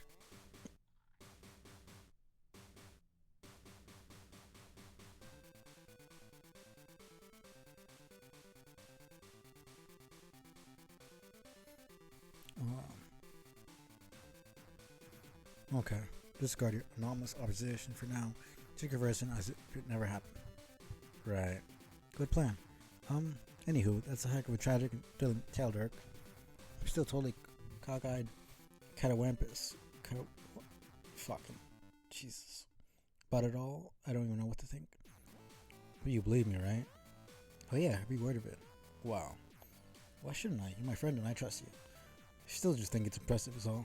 And after all this time, you're still pretty much a one-of-a-kind dude. Not really, I just like believing stuff and believing in people. Wait, what do you mean? About what? And you just said after all this time. You just told me now. Yes. Hang on. Lord. This deja vu shit is happening again. I'm sure we've had this conversation before, so many things are familiar. I remember you saying the one-of-a-kind thing, and I remember saying the word catawampus. And all of it. What's going on? It took you long enough to figure it out. Pages really are slow burning class down. Figure what out? You're asleep. Oh, that's right. I fell off the platform thing and I guess I got knocked out? Yep. So I'm dreaming. Kinda. It's a dream bubble. What's that? Place in which in the infinite abyss where sleeping people can share dreams.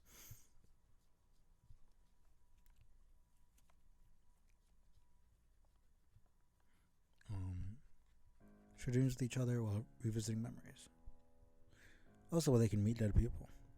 So we're sharing a dream together, and you're currently asleep too. Oh, currently in the future? No. Even though I wouldn't visit a dream bubble. It only happens when your dream self is dead, like yours is. Mine is not. I guess I understand. So what's the deal then? Wait, you said this is where dead people meet too. Shit, Dirk, are you dead? Are you a ghost? No, dude, chill. I'm fine. And what the fuck is going on? Who am I talking to?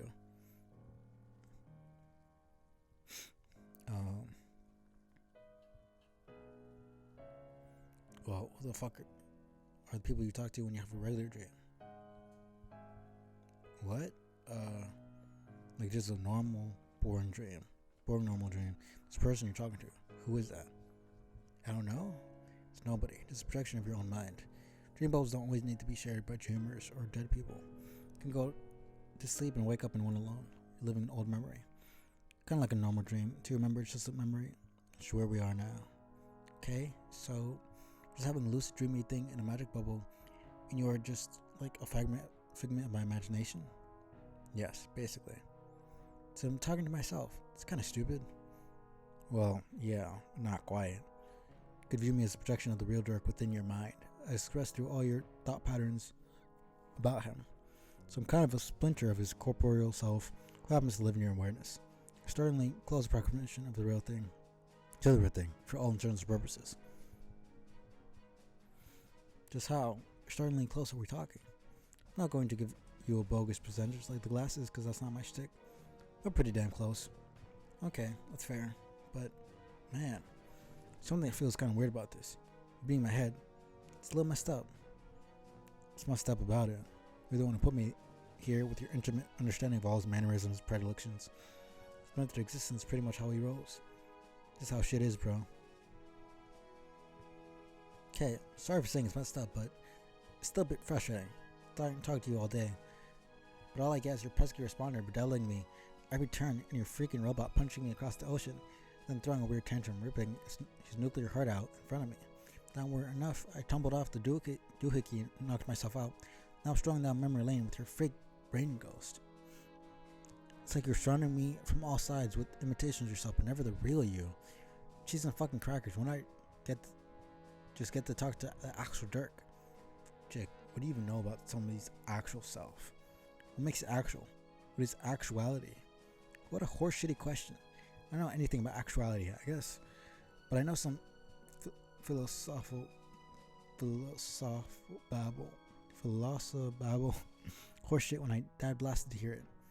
I'm just saying, this isn't really your field of expertise. Dirk is the heart guy. He's the one walking the path of self, even when he doesn't know it. Like right now. What does that mean? How can you be made of only my thoughts when I don't even know what you're talking about sometimes? Or when I didn't know some of the things you're telling me, like being in a dream bubble. How can I tell myself about stuff through brain ghost Dirk, who says you don't know those things on some level? I don't think I do. No business knowing those things. Bitches have a lot of untapped potential. It's practically all there is to the class, actually. But when they eventually find it, look out. The ones who deal in hope, shit, man. Scared of you already. I'm not even real.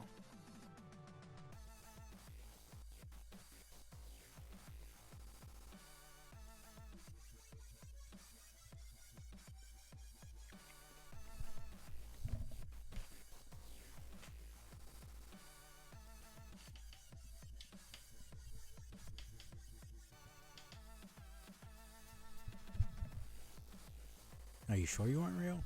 No offense, but I kind of get the same smartass vibe from you as I do from the responder. Like, hard, I have the same basic personality as Dirk, without any accountability or anything, so just let me be kind of flippant and mess with this Jake fella's head. You know what I'm saying? Yes. That's a surprisingly decent observation about me. Yeah, see, I think I maybe did a little too good a job brain cloning you. This is way too much like talking to the real fake Dirk. Holy cow, what a dumb sentence that was. You did do a good job. Perfect job, in fact. Untapped potential, remember? I don't think one of Dirk's sponsors could exist nearly as well in anyone's mind other than yours. That's just spiffy for me, but I'm starting to feel like I'm being haunted by you now. I just want to talk to my real buddy. By real, I just mean the original guy. What do you want to say to him? Oh, I don't know. It's not like you can keep any secrets from me here. Pretty much jam your brain. No, don't say that. It's so weird. You realize he's coming for you. Dirk, the real world. The man has his designs. Yes, I know. Want to talk about it? With you? No. It's like talking to him about it, which is really jumping the gun, I think. What better chance is there to try talking about it than the stunt double for your hyper-aggressive suitor within the safety and privacy of your own mind? But I can't yet. I just can't. Some feelings I'm not sure how to put into words yet. Doing it in front of you, whether you're a stunt double or brain puppet or whatever, just makes you feel uncomfortable. So the feelings you don't want to try to put into words, even while you are dwelling entirely within the realm of your own mind. Yes?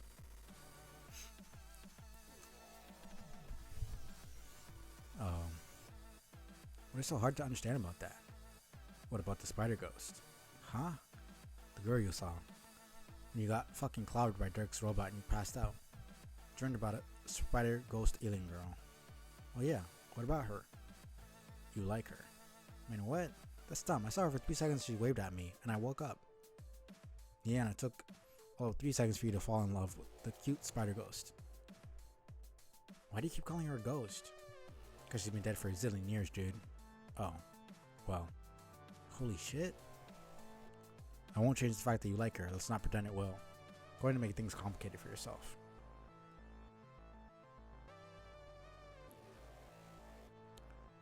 No, you won't. Yeah, you will. You're too fucking wishy-washy. Between Dirk, Spider Ghost, Jane? Man, poor Jane. What? What about Jane? You tell me. What was even the deal with that? Our last chat ended up on very pleasant, amicable terms. She was upbeat and chipper as ever. Fair to see what reason one might have to feel sorry for her. Yeah. Totally read her like a book. Really handled that conversation like a champ. Wait, didn't I? Look out, bitches. It's Jake Casanova latest Slayer English. He's packing heat. He's frequently able to parse the literary meaning of things women say. What are you getting at? We're running out of time. Should be here soon. Jane? No doofus. Spider Ghost. Well, okay. Where? Wait, she is? Oh fuck. Look at you. I'm telling you. 3 damn seconds of ogling an alien in a blue dress and you're completely hopeless. Stop fidgeting around like that. Your hair looks fine. You want to tell you how your breath smells? Screw you. I'm cool as such a cucumber. Okay then. Why does my breath not smell okay? You're dreaming, Jake. That's the only thing if your brain wants it to be. Oh, okay. Whew. When is she coming? Why is she visiting my dreams? Soon. She's been waiting for the right time to enter. Waiting for you to snap out of the memory. Clearly the girl has the patience of a saint. Alright. Dang. Swallowing this dream bubble. How could I be sweating in a dream? Where do I get the dream towels? You calm the fuck down? Figment of your imagination, you're still making me nervous. Really? Who is she? What's her deal? And what does she want from me? So all this so-called untapped potential, my subconscious. Taking forward yet another sassy dirt clone seems to know everything would be okay if I troubled my own brain for a few flipping answers. You try to be more polite to me. Seeing as I am a representation of your entire mind, I have complete control over your basic functions. I could trigger a particularly spirited bowel movement right before she gets here, so watch your step. Ugh, no. I'm sorry. Don't. Just kidding, dude. Jesus. Never make you shit your pants when a girl you like. And she does happen to be my chief competition. Your Dirk Swindlers can be pretty Machiavellian. But we do actually have some fucking standards. Okay. Thank you for promising to keep my trousers tidy. Anyway, she's visiting now to bring you into the loop on some things. Important details you should know about your relation to the bigger picture. The much, much bigger picture. I still don't understand how you, or excuse me, my brain, know this stuff. It's on page? How does that make sense? Also, if you know the things she will say, why don't you just tell me the things? Tuition and the subconscious mind are powerful things when harnessed the right way. As for why I don't tell you, why not just let her tell you? You know, with a damn crush on her.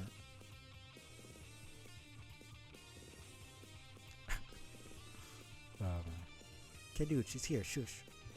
I know. Oh man, the fuck are you looking at me for? Say something to her, jackass. Okay, I will. You're distracting me though. You scoot over a bit? Oh my god. Fine. Hi there. Welcome. Don't mind him. He's just a brain clone of my best friend. No, that sounds crazy. Bro. She can't see or hear me. Make a fool of yourself. Wait, she can't? Why didn't you tell me that? You're really throwing me off here. I don't know. Guess I didn't think you were going to have a neurotic meltdown at the sight of a girl. I thought you were supposed to know stuff like seeing as you're literally my brain. God damn, will you just chillax and woo this fucking ghost, babe? How can I chillax when you keep talking to me? It's really disconcerting. Totally embarrassing yourself, dude. Talking to nobody. Man, I'm starting to feel bad for this spider ghost. Look at her. She's getting uncomfortable. Shh, just shut up. I can't think. You're being so lame. I don't care if I'm figuring out your imagination or not. I can't take this bullshit. Either you get your shit together and put the moves on this dance. Space fix in. Or I start fucking with your cortex and make you pop a dream boner. God. How stupid this shit gets. God, no, don't you dare. You don't think I'll do it? No, please, do not give me a boner. Sorry, Jake. Oh, this is so stupid. God. Oh, man. Like, I'm just imagining how this looks from her perspective. Dude just yelling at himself. Next stop, Boner City. So that was the plan all along? Give me a boner? And you got one. You motherfucker. Oh, tee-hee, a false alarm, I see. Very funny, cool guy. I think you're full of shit. You're bluffing. You don't even have the power to give me a phantasmal erection. Jake, please. Members of the Juggle Party aren't the only ones who can pitch a big tent. Then go ahead, make my fucking day. I'm ready for you. Think I'm afraid? Take your boner magic like a man. I'm not ashamed. Stand tall. Stand tall and proud, a full mass in front of this pretty alien. Do your worst, you bastard. This is so stupid. You're out of your mind. This is coming from your mind itself. I can't even watch this. I'm out of here. Good riddance, the ironic hipster douchewad rubbish. That's all I had to say about that. wonder what Jack's up to right now. What? I mean, what? Who's Jack? Just talk to the girl, okay? You got some damage control to do. Ah, shit.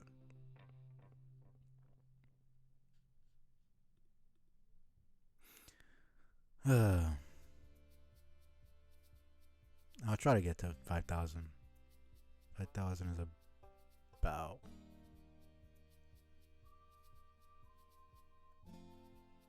Thanks. Let's see. Jack, Star Drake, break adventure. Wake up locked in a deserted jail cell, completely alone. There's nothing at all in your cell, useful or otherwise. Time to pry open window. No objects around with which to pry open window. Look at that. This frame is precisely identical to that previous frame. There ends nothing whatsoever with that dumb idea. This adventure is nearing 5,000 panels, and now we have to watch you flounder around in a jail cell for God knows how long. Exactly how many panels do you want this to go on for? Over 9,000? Nobody wants that. Nobody wants to hear the phrase over 9,000. You need to begin making better decisions if you want to escape. Jack, get key. What did you not understand about the statement? There's nothing at all in your cell, useful or otherwise. There is no key. It is an extremely crude drawing of key on the floor.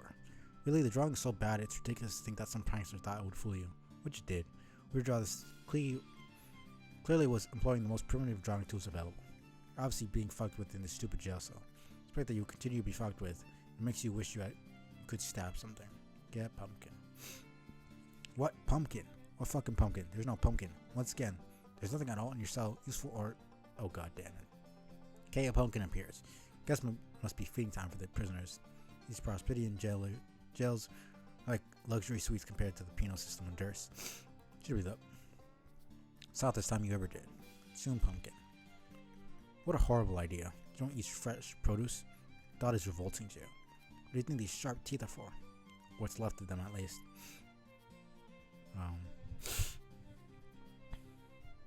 We have to make a note to file a protest to the lawyer, complaining of cruel, unjust, unusual treatment. Coddling criminal justice system will undoubtedly see to it you are given some proper meat to consume. Perhaps a prime cut of filet mignon, as if you are a guest of honor. What a bunch of powder puffs. All their namby-pamby morals and compassion. This kingdom makes you sick. Lookout window. You step up with a little Kirby thing to get a better look outside. Can't make a plan without getting your bearings. Lone sentry is on duty below. Shot a few obscenities his way. Wonder aloud what a guy has to do to get a decent meal around here. Hey, you're talking to that guy. It's no use though. He ignores you. Just look at that stoic face. The unshakable discipline. Stalwart. Sense of duty and pride. This is what it means to be a member of the Prospedian Royal Guard. Or a load of shit, you grumble to yourself. Loud enough for him to hear. Suspect pumpkin. That guy won't be of any use. Though you could even manage to lure him into your pissing radius. Magnificent though it is. Give the pitiful gourd a little kick. A terrible thought occurs to you. We have no choice to eat this awful thing. Can't let it come to that. You have to get out of here. Hold on, what's that? Closer look. Please look inside. Eureka. Joel, you beautiful bastard. Looks like he snuck something inside the pumpkin to help you escape. Probably a bomb. Going to remember give him a promotion and get out of here. At least reduce his daily newspaper floggings. Need to think of a way to get the bomb out of here. You can't just smash it with your foot, or it might explode and take your leg off. Too bad they confiscated your knives, or you could slice the thing open neatly. Or maybe even carve a funny face into it. Hey, you bet you're the first guy who ever thought of doing that. Search for carving apparatus. Hang on, remember seeing some pointy things just outside the window. Luckily, both kingdoms are totally covered in pointy things. Can't swing a dead cat without impaling it on one. Take pointy thing. Clearly, these things are weak as shit. He's like superhumanly strong, which would make no sense because he could just break down the door then. Guess they're just weak.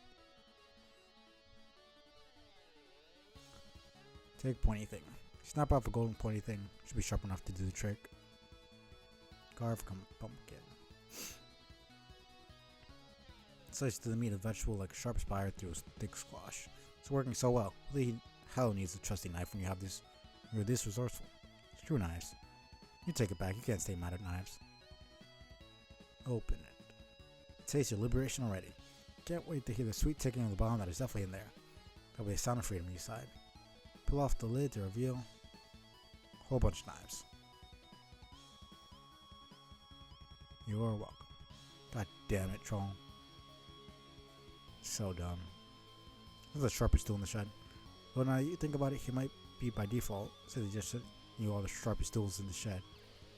Oh well, you can probably get some use out of these. If you've ever once been disappointed to receive a pumpkin full of knives, you're not about to make an exception. Empty pumpkin on floor. Take a quick inventory. Smuggled contraband. Hold on. Looks like he snuck something else in the pumpkin under all the knives. Something compromising. Examine compromising material. Zero knows what it's like spending long cold nights alone in the clink. Man needs a little root material to keep him company, if you know what he means. His skin wasn't made of polished jet black carapace. Cheeks would be turning bright red. No one can ever know about this. Let's destroy the evidence. Disguise a smile. Forge a blade out of illicit literature. No one shall be the wiser. The perfect crime. Bust out of prison, you should be locked right back up again because of how perfect this crime is. Throw a knife down there to get that guy's attention. That should get the guy's attention. Fortunately, only keeps his attention until he dies, just almost instantly. To come up with a better plan. You'd argue that random stabbings are their own reward. They aren't getting you any closer to escape. Examine and exit. The door is locked tight. You're going to need a key to open it. Probably one that isn't horribly drawn on the floor to taunt you. Knock on door. If you're not caught enough in just the right way, at just the right time, wait for it. Wait for it. Wait, no. Not yet. Wait for it. Wait now. Clumsy fist accidentally flies to the bars, knocking out a passerby. Keys from his keyring jangle on the floor. It's quite possible one of those keys will unlock your door. They are all well out of your reach now. One next, genius. Use a knife to snag one of the keys on the floor. See if a knife can adequately lengthen your reach. It's no use. They're still just outside of your modest slashing radius. No dice. Need a different approach. Wait a minute. Another guard notices your unauthorized tomfoolery and radios for backup. Back another guard, however.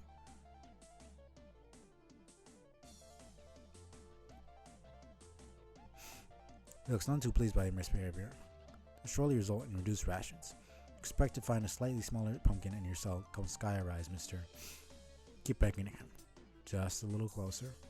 A little closer. And the second guard to pick keys for you. Use a little persuasion to see if you can get him too. Jack, no. There's not how you convince someone to do something. So let's say to stab him until after you intimidated him to doing what you want. Exactly as a dead guy is supposed to pick up some keys for you. Real smooth, Jack. What's the plan now? Bury keys under a growing pile of torsos? It's turning out to be the second shittiest judge attempt anyone's ever seen. Look around the room. The only remaining thing in the room worth noting is in the other corner of your cell. Just a transport pad prisoners are supposed to use as a waste receptacle.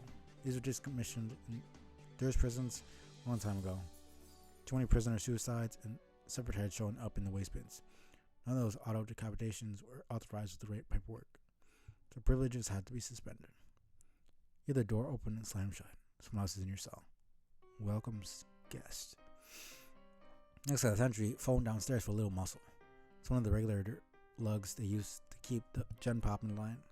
This guy has an itchy baton wrist, and that look in his eye, you know all too well. He's not leaving this room until one of you is good and bloody. Be the other guy. It's fun to be this guy down here, but you can't be this guy down here because he's dead. It does serve as a convenient cutaway for the vicious beating that is currently taking place in your cell. You don't need to be watching that kind of prison brutality.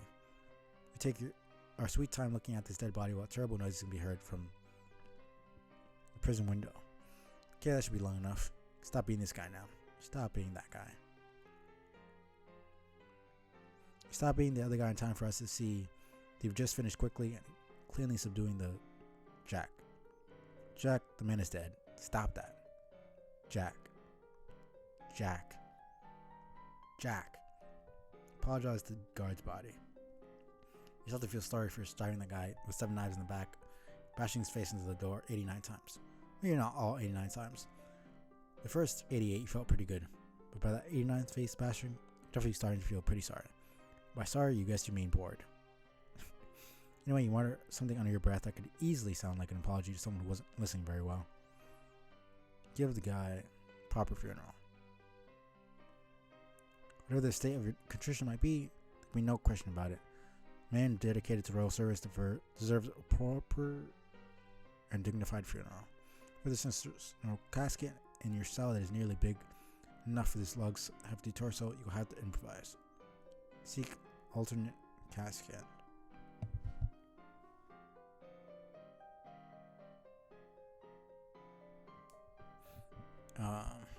Sever the god's head with your most trusted of all trusty knives.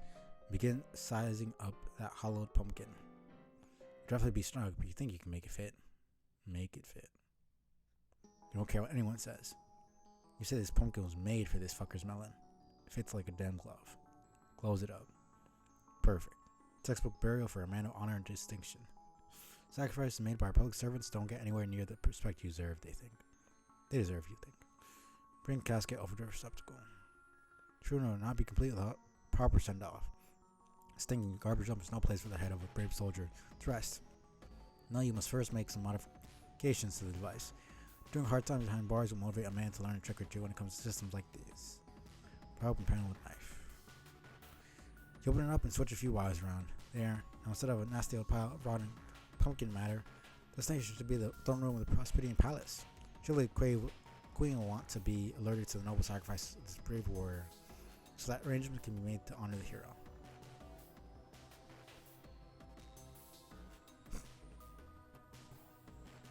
The fact that he went out of his way to erase the please. You hear the door open again, followed by the sound of surly footsteps. Could it be that another glutton for a good face passion decided to visit your cell? Visitor. Ah, you see. Appears there are quite a few said gluttons this time. Settle down, gentlemen. There are more than enough face passions going around. Quick, be the other guy again. You be the other guy again while they beat you senseless. The guy be Jake.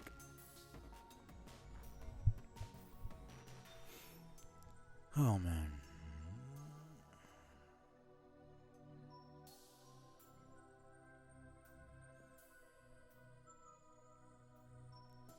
Let's see.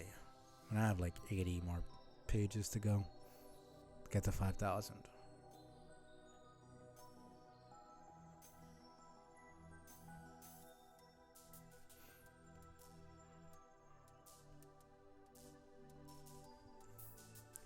Suddenly you aren't the other guy anymore. Couldn't quite be the other guy anyway since he's dead, even though deadness hasn't really stopped us from being guys before. Nevertheless, the dead guy stopped being Jake, who's not a dead guy. Well, his dream self is dead. His non-dead, non-dream self isn't. That's the guy we're being. Guy who's asleep.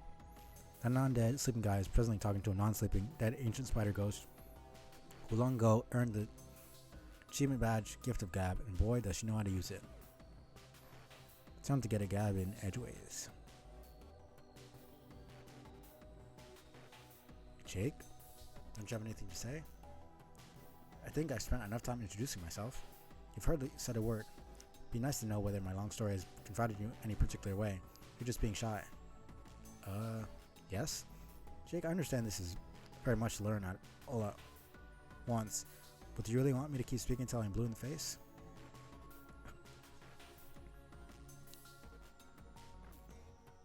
You appear to be perspiring heavily. There's no reason to be so nervous, especially considering you were only dreaming. Shit. Sorry. I don't know where I put the dream towels. It's okay. Well, at the risk of talking about myself a little more, I feel it would be dishonest not to confess. What? A fairly gifted psychic. Whoa, really? Yes. Like, you can see the future? Are they ghost powers or troll powers? Oh wait, shucks, that's a dumb sounding question. No, that was a fine question. They're troll powers. Sometimes those of my blood type will have them naturally. I know they're not prognosticative abilities. They let me access another minds in a way that can be terribly invasive if abused. Invasive? Yes, including the ability to control minds when exploited fully. Uh-oh.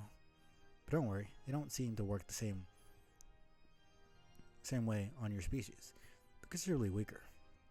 Most I can do is get an empathetic impression of your emotional state. So if I speculate that you are shy or nervous, it's because I can sense that you are. Oh man, you're kidding. So much for trying to be cool, I guess. Though I guess I probably blew that when you saw me yelling at nobody about boners and stuff. I wouldn't say you blew it, but that was certainly odd. Who are you talking to, if you don't mind my asking? That was like the brain ghost memory splinter of my best friend Dirk, who's stuck in my head and you can't see. He was kind of hassling me, trying to get me to talk to him about his real self. How his real self has a thing for me, but I kind of think it'd be weird to talk to his brain imposter about that, at least for now. And then you showed up and you caught me at an awkward moment where you're studying to make some bodily functions happen in front of you as a joke, which have been embarrassing as all blasted heck. Now it turns out you can read my mind too, so I'm surrounded by brain invaders. It's usually cool around you, but when am I going to wake up? I'm not a brain invader though. I said I can only sense your emotions. I think it's polite to let people know before long, otherwise I begin to feel a bit underhanded. Okay, guess it's not too bad. That's the thing, like she says her shitty qualities and then continues to use her abilities. Like you say, oh, I can sense your emotions. He can be evasive if used improperly, and then continues to invade his mind and sense how he's feeling. Like, I think you would just stop that immediately. Now, if you're gonna be polite enough to tell me you could also just not sense my emotions, I think that would be like the appropriate thing to do. I don't know.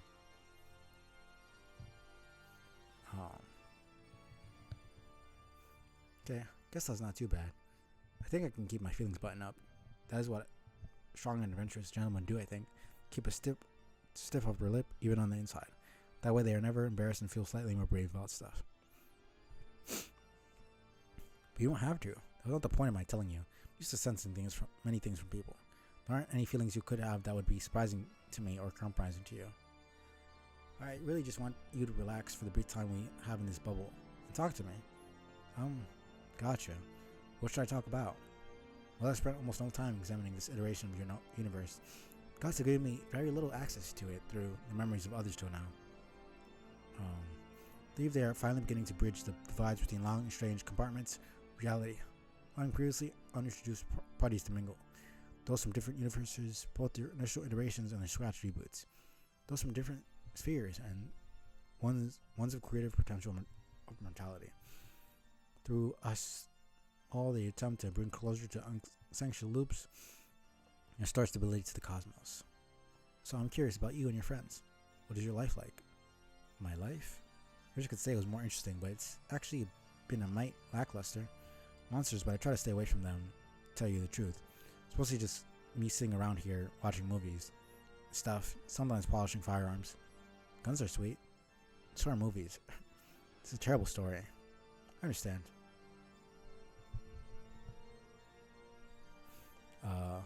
Seems mostly true for myself. Since you were either very impressed or in some way intimidated by me. When it comes down to the basics, scripture of my life would be boring as well. Why don't you show me around? Show you around my room? Yes, okay. Well, there's some guns. Except guns are great. Whole mess of movie posters on the wall.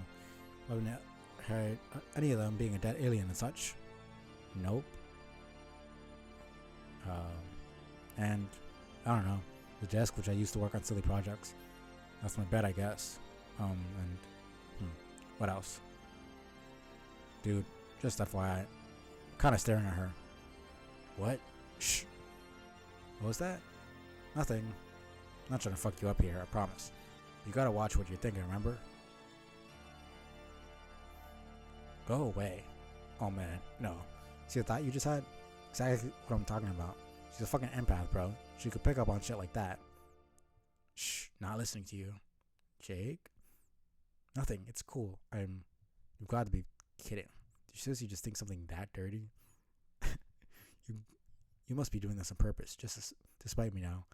I mean, just wow, dude. That was X-rated as fuck. No, stop. See, you're talking about it, now I can't help it. You're secking me to having dirty thoughts. It fucking lost you interloping brain douche.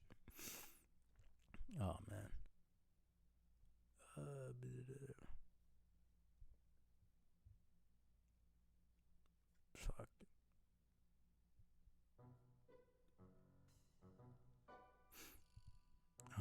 Don't worry, I'm gone.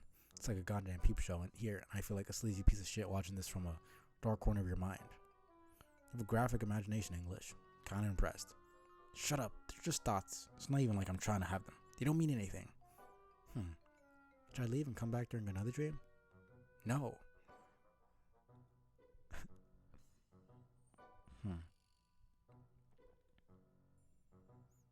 It's funny. Like, Garania and Vriska are the complete opposite for me. Because when I first got introduced to Vriska, I hated the shit out of her. Like, I did not hate a single character as much as I did her when I first read this shit. And then I loved her at the end. With Arania, I thought she was fucking amazing at the beginning, and then I completely despised her by the end. So it's funny how that works. Okay then, what's this? Illustrated story of some sort? Oh hey, whoa, let's not worry about that, it's nothing really. Sure, give me that, okay? Why are you getting flustered about this literature? Is it pornographic? It does not strike me as indecent on a glance. So maybe our cultures have different standards? What? No, it's not that, it's just, I don't know, it's just an nerdy comic I read, it's no big deal. There's got to be other stuff to talk about. Let's see. Jake. Huh?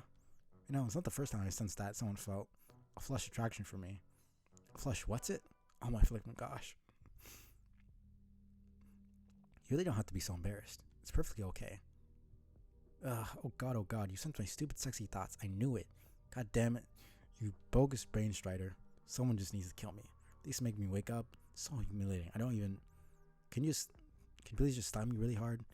If not in retribution for my ungentlemanly train of thought, then at least just to get me to wake up and save me from my own ceaseless buffoonery. Actually, I do believe it would be within the scope of my abilities to get you to wake up. Do you really want me to do that? Maybe? If it's true that you think I am attractive, then why wouldn't you want to spend a little more time with me here? What's the harm? Are you really in such a hurry to leave and feel sorry for yourself? For no explicable reason? It's like, I don't like this section. Like, she completely manipulates him and exploits his feelings of attraction for her, which is honestly kind of gross, because she's like, technically at human years, she's like 20 something. And he's like 16, which is just like really fucking predatory. And like, I feel like people don't talk about it as much as they should. Like, she kind of fucking grooms him, if I'm being honest. Like, she knows he has an attraction to her, and she just completely uses him for her own, you know, for her own bullshit. And I just really don't like her as a character. She's interesting enough, but like, she's really a horrible piece of shit that I cannot stand, honestly. She's perfectly fine right here. Even here, she's a bit insidious, but afterwards, just really irritating to deal with her. It'll be perfectly fine. She just yapped about bullshit, but she's had to go and get involved.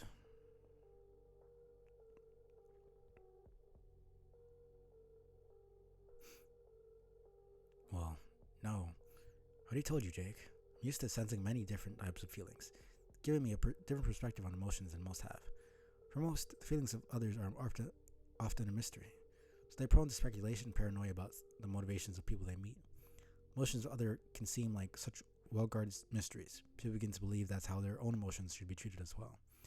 So when someone can read their thoughts easily, it feels like a violation. To one accustomed to reading those thoughts, there isn't the same perception of violation or secrecy. It's more like examining other self-evident facts about a person, like taking note of their appearance. It's still hard for non-psychics to understand this, even if you explain it to them. It can lead to some awkward relationships, unfortunately. It's like, well, I don't feel like I'm violating your privacy.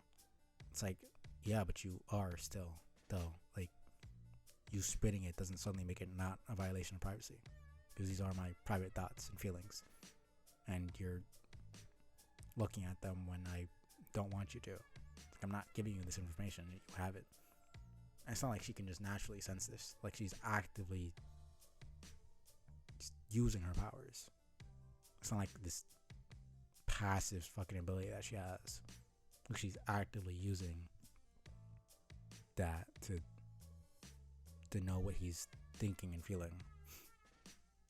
So it's not the same thing as if, I don't know, I just don't really like this entire situation.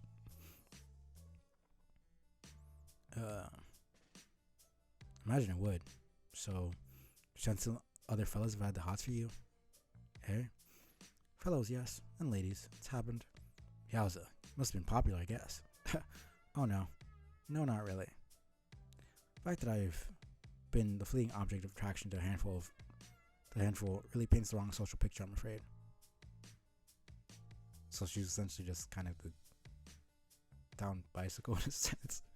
Now that I think about it, actually, a lot of the dancers were kind of just had a bunch of fucking flings with each other, and it was a lot more complicated relationships for them. Just kind of weird.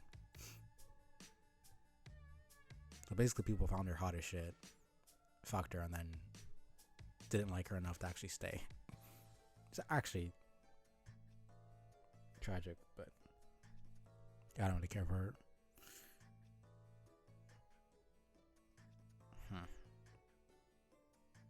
It's interesting because I didn't really think about that. I guess it all plays a big role in how she acts here and why she does the stupid shit she does. It makes sense. I just still don't like her. That's very hard to believe. It's my experience that people very often underestimate their own likability. I sense that feeling all the time. Probably because they're in doubt. They're in the dark about others' thoughts. They're usually in doubt, so they frequently err on the side of pessimism. In many cases, they would be surprised if they knew how many around them were open to friendship, possibly something more. Venture that if you had such a sense, you even might be surprised yourself. Ha! That's a laugh. I'm sure my only suitor is my best bro, and even then he is such a jumbled, stupid puzzle, unfathomable ironies. Not even sure about that half the time. Wish I had your powers, that would be top notch. I'd be parked on the corner of Relationship Lane and Easy Street. Get back in my eligible bachelor's limousine and never fuck up or ever say anything awkward like I've been doing nonstop so far in this dream. Let's not get carried away. Certainly does not describe my experience. You would think that being able to sense the occasional attraction from others would be advantageous, inspire confidence in yourself. And it is nice when that happens, sure. Then you feel the negative emotions directed at you as well, even if they are less common than the positive ones. You have a way of dwelling on them, magnifying them far, their real significance. It's funny how an ability to give you all the advantages in the world over others can lead you to feel worse about yourself than if you never had them. Pour all your energy into thinking about people with the bad feelings about you instead of the good, and you try your best to fix things. And it's still just your fault. Oh, this person doesn't like me. Let me try to be their friend and do things for them that they never asked me to do. And be this goody-goody person, which just ends up making them hate me more because this person they don't like is being all fucking kiss ass and doing shit. And that's just annoying. Like, I don't want to be around you. I don't like you for whatever reason. Why are you doing me these favors? Trying to fix shit that doesn't want to be fixed. It's just awkward. Like, you think you're doing me all these favors and doing this shit, and then you feel resentful that I don't magically fucking like you. And that's just not how this works. It's kind of an entitled attitude. I did things for you, so therefore now you should like me, and we should be friends now. It's like, I didn't really ask for that, and I still generally don't like your fucking personality, so I'm not obligated to give a shit about you.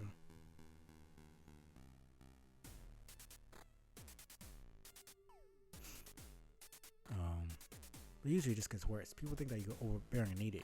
They don't understand what it is you want from them.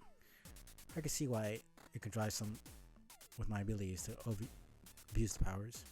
Fortunately, to is the temptation. So there are people on your planet who do that. But what I was from, it was rare. Only a few criminals and outcasts would.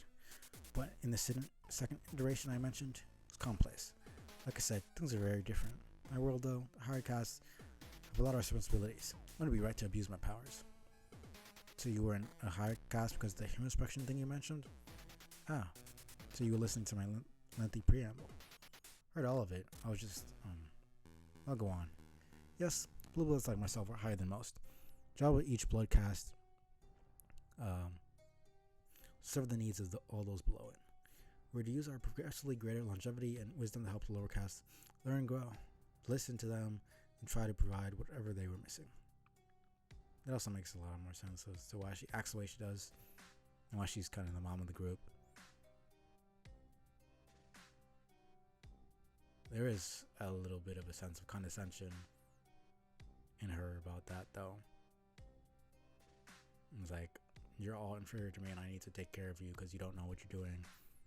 And of course, that would lend itself to a great deal of resentment and, hatred from people. Like a hierarchy, caretakers with increasing social responsibility. The order functions with and harmony, our civilization flourish. Sure is a neat sounding science fiction utopia. Wait, I mean science reality. Wait, then it all went to shit because of that meddlesome demon? Yes. Demon you say I'm supposed to defeat? Yes. Hang on. Would that be the same demon I'm named after? Who told you that? I guess I'm technically my own brain did. That's interesting. I wasn't planning on mentioning that. At least not just yet. Why? There's no reason to prematurely overcomplicate an already complicated tale. All facts will fall into place in due time. Yeah, that's true, right? More or less. Can you tell me anything more about this demon? All I know is he might be a skull monster. Wait, he is a skull monster, right? He most certainly is a skull monster. Very big and angry skull monster. Yes. Okay, but I think I should know more about him if I'm supposed to kill him.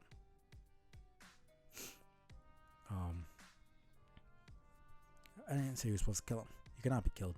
Long ago, he described this secret to indestructibility. Defeating a foe doesn't always involve killing. He has had many incarnations in many universes. Continue on your journey for long enough, you may encounter one of them. If you have become strong enough by then, you may be able to defeat him in combat. If that comes to pass, it will be the first defeat he has ever known. You would be providing the first glimmer of hope to others that someday he could be destroyed. So, you're saying I could do all this? Or that I will? For now, I'm saying that we should get going soon. If you'd like to meet the others before you wake up. Who? Is there anything else you want to show me before we go? I didn't mean to get a sidetrack like that. Nah, just some more boring junk. They're all from fanciful branches. There are these fanciful branches, but I don't know where they came from. I suspect dream sorcery.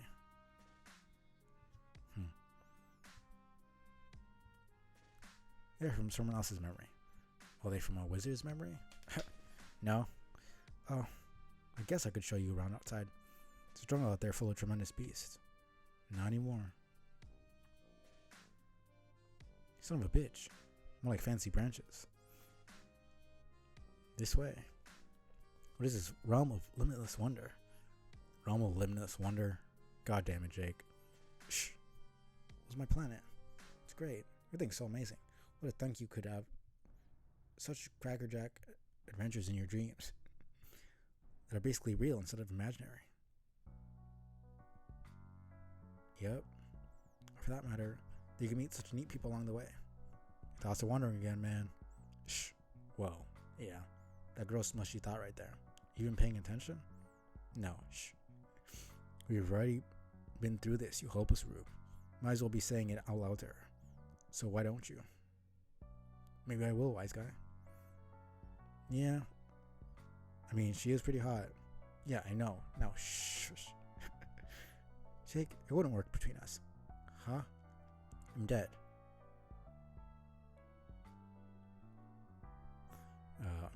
Yes, right. Perhaps you die too. Though, maybe not after too long. I don't know how I feel about that. If you were a lot older than me.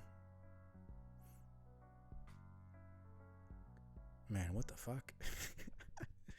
Although, technically, I'm already so much older than you. It would just be kind of strange if you were, physically my senior by any significant margin, you know? This is a weird fucking train of thought. Can you tell her that? No. I'm going to make you have a seizure and get you to mind the message to her with your spastic gyrations. Public thoughts would be my exclamation points. Screw you. You heard her. I totally have a shot.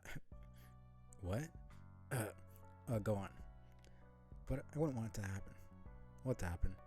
If you were to die soon, I want you to succeed at your quest and live a long, happy life. Man, I'm gonna come out and say it. Sprott is a total snore. Yeah, right, bro. Did you hear that? At least if I kick the bucket early, there'll be a, shall I say, silver lining. Wink, wink, nudge, nudge. It'll take the form of some spooky smooches from a smoking, ghostly troll babe. So shut your jealous trap. Wait. Oh dear. How loud was I talking just then? We were pretty much yelling. Ugh. If I were real, I would have given you a standing ovation right now. 5 out of 5 hats. God. Okay, just pretend to get that maybe? Not a chance. Not you, her. Her? Who? Me? Why don't you just tell me where we're going? I've got a small group of travelers for a meeting. They are briefly passing through this bubble, so hoping we can introduce ourselves to one another. Help orient an old friend of mine to the afterlife. Okay? Who's your friend? Another troll? She's supposed to be the Empress of all trolls, actually. Wow. So you died before she could be Empress, I guess? Not exactly, since she probably never would have been regardless. She didn't want the job. Why not? Rohai said each class had a duty to take care of the younger and more populous classes lower on the order. Well, hers was the highest of all.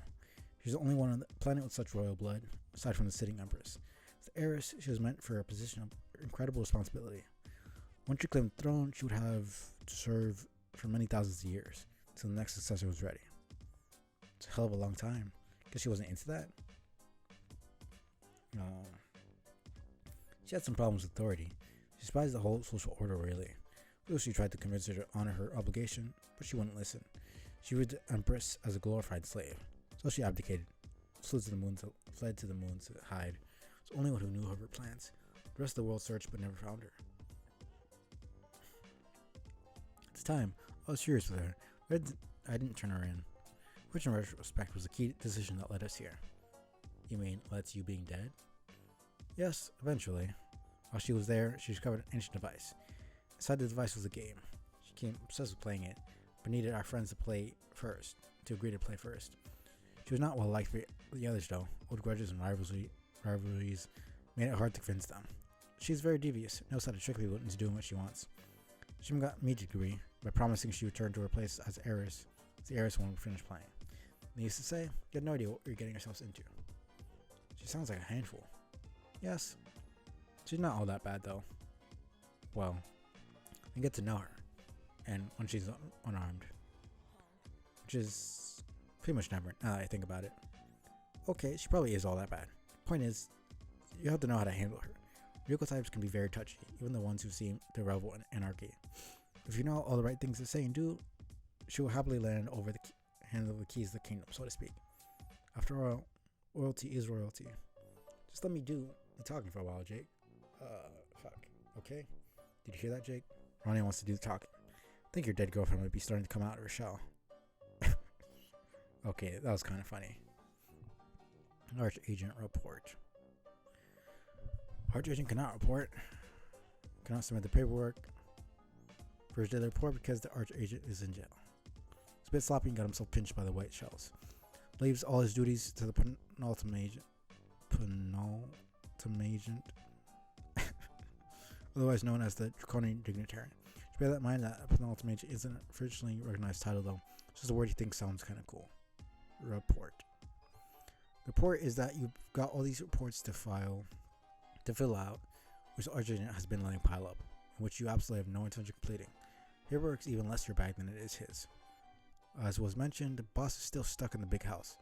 Got the Joel working on busting him out, but you said no particular hurry on that. You like to keep a casual administrative style. Boss is always in a hurry, all wound up like a knife holding top. Personally, you don't see the harm in playing it cool.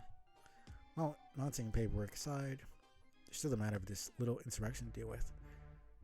The boy is still out there, piking heads, agitating subjects, getting everyone hot and bothered. Press is going berserk with it. Can only have so many reporters killed on any given news cycle. Can't forget about the girl either. She's still out there, going rogue. Wait, you mean AWOL. A stinging pun gets you every time. Puns are even less dignified than paperwork. Locate Prince. You can't. By now the kid is up to his goddamn neck in convoluted gothic architecture. Spurred fuck deep, flying buttresses, and purple pointy things. Even stopped by the boss's cubicle of vigilance and swiped up his fenestrated walls to make searching for him harder. Cunning bastard. This will be a fourth one. You don't know what happened to it. There's a rumor circulating that some old woman made out with it some time ago, before the new queen took over. What happened? It's nothing to worry about now. Go and spoke this kid out of hiding and need some help. So Alpha Jade took it. Just don't understand how they were able to get to Skya and back somehow without the game being activated yet.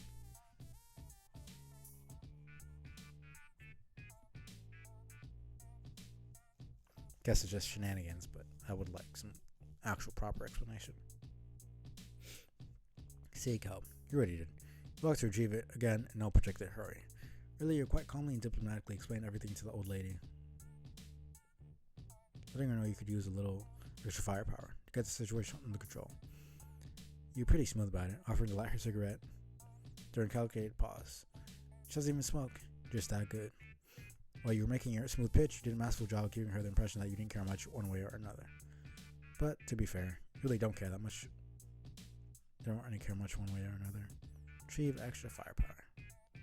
Response today gave you a clearance to employ service of Drone Gorg.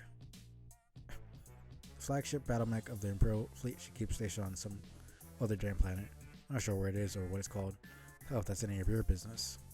Now Drone Gorg and ride into battle. No, you feel completely ridiculous piloting that thing. It's bad luck for you. No style at all. Only utter fool will get a kick out of prancing around that asinine getup. It's a classy gesture by the queen, but you told her you'd have to pass. Doesn't do no good to spurn generosity from a beautiful and deadly woman. Thank her for the kind offer and tactfully thoughtful up an alternative.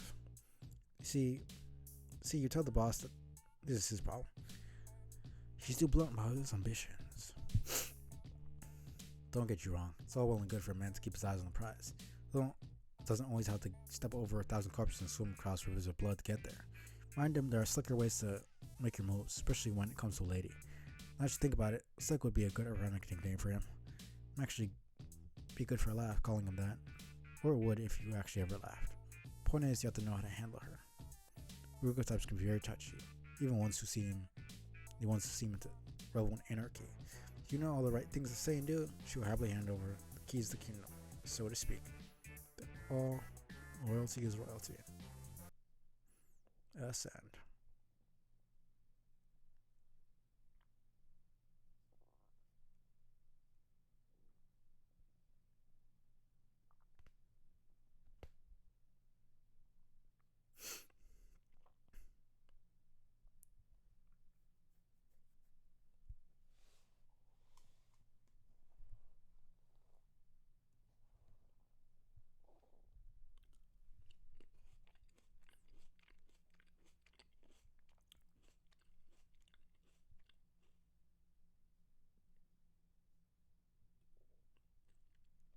You're not feeling it.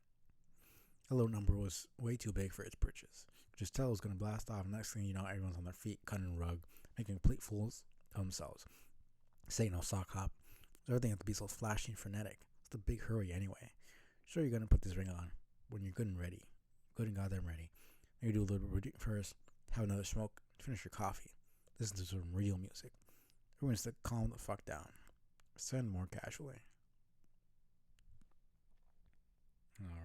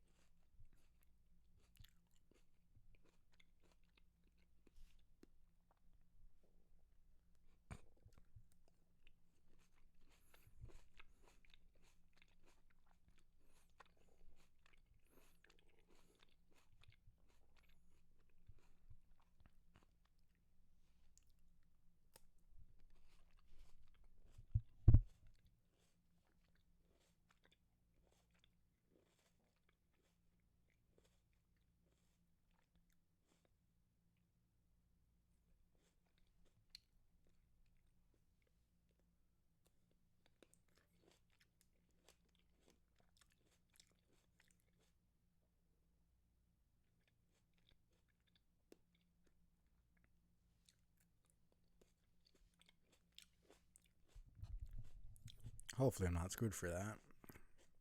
But I guess we'll just have to see. Surely we'll be fine, right? I'd actually kind of crash out if that.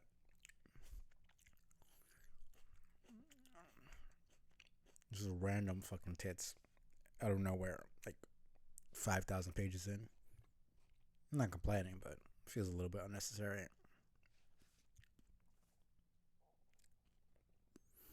Whatever.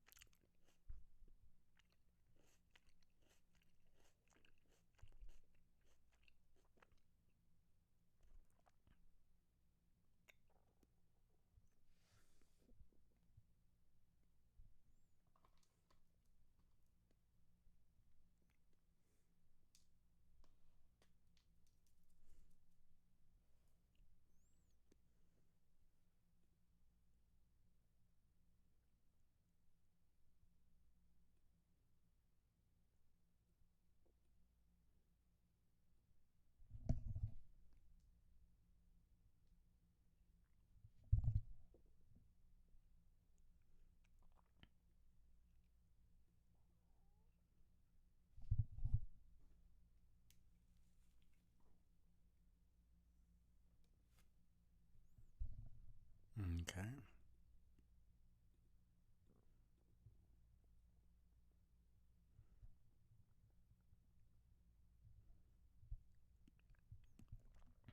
Nah, it's just weird.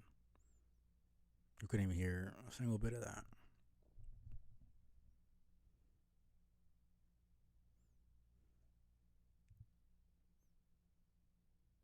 Like, literally not a single bit.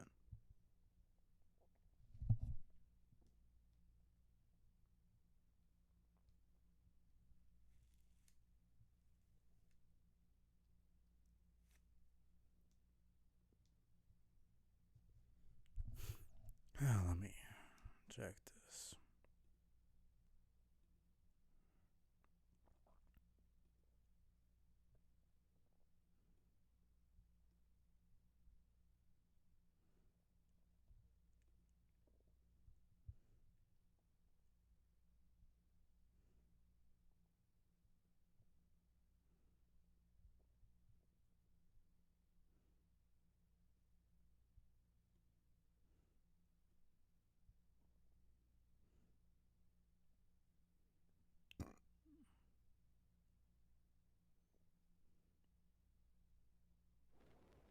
Okay, there we go.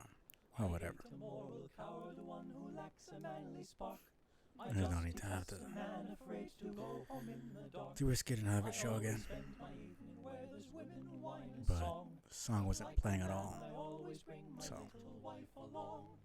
I'm a member of the midnight crew. I'm a night owl and a wise bird. No, I'll just leave it there. Home with the milk in the morning, singing the same old song. Rise with the moon, go to bed with the sun. Early to bed and you'll miss all the fun. Ring your wife in trouble, it will never trouble you. Make her a member of the midnight crew. Wah, wah, wah, wah, wah, wah, wah, wah. The fun doesn't stop till 12 on happy old Broadway. So what's the use of going home until the break of day? Now something confidential, whisper not above a breath. I once went home at 2 a.m. and scared my wife to death. I'm a member of the midnight crew. I'm a night owl and a wise bird too. Home with the milk in the morning, singing the same old song. Rise with the moon, go to bed with the sun. Early to bed and you'll miss all the fun. Bring your wife in trouble, it will never trouble you. Make her a member of the midnight crew. Wah, wah, wah, wah, wah, wah, wah, wah, wah. I never shall forget the night I made 6 rappers run. Although I didn't have a knife, a blackjack, or a gun, I proved myself a hero of a very high degree. I ran for home and 6 of them were running after me.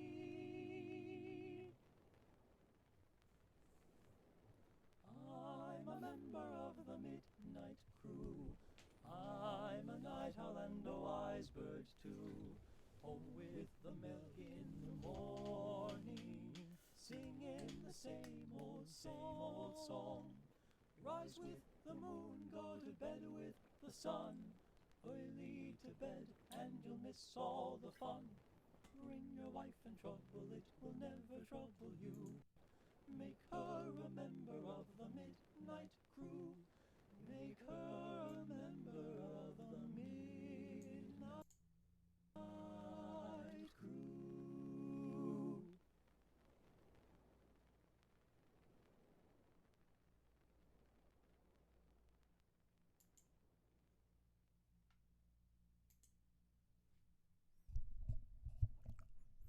Yeah, lagged like a bunch for no reason at the end there.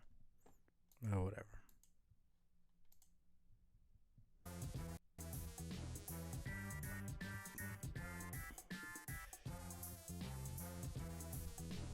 There's a lot of bullshitting around. Calmly, casually put on the ring of orbs, no fold. Phenomenal transformation takes place. You become. My god. You become. Draconian dignitary. Really, you don't know why everyone's always got to be transforming from things into other things. Taking on these wild appearance modifications just for a little boost in power always struck you as a bit tacky. That's tacky. Where's the class? Just takes no creativity or guile for these villain types to grab a little power through such outlandish transformations. No imagination at all. We're utterly astounded by how shitty their imagination is. Imagination was a face, you would shoot it. In the face. Unleash awesome powers to ring. Awesome powers? Let's see. Guess I can probably make it visible. Yep, there you go. Visible, just like you thought. What else is a magical ring of void gonna do? It's like a magical ring 101. Real basic stuff. Okay, that's cool. Stop being visible. Stop being visible. Not a lot of style with invisibility. Apparently because nobody gets to see how damn smooth you're being. It's kind of a pointless power anyway. Some real dime store parlor trickery. That's not even a fucking word. Why did I say that? That's just a waste of everyone's time. No one will ever use it again. That's sure not going to help you track down that elusive kid. Sooner or later, he's going to find out. It's much harder to outrun the ring's true power. Use red miles. Kid can't escape the miles. No one can escape the miles. Keep looking for Dad. You've been following a trail of clues on your quest to sleuth the whereabouts of your errant father. Seems to have left a variety of items behind.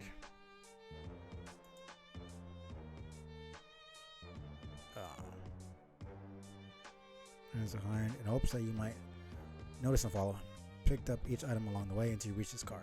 Squeaky clean from today's earlier automotive ablutions. Obviously, there's no way you can pick it up. It's probably the last thing you'll have to leave behind. This means your trail is about to go cold. Hang on, little Sebastian is just running further ahead. Seems there's another clue in the path. Investigate clue. To Dad's wallet. This is surely the end of the line. It is another crypt. Wonder if he went in there? There's another one of those obelisks nearby, shining a light down a pit, serving some dang purpose. Probably some ridiculous bearing on a puzzle like 5 miles away. Activating elevator, conveyor belt, or something just leads to yet another stupid old skull. Actually, looks like there's one more thing in the wallet. It's a note. Examine note. Daughter, if you're reading this, it means you are now strong enough to lift the piano over your head, shatter it to pieces. While the instrument is expensive, it is a small price to pay for this important step on your journey to becoming a powerful, independent young woman. I'm so proud of you. What the? Think your dad maybe left the wrong note in the wallet? Probably meant to leave you one pretending how you're mature enough to inherit his wallet. What a big responsibility a wallet is for a strong young woman or something like that. Dad leaves tons of notes like this around for such occasions. It's probably easy for him to get them mixed up sometimes. He's still a highly professional and competent father, but the guy is still fallible after all. Duh. Get the car. Now armed with your father's roomy, sleek leather wallet, you retrieve the family sedan. ease. Looks like a cool pair of shades wants to talk about your sweetener ride. Shred it. What? You have the car. Now shred it. Turn it to grist. Oh, no. I'm not going to destroy my dad's car. We need grist though. Can't get any buildings done without more. Not to mention the fact that you're not going to be able to make any cool shit. There has to be a better way to gather up grist though. Well, I think there are supposed to be monsters here. I haven't seen any monsters yet, have you? No, and I can't say I'm too disappointed. You should be though. Presumably they will drop grist and stuff when you kill them. Treasure. Food products that restore your health. Or at least make you less hungry. Haven't you ever played a video game, Jane? Of course I have. That's cool. Haven't, since I'm a pair of sunglasses. Commuting with such simplistic software would be a trivial and hollow exercise for me. But I know loads of stuff about games. The fact that you gotta kill monsters if you want to make progress. If not to snatch up the bitch and loot, at least for the levels. Levels? How are you gonna be better at fighting without killing monsters, Jane? I think I've done a fair job of scaling my edge ladder without resorting to the slaughter of instant fictional monsters, thank you very much. I mean, they're not fictional when they're right in front of your face and you're killing them. And how they innocent if they're monsters. It's not how those two words work. Please. You've barely done any climbing at all. Talking about hopping more rungs than what playing a little prank on your dad or throwing your hat on the ground super hard is gonna get you. You need battle experience to make some real headway. Jake. Getting a little tired of various iterations of Dirk trying to tell me how I need to be more like Jake. I know you think Jake is neat. I know all Dirksters think. Just adore Jake. I get it. Wow, chill out. This isn't about whatever stuff you're apparently fixing to twist your shit and press over. You just need to get stronger is all. Don't you think that's what your dad would want? You don't need to remind me about that. Suddenly having flashbacks to a few years ago when he would ambush me every day for pointless round of strife. Boy, just getting swatted with brooms and having cake shoved in your face get old fast. Yeah, but in the process you got pretty handy with that fork spoon thingy, didn't you? Well, yes. It's like I just don't understand like that entire like she's pissed off that Dirk has a crush on Jake. That Jake and Dirk are most likely going to start going out now, and that she fucked up.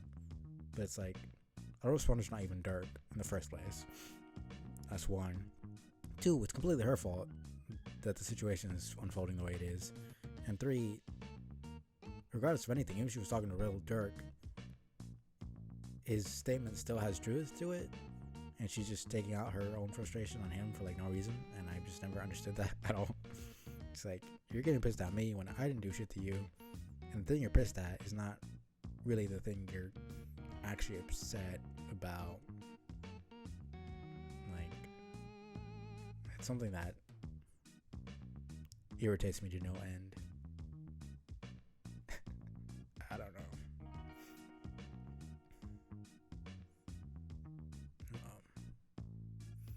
I'm just saying, if you don't run into any monsters on this planet, I think I'm going to have to set the bunny to spar mode to help you along. I'm not going to spar with little Sebastian. He's too quick and deadly to fight with. And also too adorable. Okay, we'll see about that. In the meantime, we need to figure out a way to start harvesting grist. Let's forget the car. Now that you have the wallet, you can grab much bigger things. Big things have got to be worth more grist than all the picayune. That is a word I've not seen, like, basically ever. Pretty sure it just means small or trivial. I gotta. Yeah, I'm searching it up. Pretty sure I'm right. Small or trivial. Something like that. Minuscule. Oh, come on, man. Yeah, I was right. Trivial.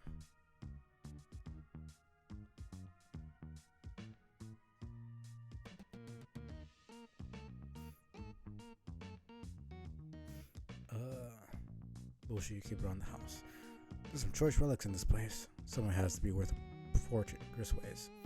Could be right. I'll give it a try.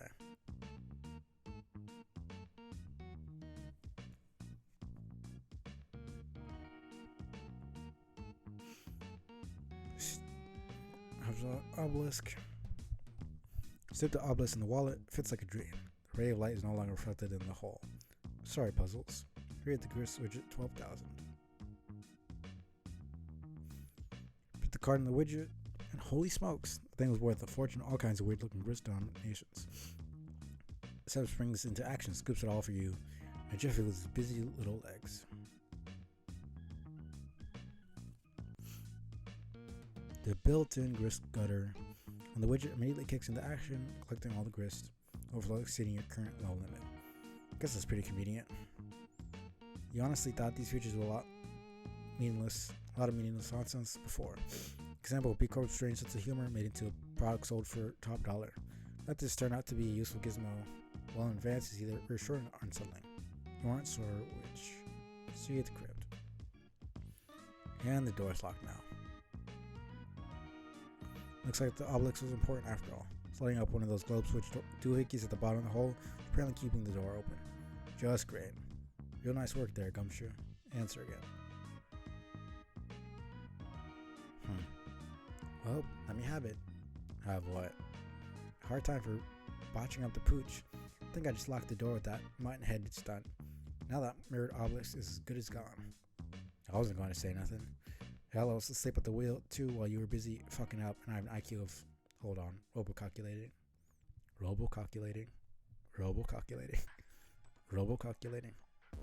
Oh, brother. Robo-calculating? About 500 billion. That is really, really robo-smart. Don't get human fresh with me, Crocker. I'll have to bring all I've under billion points with stringent cyber IQ to bear on your dumb problem. Check it out. Took a note of the capture code to the thing and recorded a digital flash snap of its appearance through my photographic silicone memory canals. To say I looked at the 8 alphanumeric digits a couple minutes ago and remember them. Okay. Give the bunny the wallet. I'll have him run back to the house and make you a new obelisk with the same grist you just collected from it. Stash it in the wallet and run back to you. Then you can open the door. Shouldn't be waiting around too long because he's real spry. Which is exactly why you should wait here. You just slow him down. Alright, I think I can do that. What should I do in the meantime? Let me think about that. Robo calculator? Oh, stop it. Okay. None of our friends will answer me. What are we up to? You must at least know what Jerky's doing. He's slicing up some drones. Some what? Big red robots. Busy for a while. Actually, I'm not sure about, but there's a pretty high probability she's governed by the immutable laws of mathematics. She is preoccupied similarly.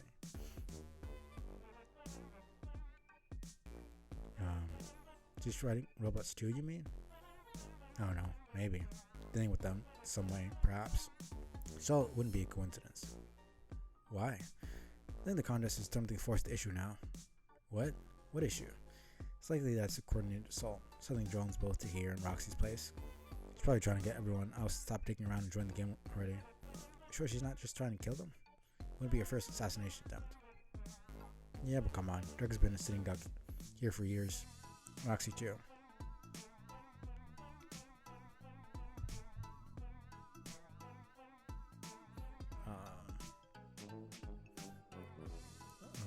She could have wiped them out anytime with a swarm much bigger than this one. Just nuked them.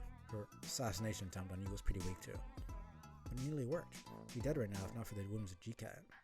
Right, she still thinks that it was the contest and not Roxy. Roxy still hasn't admitted that to her. Right. I could trust the motives of that fucking thing. You're saying she's only pretending to hunt us? At least she probably would genuinely like to kill us. She's psycho after all. It's also obvious to me she needs us to begin playing this game for whatever fucked up purpose she has. She don't even need us to win it too, for all I know. Antagonism is all part of the dance. So then you're saying Dirk and Roxy aren't really in danger from the robots? Oh, I wouldn't say that. Still pretty deadly. They shoot missiles and stuff.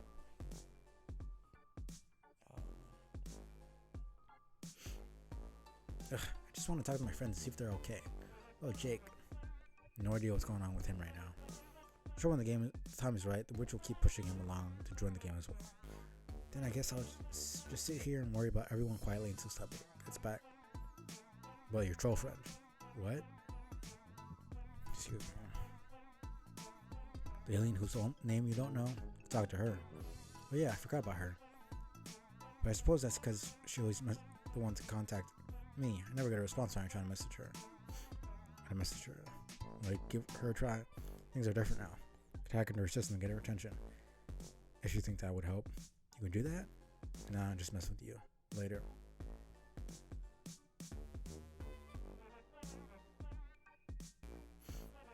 Hello? Are you there? Yes. Oh my, you answered. You never answer. Don't I? Oh no, I don't mean to be accusatory. I'm just surprised. Right then. What can I do for you? Oh, nothing in particular. I just thought it would be nice to catch up. Beginning to think I was the only one of my friends left alive. Maybe this gloomy place full of salamander bones with dusty old relics is starting to get to me. Not to mention that the most unwelcome presence of entrepreneurial clowns and their enormous cod pieces. Could be. Still trying to track down my father. Been gathering clues and I may be getting close. Do you by any chance know if I might see him soon? Are you there? Oh, yes.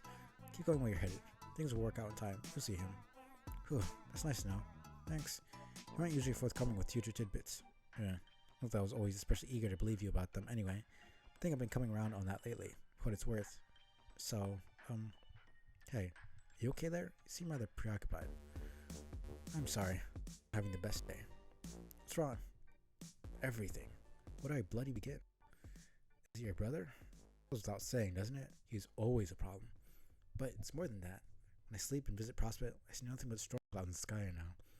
My great, big, lovely ball of blue has been going over. Soon I fear it will be completely black, and the kingdom will be more between us. His threat to kill me accompanies as his usual bravado. Fear may come down to having to kill him first. Although I'm not sure exactly how I would go about this, even if I will even be up to the task. I had no idea things had gotten this grim for you. I'm so sorry. Yes, but I'll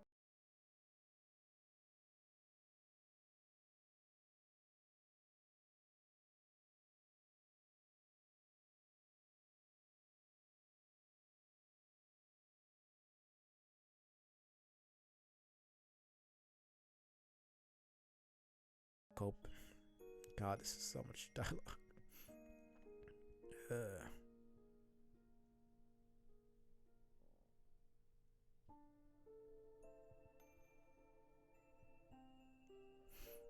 real trouble, though, is I'm not sure if I can play a successful session without him. Two-player session was already risky enough, satisfying bare minimum playing conditions, and I had it on good authority that two of us would be able to succeed, particularly giving our, well, without intending to boast, various advantages. But I have no idea if a session of one is viable. I honestly cannot, for the life of me, imagine how. It may well result in a void session like yours, but without the promise of extenuating circumstances. Are you sure it's hopeless without him? Can't reach a truce just for the sake of playing? Used to hope so, but I doubt it now. He barely cares about the game itself, other than as a means of escaping our planet. He's always been more motivated by the ongoing game between us. I think you have alluded to this before, but I never really understood. What game? Well, it is simple. Playing a game together. We've been forced to for as long as we've known each other. But the rules are complicated and often shifting. They don't always make sense. At least, they wouldn't to you. Try me. Many would not recognize as rules so much as superstitions. A variety of caveats and stipulations, things that would invite misfortune were I to break, be very bad juju. I've not been able to tell you my name for this reason. Doing so would lead us down a very slippery slope. But I wanted to tell you so. Open reluctance does not compromise our friendship. Of course not. Wrote off your reticence as one of your many eccentricities long ago. I still want to understand this game with your brother, though. Could you describe some of the other rules? Yes. We both renounced hemotyping until the resolution. Hemotyping is in the same vein, pardon the pun, as a quirk. It's the old tradition whereby one types in his or her own blood color. So he and I embraced neutral tones to speak it for the time being. Most humans do not practice hemotyping, presumably due to lacking diversity in blood class. But your race has varied blood color? Yes. What yours? Then what yours be? I forgot how tiring this is. I forgot I'm still at Jake. Why am I doing this?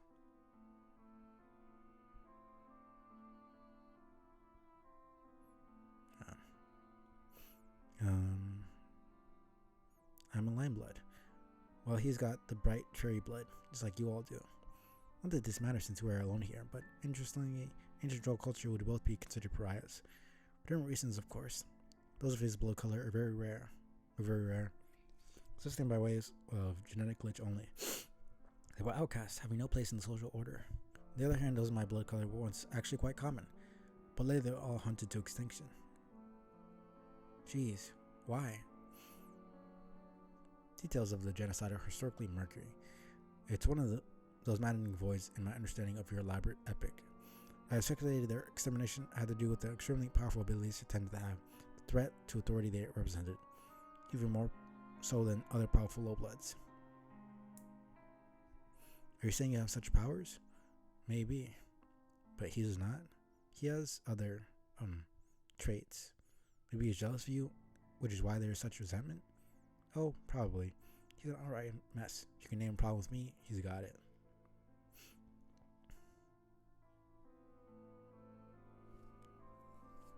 The way you described it, I always envisioned your contentious relationship as one played out mostly online.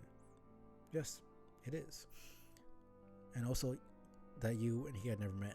Some things you have said lately appear to contradict this. Jane, I'm sorry, but this is something I just cannot get into.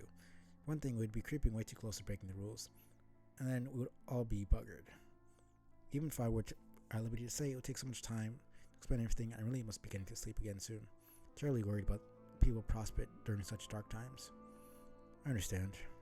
Suffice to say, all games that are played have boundaries. I think I'll finish this and then just end, because I keep thinking, only have 40 pages left, and each freaking dialogue box keeps getting bigger and bigger. It's also basically 2 a.m. here, and it's not like there's anyone even watching this damn stream. Also just tired. I keep forgetting how much dialogue there is in this second half. Like, the first 4,000 pages were not that bad. Then these next 4,000, there's not only a bunch of fucking dialogue in almost every single page, but then there's so many flashes, and a lot of them are way, way, way longer than the other ones. And there's fucking intermissions and shit.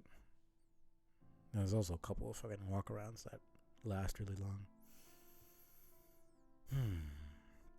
Stage to which all pieces and moves are combined.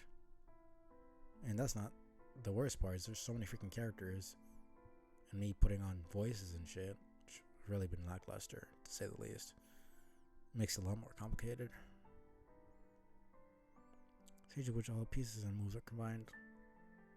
Like, Jane and Calliope right now don't really have differing voices, honestly.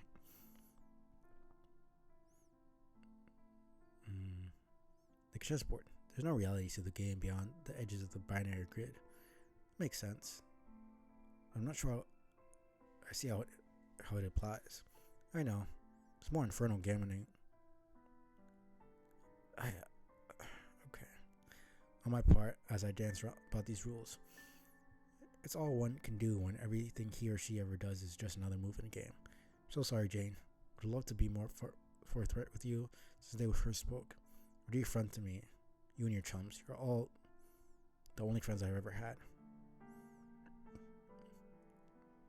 I was planning on giving you a gift. You were? Yes, but I was going to wait until completing my quest before sending it to you.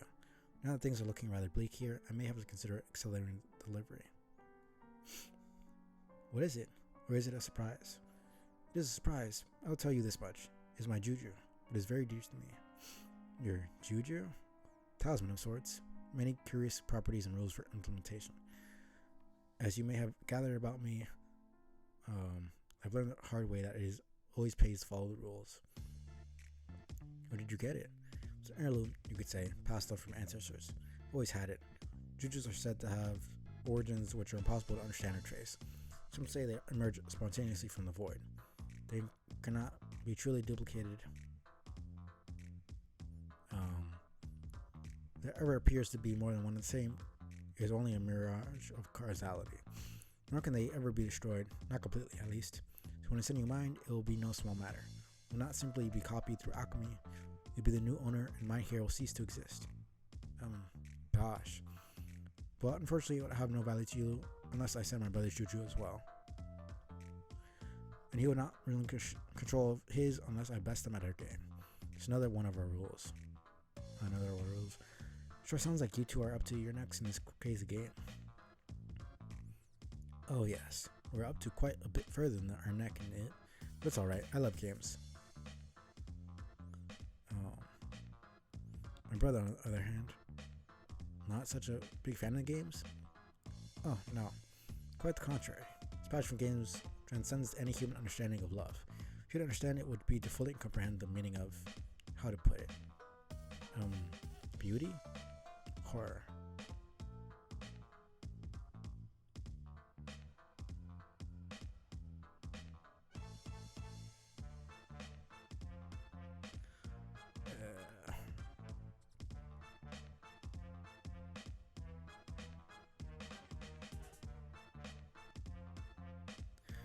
Yeah, I'm good.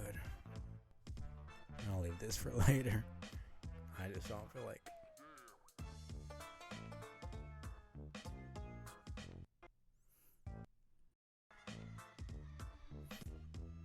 I just really don't feel like.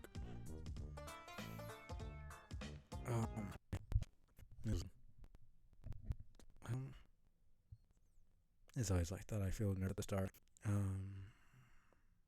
But yeah, whatever. Yeah, I'll try to stream chance I get in between other streams and shit. Actually,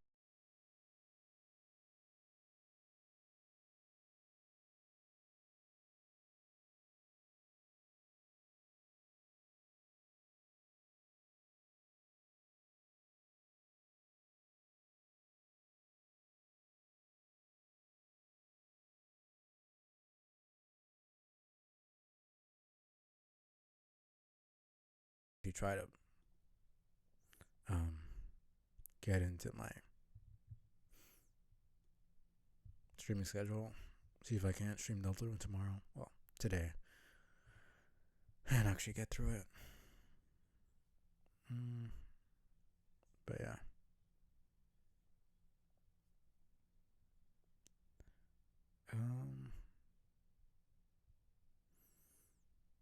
See, I mean, there's not even anybody here, so I'm not sure if I can raid somebody.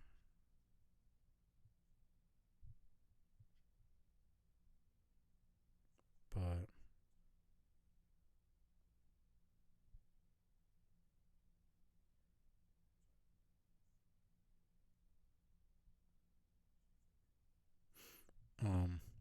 but yeah, I will be back today.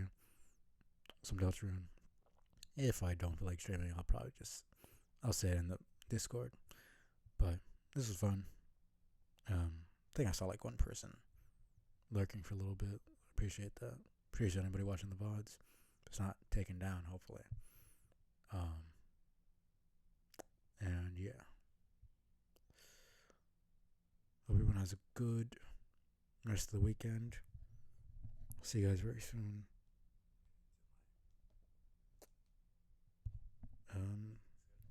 Yeah, stream delay is happening as always, but let's wait for a bit and then I say wait, but I'll raid out. Yeah, peace out.